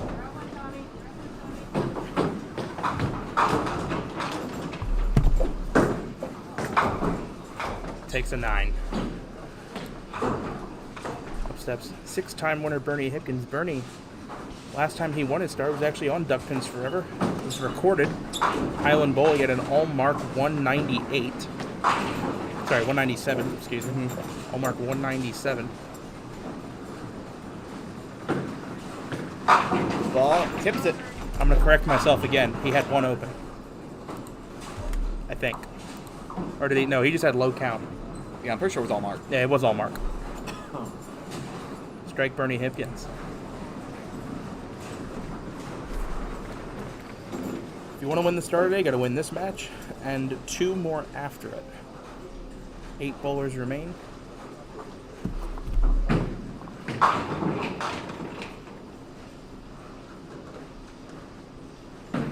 Bernie for the double. Good ball. Oh my. Stone 8. Another exhibit A of why there will never be a 300 in duck pin bowling. It's not going to go in a t-shirt also? No. Spare for Bernie. Nice 20 box out the gate. 11 pin lead after the first.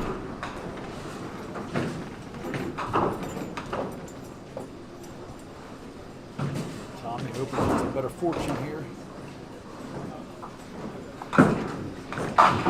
Ball. And he gets a break that time. Trips out the 8, just the 7 pin. Kind of the same ball.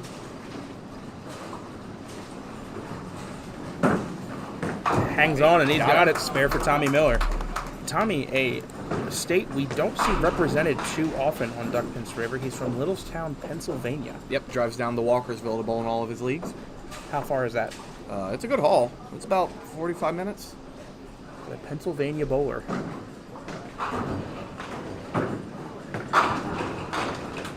Spare Ooh, Phil. offside. Out the corner. 4 count. 23 in the second. Leaves the front bucket. 1, 2, 3, 5. Plus a 7-10 in the corners. You really shoot this just like a normal strike shot. Yep.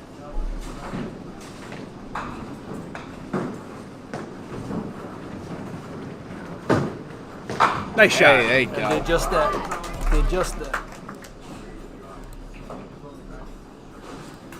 Good recovery shot there. Takes out that 1, 2, 3, 5, 7-10 for spare. Can't tell you the last time we had that made in the bracket. Not often you see that left. No, or converted. But a nice shot. For example, that ball probably would have struck if it was a full rack. All right, spare fill for Bernie. Perfect. No doubt. No doubter on that ball. Bernie, very tall, 3-step approach. Gets that ball down nice and early, and it tracks in perfectly. I've noticed in general the racks tend to be pretty consistent. Yeah, A few that are a little off, but one of them having on-spot racks can help you get those booming strikes. One of them was a little off Friday. I haven't seen it since. For the double. Through the middle, T-shirt attempt coming for Bernie Hipkins. got that out a little bit in front of him. We've been trying for a while now. Had a couple attempts at it this weekend. No one yet to convert. Bernie for the spare, the 20 box, and the shirt. Whoa! Oh, Gave it a nice whirl. try. Leaves a 310, 8 count, 58 through 3. I think that's probably one of the best attempts of the weekend at the Dave Jones shop.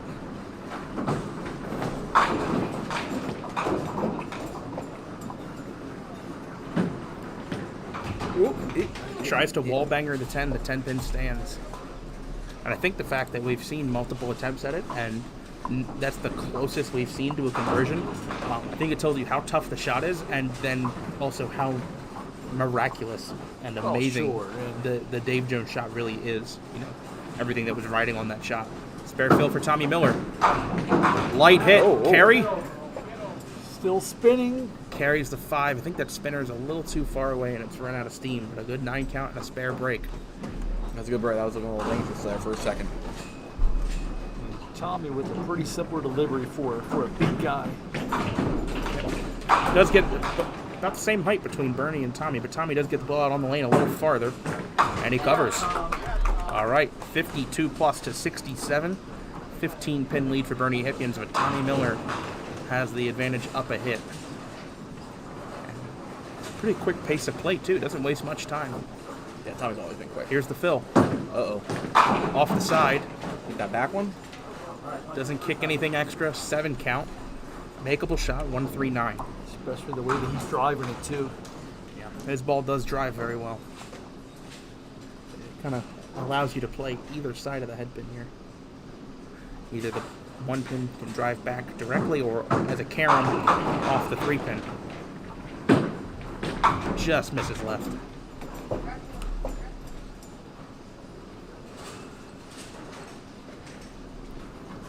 Woodball takes the 3, 68.5 for Tommy Miller Jr.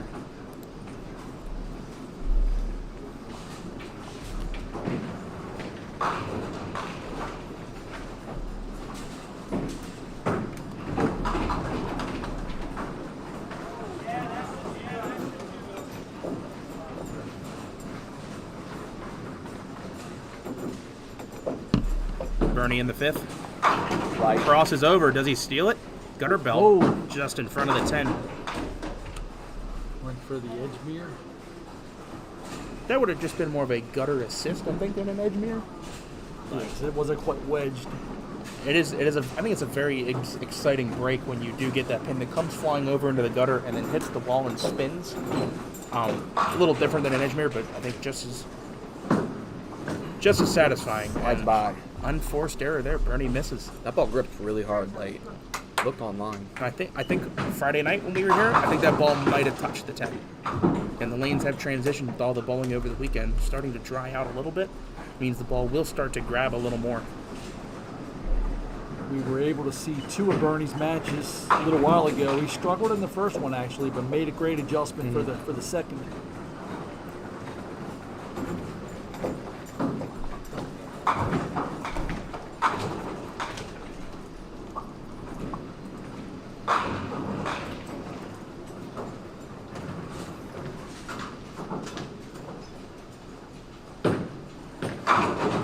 Oh, wow. Very strange hit there. Pin got up in the air. Up in the air and landed perfectly flat. No movement on it one way or another. 5-7 split for Bernie. Bernie with a 9-pin lead at the half.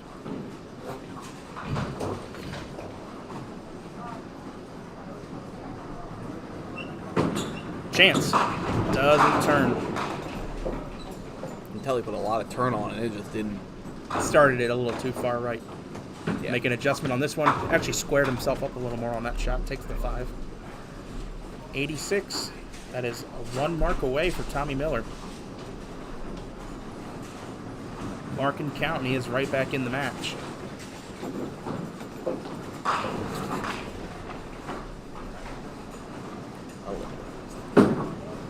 Well, Light oh, hit good and break. catches another break on lane 6. Last time tripping out the 8 to leave the 7. This time tripping out the 7 to leave the 8.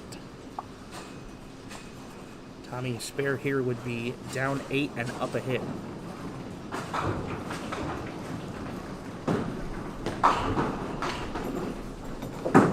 Hang on, he's got it. Spare ball there. It looks like a purple and orange comet. I know he usually throws comments. Yeah. Sort of matching his decor.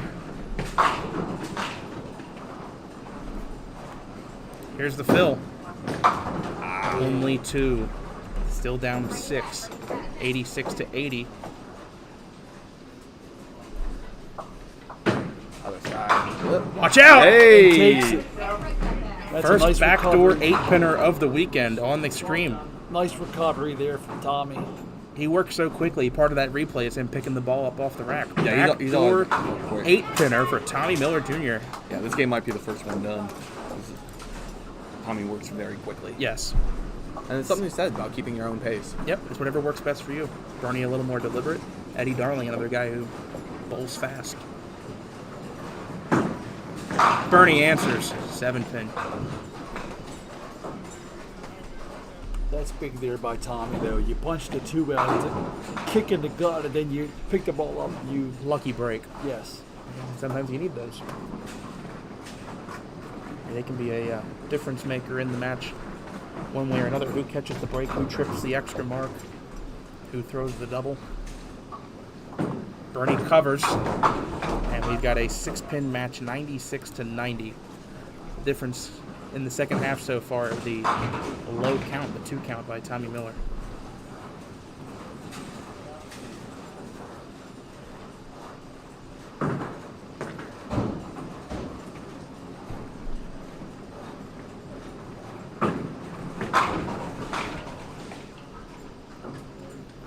Spare fill coming for Bernie. 8th frame. Ooh, that's way out That there. is way, way wide right, almost in Rhode Island. We've been using Long Island Sound. Nearly a 1 count. Kind of fortunate to get the 6 there, honestly. Yeah. Not an easy one, but a makeable shot. Triangle in the corner, 4-7-8 plus the head pin.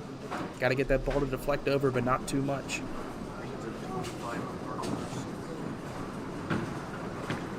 And there's heavy. Green is up 25 on Parker after 6. That's one update I have. Good. Bernie for the 10. Stake there. 6 of wood. on and 8 out. Many drop pins there. Errant fill shot and an errant Tommy wood can ball. make some hay here with a good ball. Mark here puts him up. Yep. A strike. He's tied up a hit. Gets it out there. Wants it. Oh, no. No trip Wow. this time.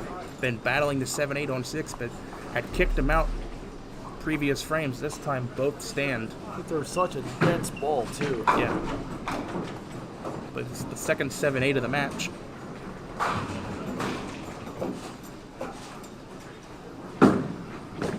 Ooh, Nice try. ooh. Almost takes it off the cushion.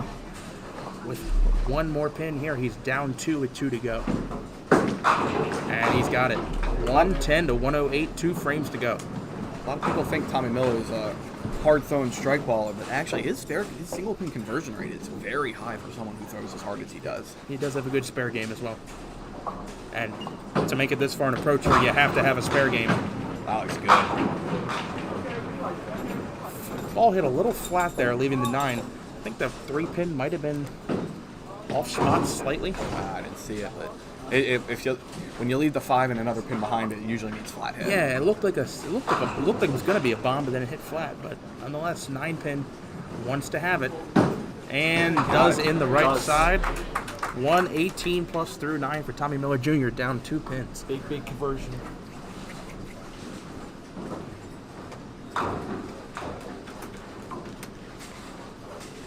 That's when they always call the 9th the foundation. You want to have a good 9th to set up your 10th. Bernie get to do 2 here. Bernie with a chance to cover. Oh, through the middle. That ball ran on him through the middle. Kind of caught a lot of it at the bottom. If you watch that one back, that ball really diving right to left in the last 10 to 12 feet. And now, wood becomes important. Bernie holding 2 would be even. Down a hit. Big third ball right here. How many? Takes 2 more. We have a tie game at 118, but Tommy Miller Jr. has a count ball in hand. Yeah, Bernie most certainly does not want to go open here. Yeah. A 20 box here from Bernie would force a mark. He needs 20 to force a mark. Another mark, that is. 19 here for Bernie. 18, something of that nature. High teens could lend itself to a tie. But For all intents and purposes, he needs a mark. mark and high count will put Tommy on the count. Here we go, 10th frame for Bernie. Perhaps a adjustment there to avoid going heavy. 2-7. That's makeable. Baby split.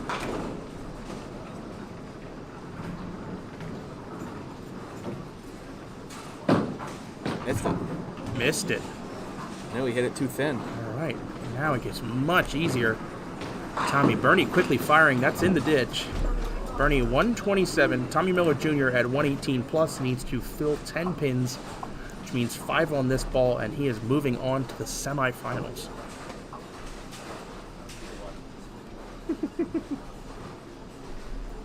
How many? That's good. 5 through the middle is enough. Gives him 123 through the 9th, and so far 128 in the 10th, and Tommy Miller looking like by the narrowest of margins he is going to move on. And how big now is that missed baby split?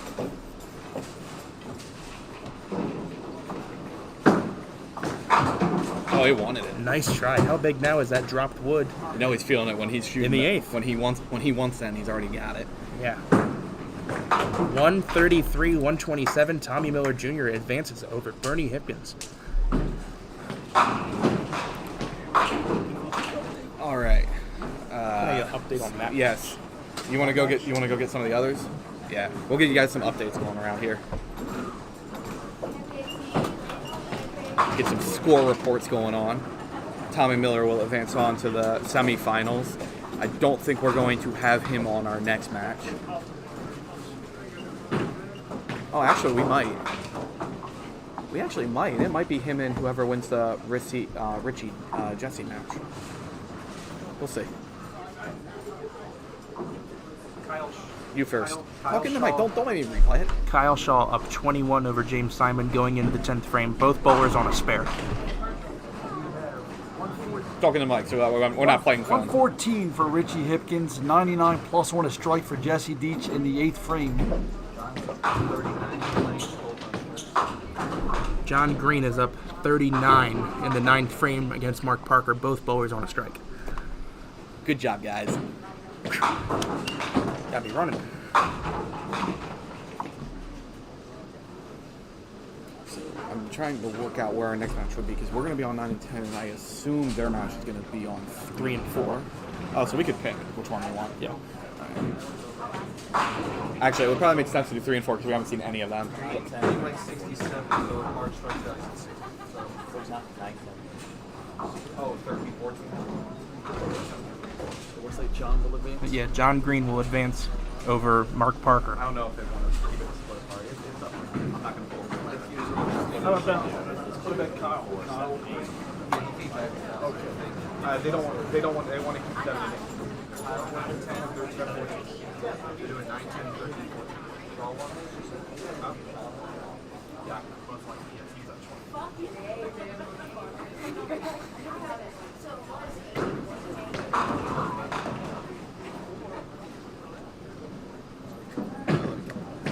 Jesse, you want to strike? Nick, we should do 13, 14 anyway. We haven't seen any of those bowlers. Okay.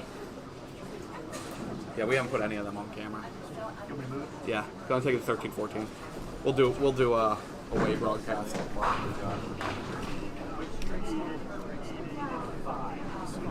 We'll take you on a little adventure around the bowling alley here. You can see what's going on.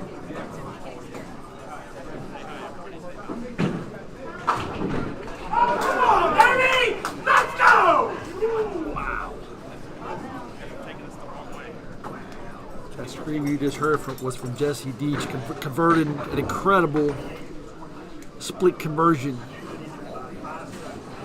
We can't see what it was, but it was a split. He hit a split. 4, 6, 10.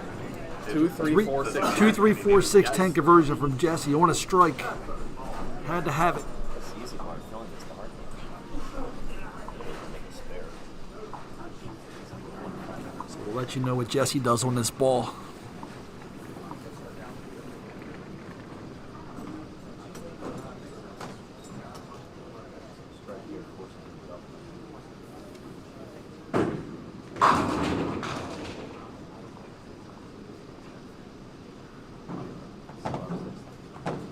What's that, a 9 drop?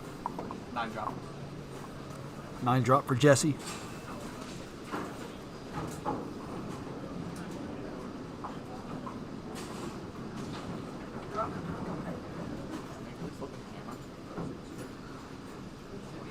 Tilted?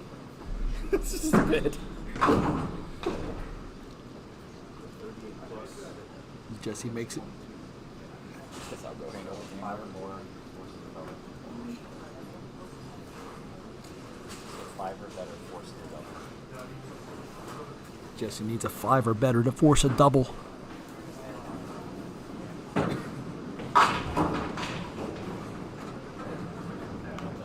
Strike on it. 48, 22. 148, 122. Jesse.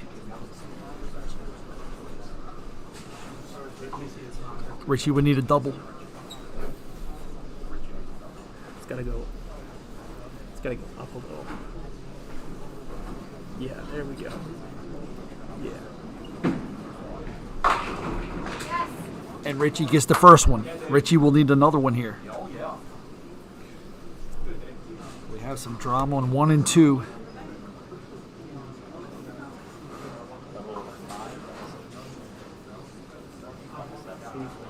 Has to have another strike here.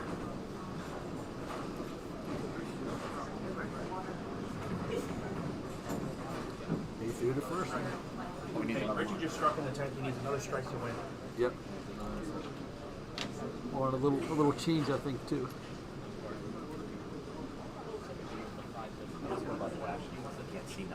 So here's Richie's ball.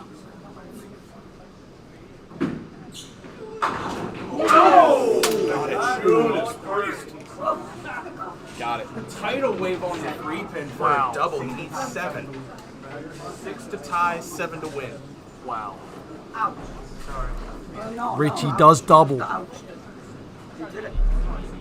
They're looking Needs at a 13-14. They're down on 1 and 2, but Needs a 7 to win here.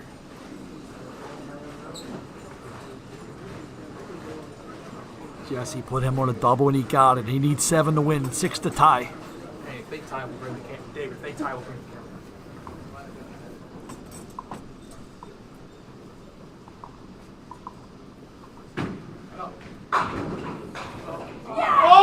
Oh! And Richie takes the match. Went backdoor for 9. Backdoor for 9. Richie takes the match. What an ending. What an ending. That conversion by Jesse to force him to double. He does it, double in 9. Takes the match. That was incredible. 51 to 48. 151, 148. That was a match right there. What an ending. If we got 6, I was going to run the camera down for bonus bowling. Wow.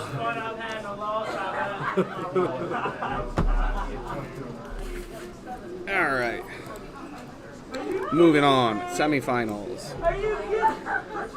I've never had to work so hard for a loss. Goodness. All right, we can move on to the semifinals.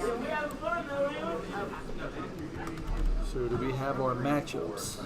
I think the internal body temperatures rose like 20 degrees on that. Yeah, especially after it was let go. Oh yeah, it was like one. It's okay. I'm sure he's bowled it down there before. We know how that side pocket gets you 7 every time. That's what you want on a Sunday. Action. There we go. All right, so it's Kyle Shaw and John Green. That's.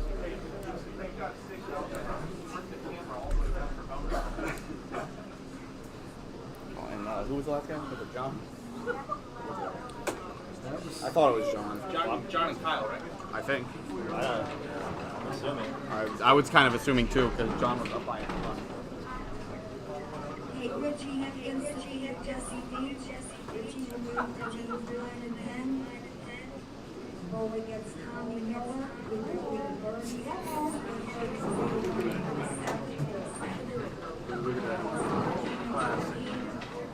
John Green,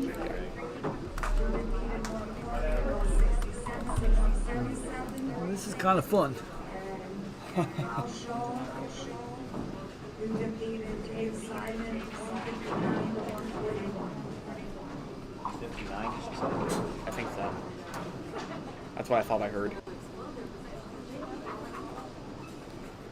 All right, so we're going to cover on the other side of the house. So we're not actually behind this matchup, just because we haven't seen anyone bowling in that half the entire day. Yeah, we haven't seen Kyle Shaw yet today. Yeah, we haven't seen Kyle Shaw. We've seen everybody else. We've seen John though. We've seen John, but we haven't seen that side of the bracket.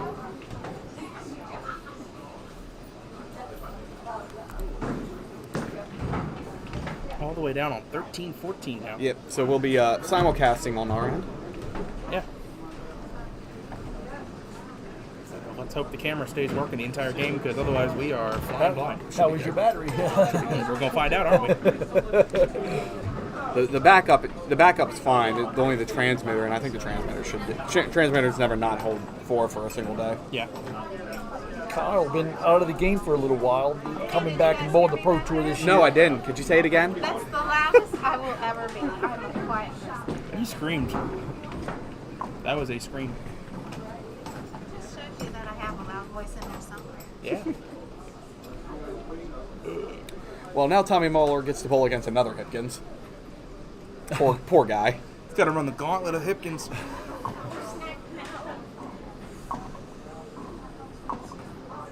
So what do we have left? We have 1 Northerner and 2 Southerners, including 2 Western Maryland. Well, actually 3. I'll count John Green Western Maryland. Yeah. Close enough. From Manchester. Yeah, Manchester is Western Maryland. Wouldn't call it Baltimore. No, definitely would not. So it is Western Maryland and Connecticut.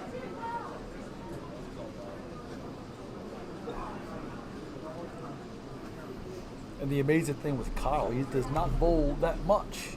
And No, just getting back. Has the 3 stars, but Just flat out good.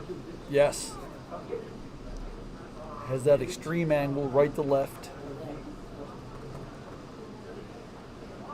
See you guys. Good job. See you, Dave. See ya. Thanks, thanks, buddy.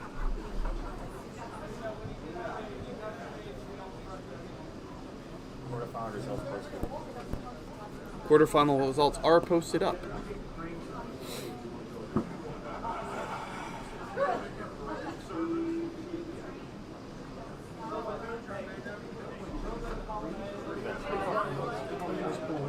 Hey Nick, can you do me a favor? What's up? We're rolling. I got Kyle. If he wins it, you can bring me the money tomorrow night. It's in the pool. Yeah. Thank you. Yeah. Hey, now I have Kyle in the pool. Let's go. Commentary bias. John will get us started here. John Green to lead it off. Yeah, we'll go ahead and flip that around then.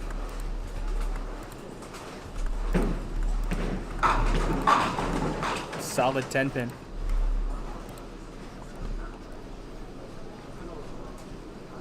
The other semis is on the left. That is between Tommy Miller Jr. and Richie Hipkins. Can you start So- maybe potentially? Yeah, Tommy. John Green doesn't have one Yep. either. And John's got a spare. So 2. Yeah, that's correct. Also, if Tommy Miller were to have won to win the Star in the bracket, he would go through both Hipkins and either a 3-time winner from this state or John Green, who has been on fire. It would be a phenomenal bracket run if he could pull it off. Kyle's first frame, A little light. 5-7. Yeah, John Green hasn't been throwing bowling balls. He's been launching fireworks down the lane. Yeah, it's been duck and cover. Video game numbers. Strike to start the semi for Tommy Miller Jr. Yeah, we'll give you updates when they get. Ooh, nice try. Almost had that. We'll give you updates on Richie and Tommy's matchup. And Richie opened.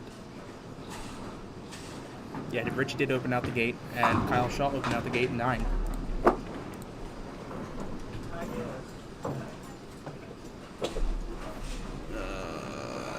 Oh yeah. Yeah, I should And probably... instead of an H. No H. No H. There. Kyle Shaw takes the strike.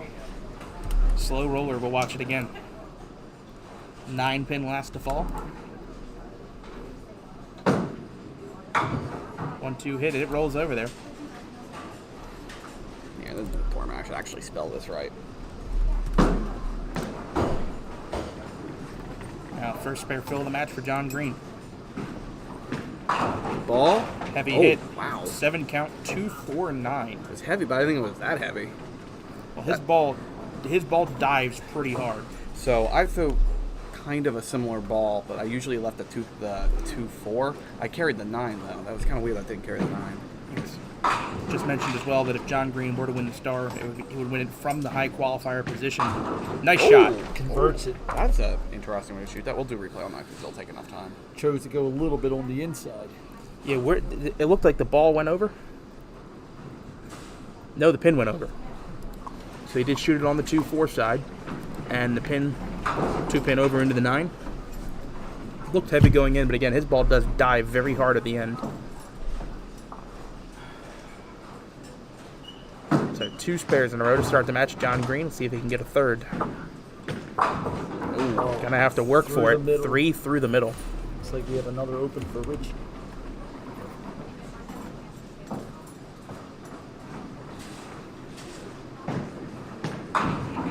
Nice try. Wow. John sends a pin over. Took a little off that ball too, intentionally.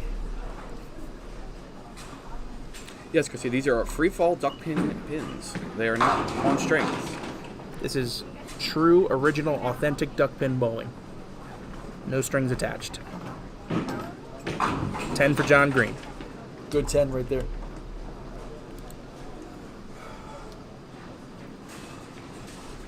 Now, that low count, chance for Kyle Shaw to come up, even with good count and wood. Be single digits, another mark here, take the lead. Double, he definitely takes the lead. Got a chance. 1-2 bomb. And Johnson's Did we get gonna a help tap him. here? Hang on a minute. It looked like it was starting to walk, and now it's straightened out. Running out of steam. Haven't seen a lot of pins walk. No, and what that does mean is that the decks are very true. They're very, level, uniform. Pins aren't really supposed to be able to walk across the entire deck. It's true. Unless they've been given the impetus to do so. But a 9-10 for Kyle Shaw. Probably go 1-1 here. Through the hole. Maybe playing the conversion there? Got a chance for 3-5-8 conversion. 3-5 conversion. Missed it, but 3-5-8. I can tell you we've never had that made on camera. Just a normal 3-pinner. Yeah. The Miller. Kyle, better break this time. It's funny you called Miller. That sounds like a leave Tommy Miller would leave. Yeah, we'll call if it ever gets left again, we'll call it the Miller. 3-5-8. Miller time. No, then that's copyright. Miller time would be copyright. All right, better break here for Kyle Shaw. 7-pin, down 4, and all over it. Kyle, normally a lights out spare shooter. In fact, it even said in comments, death by singles. Yeah. Pummeled me singles. Yeah. Spare for Tommy Miller. I believe that was his 4th frame. It's at least 3 marks from him, right? Yeah. John, go. Mike. Wow. Oh, man. Wow is all that can be said there. Wow. Look at the or carnage. Kaboom or ouch. Marvin Dorr, little reference there, a clean plate club. Strike was so good it cleaned the plate. There are reactive resin balls. No, I don't know Not if it's inductment. reactive. It's resin. It's just Reactive resin. reactive urethane. It's reactive urethane, yes. I think they said it Replay, was please.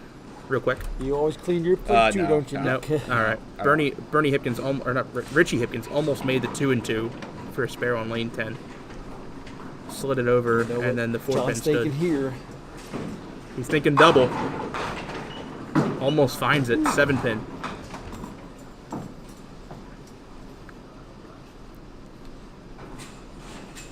Yeah, reactive resin wouldn't have enough time to react.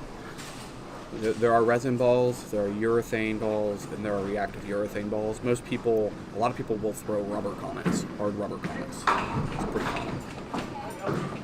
And spare for John Green, $20. Gets him to 70 plus at the half. That's a good score to be at, especially with a 3 count.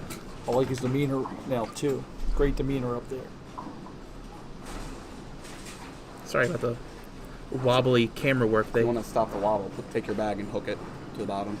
Oh, that'll help. And this is a pretty fast-paced match also, like the Tommy Miller match. These guys aren't wasting a lot of time getting up and throwing.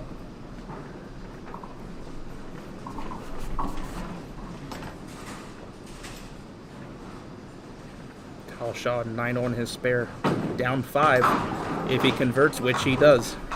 70 to 65, both bowlers on a spare. Good score through 5 in a close match is what we want.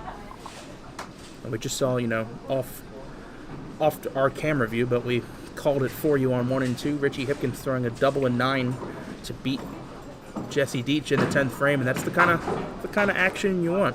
Jesse himself threw a 20 box in the 10th to put Richie on that double. But with a great conversion. yeah, that's the excitement of Duckman bowling that we always like when it comes across on the air. Ball. 5-pin for Kyle Shaw. Hasn't quite been able to get all of them down yet. No strikes, but a few 9 drops. John Green 1 strike, and it was a no-doubter.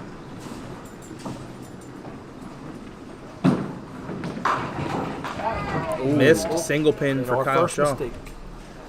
Meanwhile, at the same time, over on lane 9, a strike for Tommy Miller. 10 for Kyle Shaw. Normally, John Green, this is where he's going to see red. He's up in the match, opposite a missed single pin spare, and has a count ball here. You'd expect him to take full advantage.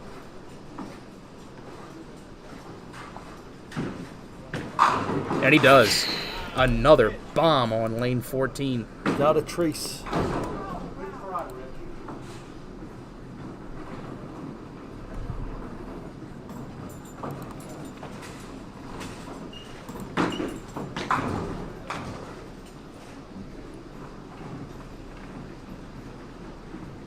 So 6-pin lead and a hit for John Green. Waiting on that ball. It's coming back now. I mean, when it strikes that good, I would absolutely wait for it. Oh, yeah. Every single time. Always waiting for your ball. I wouldn't leave Connecticut without it. They say your ball got stuck in the final match. I'm not leaving. It's in here somewhere. Depends how I did my final frame. Yeah, right. If it ripped the middle to lose a match, you can keep it.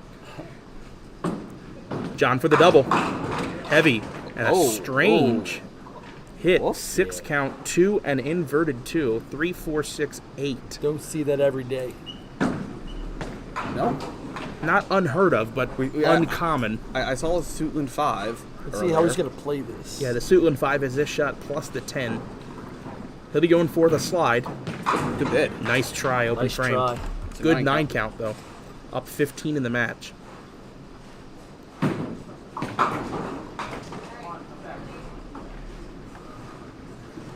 John at 10. think on that strike count, you wanted to make sure you got 2 at the very least. Chuck, do you Not want try to to get too cute on Do you want to get a scoring update for me? Yes. Thanks.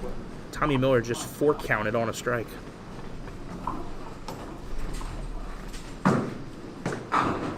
What a shot. 10 out. Kyle Shaw, 7th frame, through the middle. That looked like a better ball than that. Well, it was. It was. That was my mistake. 2-4.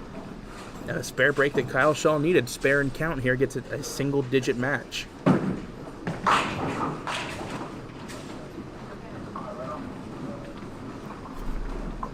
Kyle Shaw 2-4. Got it. Tommy is up 89 to 82 in the 7th. Both bowlers on an open? Yeah. Okay. 7-pin match between Tommy Miller and Richie Hipkins, and a missed single pin there for Tommy Miller. Spare fill here for Kyle Shaw. Good ball. Oh my goodness! Slid. That definitely slid. 2 pins hit it at the same time. Watch again, the 5-pin paralyzed by double deadwood. At the same time, stood it up.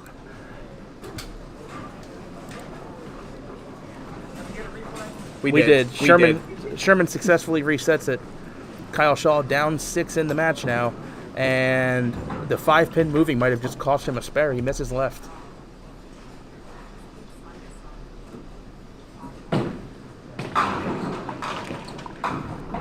One of the stranger 5-pins we've seen. Yes. Yeah. Almost duel-esque. 113 now through the 8th for Kyle Shaw. John Green 109 through the 7th. No count ball. Off the side. Off the side, 2-8.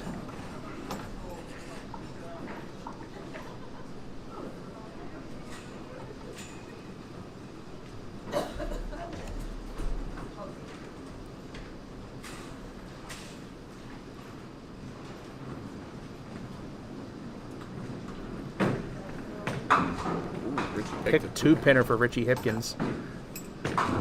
Oh. John kind of gives himself a clap there. You know, nice try. You were on the spot. Didn't quite get it to drive back enough. Still going to have a lead here. Important pin. Yeah, he Gets it.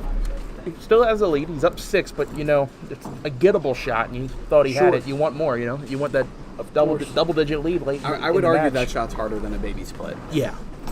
This point in the match, having a double-digit lead puts 2 marks. And the pressure that comes with it too. Richie dropped. That's like a mile forward. Ooh.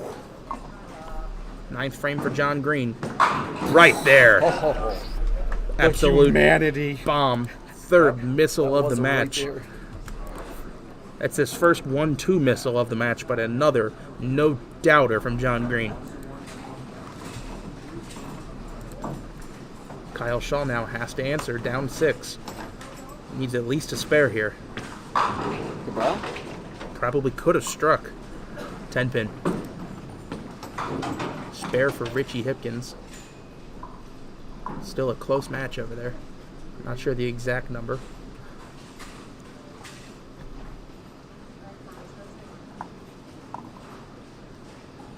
Kyle has the 10-pin. We are headed to the 10th frame with both bowlers on a mark. And Tommy with a strike. big strike, Tommy Miller. You'll see that off the left side of your screen on lane 10. This match here on 13-14, Kyle Shaw down 6. Even hits. Only got 1 ball to count. John Green does have 2 balls to count. But Kyle is going to need to go to the well one more time here. He needs a mark to put any kind of pressure on John Green. High count and a mark. How many? Does he get there? Just in front of the 4. Rolls around. Roll? I lost too far Misses, forward. and it's going to go into the gutter. 9 count. Time for the double. Stomps it. Stone 8. Kyle Shaw 132 through 9. 4-pin has it. 108, 102, Tommy, both on marks. He just counted 9, and he was on a strike. Yes. So that'll be 118 if he converts, and then 128 plus. And he's got it. Richie on a spare. Richie's on a spare. Okay, 142 plus for Kyle Shaw. Needs as much as he can here on a count ball. Drops all of them. There it is. 152, and that does put John Green on a mark. John Green must mark. 9 on, 10 out would be 148. He's going to need a spare and 4 to win. Strike would do it. It's there, 7-pin. John must convert the 7-pin and count 4 for the win.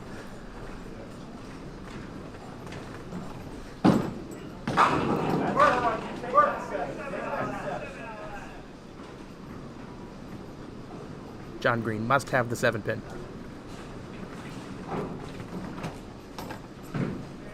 Got it. All over it. All right. One piece of business left to take care of. John must get 4 on this ball for the win. 3, we've got bonus bowling. 2 or less, although unlikely, would be a loser. John, 4 on this ball to move into his first championship match bowl for his first star. Richie off the side for 5 on a spare. It's there. That's enough. That's enough.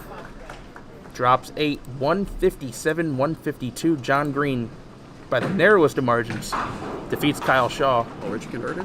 It doesn't matter? I don't know.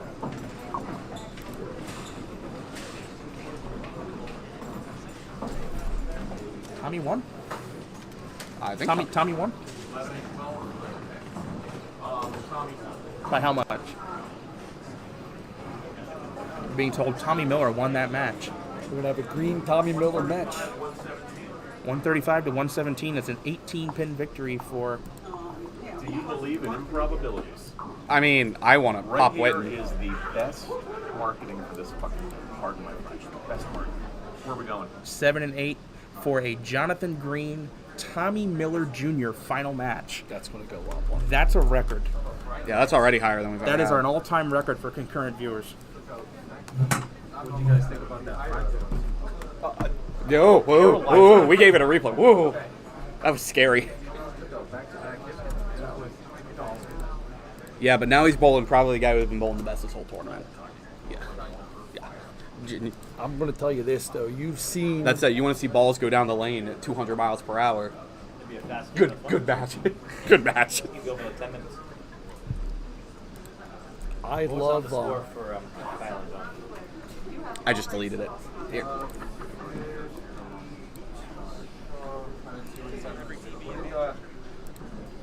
What y'all put on a spare? We have 49. 52 to 49. 52-49. No, 57, 49. 57, 52. That's right. That's fine. Yes. John won. John won. Yes, Marilyn Dave, that is Chuck Cook on the analysis.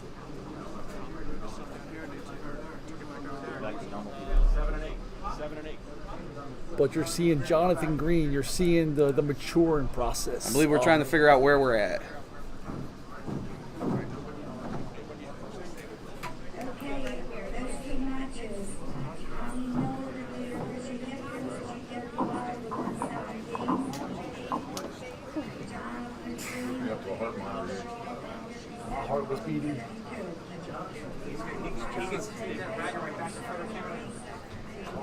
I can give a big hug. Star for me, star for him. Tilt it to the right. I didn't say spin it, I said tilt it. What does tilt it to the right mean? Tilt is up and down. Stop. Is that okay?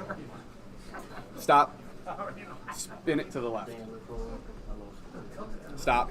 Too far. Too far. Stop. Blast from the past. Good enough. Golden forever. How about Good work, Nick. Good work. you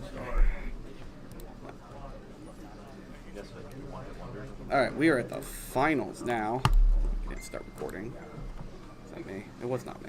I'm muted. Results posted. Results for the semifinals are posted.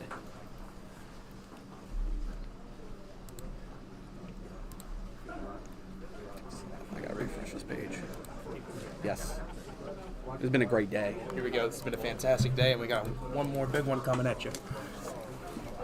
John is top seed. It looks like he is deciding whether to go first or second. Did you expect to see this final? John Green, yes. Tommy Miller, no. And guess That's what? no disrespect. but Something we always love to see. We are guaranteed a a first-time a first champion. star. Yes. First star. Yep.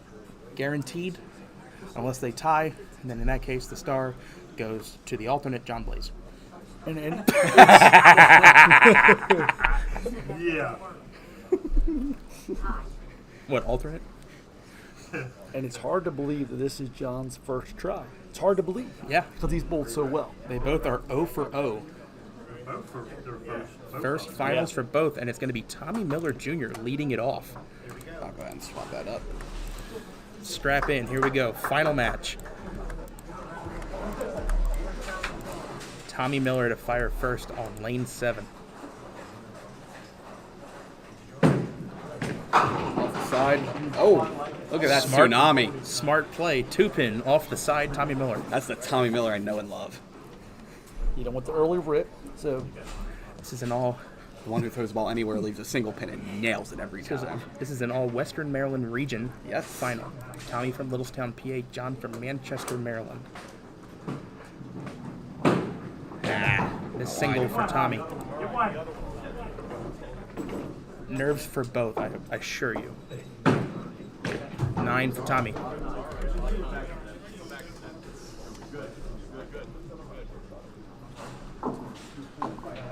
John will get 2 here. John looking to get out the gate strong. You always want to have the lead early and try to hold on to it.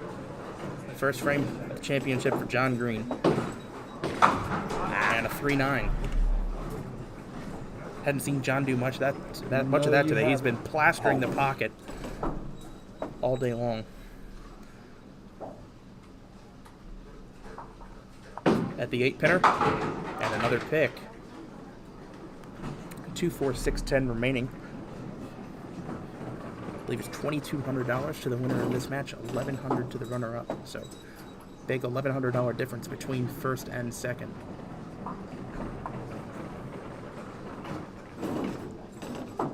Wood ball for John.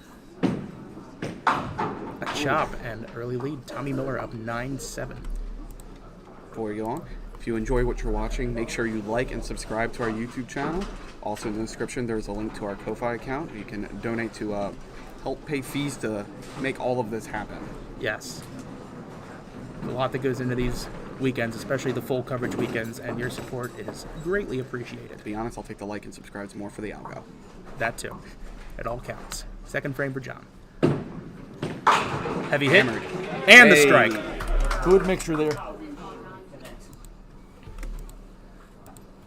First mark of the final goes to John Green with a strike on the left lane. Very heavy hit. 3-pin, last to fall. Multiple scouts going across the deck. Now Tommy Miller to answer. And he does! And he does. That is a Tommy Miller strike if I've ever seen one. Hit him thin and watch him spin. Hit him light and watch him fight. This ball hits light and goes to work. 5-pin, last to fall.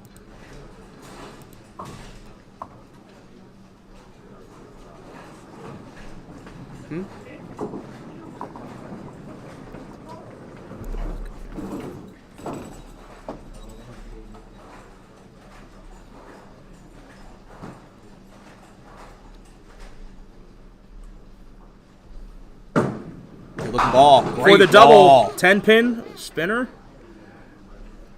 Not going to get there. Bomb 9 for Tommy Miller. Probably a better ball than a strike.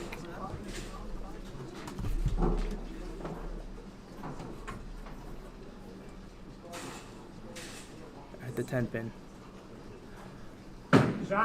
All over it. 20 box. Tommy Miller takes the lead for the time being. 29 through 2. Spare up in the third. I'll post a link up on Facebook that we're in the finals. Easier if you do it so I can keep an eye on score.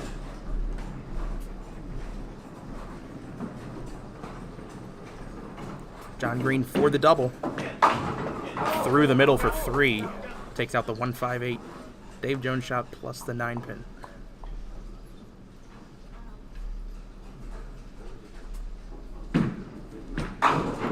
try. Only a 6 count leaves the 3, 6, 9, 10.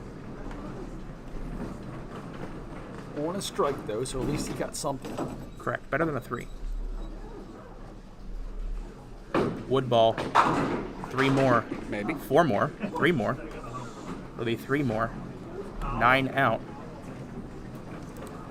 John Green 32 through 3, opposite a 39 plus from Tommy Miller.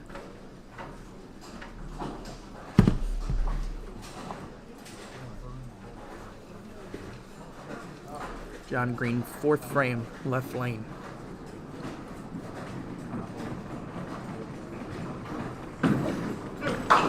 Oh, through the middle again. Pushing through a little bit. 5 this time, 2, 4, 7 on the left, just the 3, 6 on the right. He'll be shooting the 2-pin, send it over. Oh, Good fly look back. on that. Good look. Flyback just misses the 3, 6. 2 open frames on 2 middle rips there for John Green. Big chance now for Tommy Miller as he steps up. $10 for John. Tommy Miller currently up 7, got a hit, and is opposite a 10 box. Chance to get a high count mark here and open up a double-digit lead.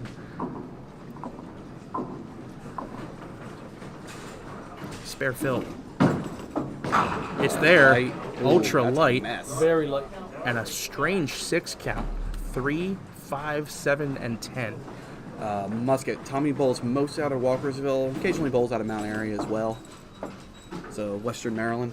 Averages 30s to 40. Low 30s. Low to mid 30s. Oh, Through the good hole. try. Got to hold pins here. Up 13. We're very important here. Up 13 in the 3rd. Nice try at it. Holds 9. Up 12. 54-42.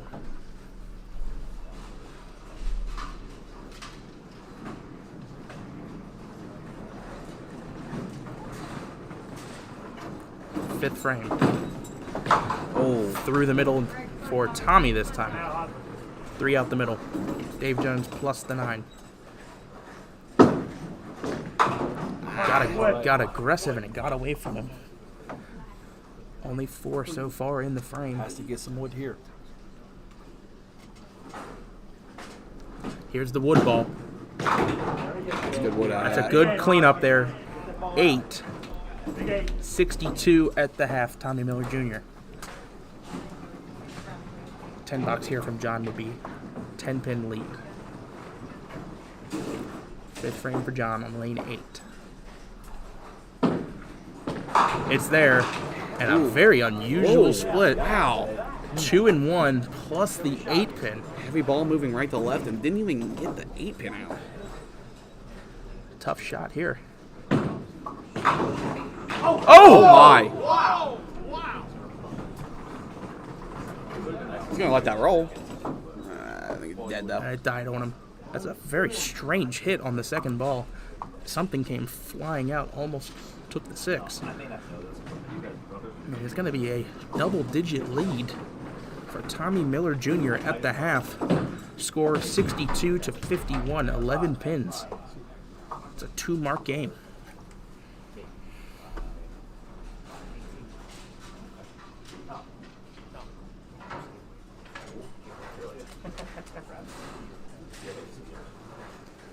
Here we go. Second half of the final match. It's John Green to fire on lane 7, down 11. And another middle rip, 2 and 2.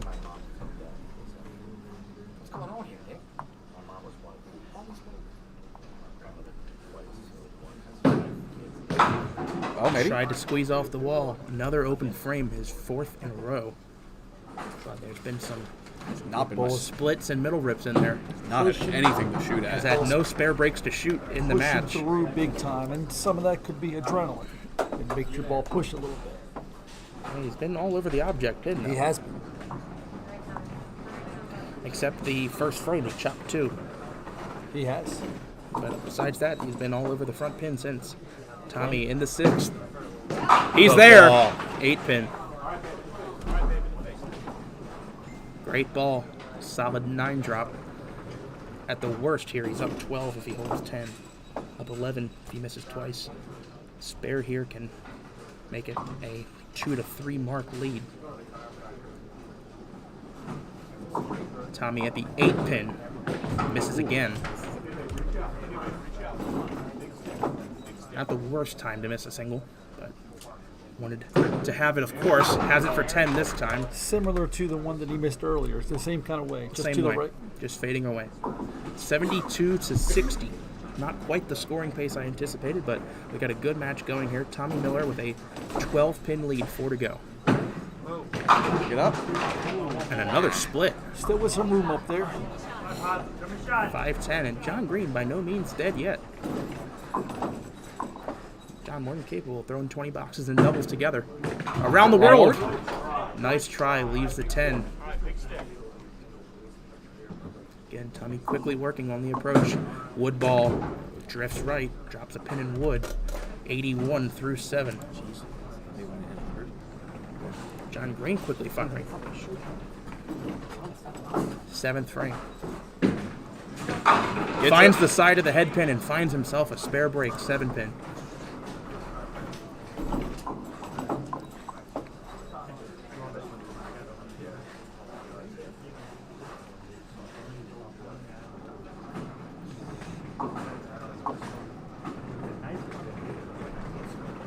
Seven pin for John. Yes. All over it. Gonna have a close match now. A high fill makes us a single-digit game. John Green down 11, up a spare. That's the pin he hit on the must make also to get here. Right. He had to have a must make in the last match and nailed the 7, put a count on it.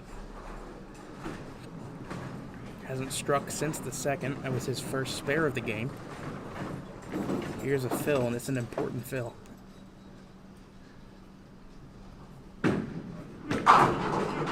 Doesn't quite get there. 8 drop. Get there. 5-7 split.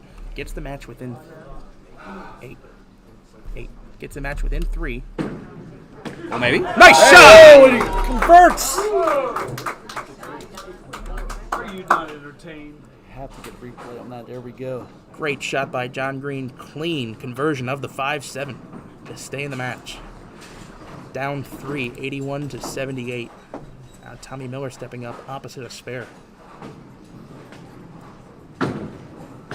And he answers! Bomb! Boom! You know, watch pins explode. Here you go. No doubter. And that keeps a lead. Keeps the lead for Tommy Miller, 91 to 88. Both bowlers on a count. It's a strike count for Tommy Miller, a spare count for John Green. 8th, 9th. Can you imagine how critical a double would be in this situation? Double here could almost end up being a star-winning shot. Almost. Would be very monumental, though. 9th frame. Get up. Oh, watch out. One more. 7 through the middle. 2, 3, 6. Now, given that he's already up 3, these are important pins here on this strike count. He wants to have 8 or 9 here to keep it, to make it a 1-mark game.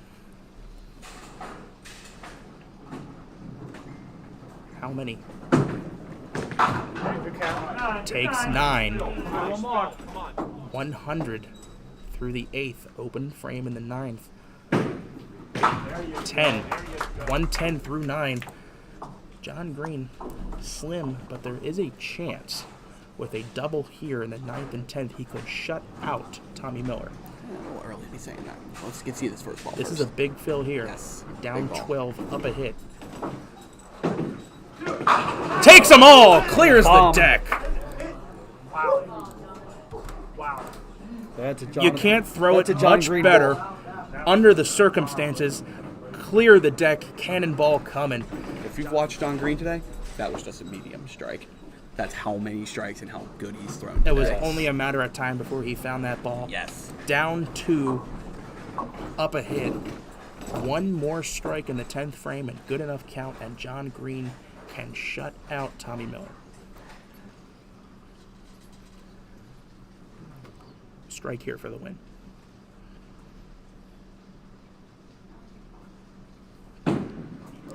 side. Oh, Light. Light. Makeable shot, 4-7. I wasn't even sure that ball was going to get to the head. Now John cannot shut out Tommy. He had to have a strike there. A spare here and strike would put 29 pins on Tommy Miller's shoulders.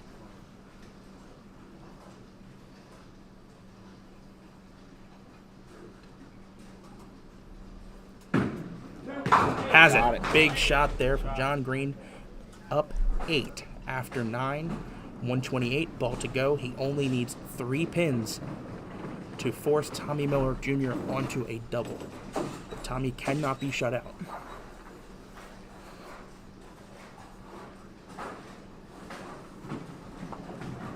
Three or more forces a double.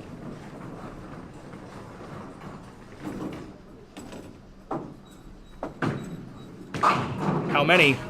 9 more. John marks out the last 4. Did everything he possibly could. 137.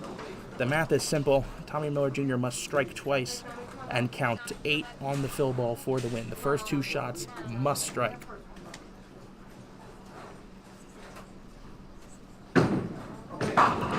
Off the side. Doesn't get there. And Jonathan Green, Manchester, Maryland, has won his first star on the Men's Pro Tour. Overdue. Matter of time before he got it was one. only a matter of time. And he's got it today.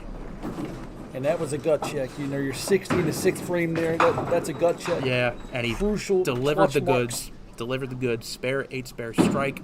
9 spare. 9. 137 to 119. Jonathan Green wins star number 1 on the Men's Pro Tour. What a match.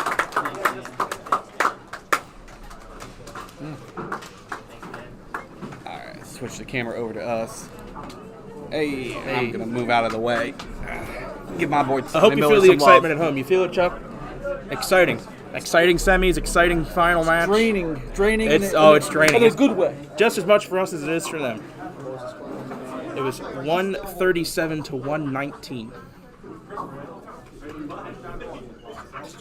And he's getting mobbed for congratulations. So you can see the horde of people out there congratulating him. I think this was only a matter of time before John got one, and he got it today. Write down the date, April 30th, 2023. I can't wait to see his interview. I'm concerned. John Green wins the star. Want some money, Chris? And John, a fellow bowling alley employee, he works at Greenmount Bowl, and he's probably just got about 3 months' pay winning that star.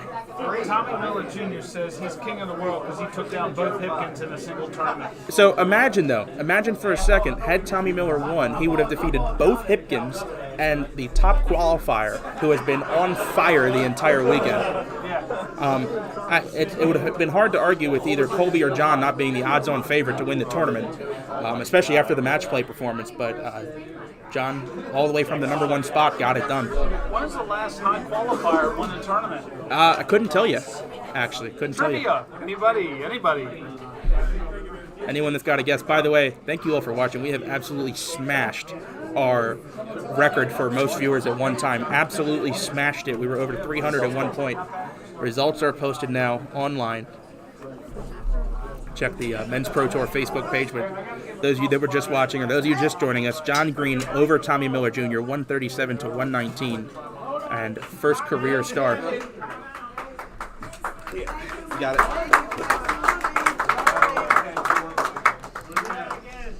Back up a little bit. Hey, get on camera. Back up. End the lane. On the lanes. On the lanes. On the lanes. On the lanes. We can't see you. There we go. Perfect. Okay, thank you, everyone, entry scoring. Love you all, thank you all win, but that's the way it works. Congratulate everybody, here today, did your best. And we get a couple of stars over here, so Susan, go over now. Okay, let's see it, set the checks, to Thomas Miller,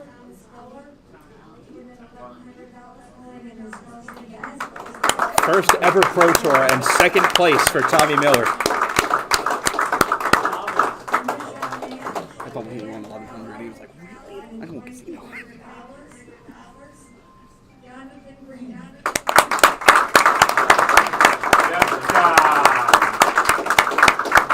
Oh. Thanks for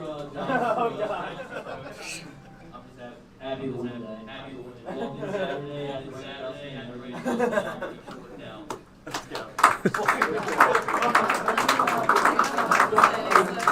What am I supposed to ask him now? Ask him about the ball change. Change Yeah. balls the last 4 frames.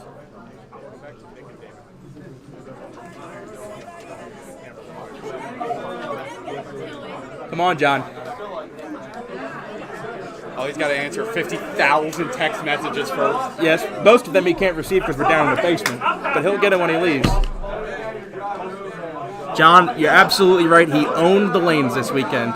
He was in complete control of Johnson's and, without a doubt, deserves to Look at win. that forehead. Oh, hey, back zoom out, zoom out. Who made Corral the champion? Yeah, Johnny boy. Don't go anywhere, folks. Interview with John Green in a moment.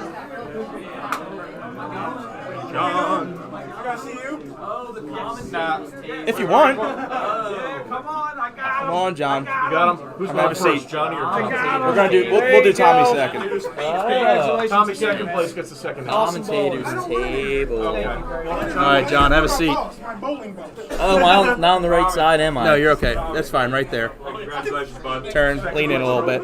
Oh. All right, here we go. Lean in here. So, John, you were in complete control of this bowling center all weekend. Scores were massive, including on the broadcast today, qualifying yesterday. But you struggled out the gate in the final match, but I was told you made a ball change in the 7th frame. What was the ball change and why'd you make it? So, I saw Callan switch to a dice ball. I was like, you know what happens if I switch a ball in the middle of a match? Because my ball just wasn't, because 310 I threw it a little bit hard, so it was cutting through too much, and it just wasn't working. I was like, this 311, I can throw it out a little bit, and I can get it, I can Susie it in the 1-3. So Susie. I Not Susie Sally. Yeah, Sally in the 1-3. So I just Okay. picked it up, and I just you saw it, like each ball was a break. Well, except for the 5-7, that 5-7. Every time I shoot it, I just pick it up and just go. Every time, because I can just fucking chuck it and then just slide it in. I had noticed internally you didn't waste any time on that one, but you again were in complete control of this bowling center the entire weekend. Your scores were massive, both today and during qualifying. Did any of your previous experience here in Pro Tours, especially years of experience here in the Youth Challenge matches, allow you to go out of state and win a star? Well, I have to be honest. I was terrible here in youth. Okay. I was not really that good here, but I mean, I moved up. I bowled here in the Masters. I made the Final Four. I think I had 12.72, and Sunday I think I ended up just losing in the Final Four. In the Final Four, sure. But I did pretty good. And I didn't bowl the last year for some reason. I think I went on vacation, and then this year I just decided to bowl and be good. So I'm gonna end with this. Now that he's in the picture, I do remember a couple years back when I was better than both of you. But 2 stars on the Pop Whitten Tour and now 1 star on the men's tour. John Green, congratulations, Thanks, buddy. man. I'll say I'm ready to one go thing. home. I remember when this kid right here had an 80 average. Now he's winning stars. Let's go. Yeah. I used to be a hammer in youth. 057 first year. You actually won more stars this weekend than you did kick ball racks.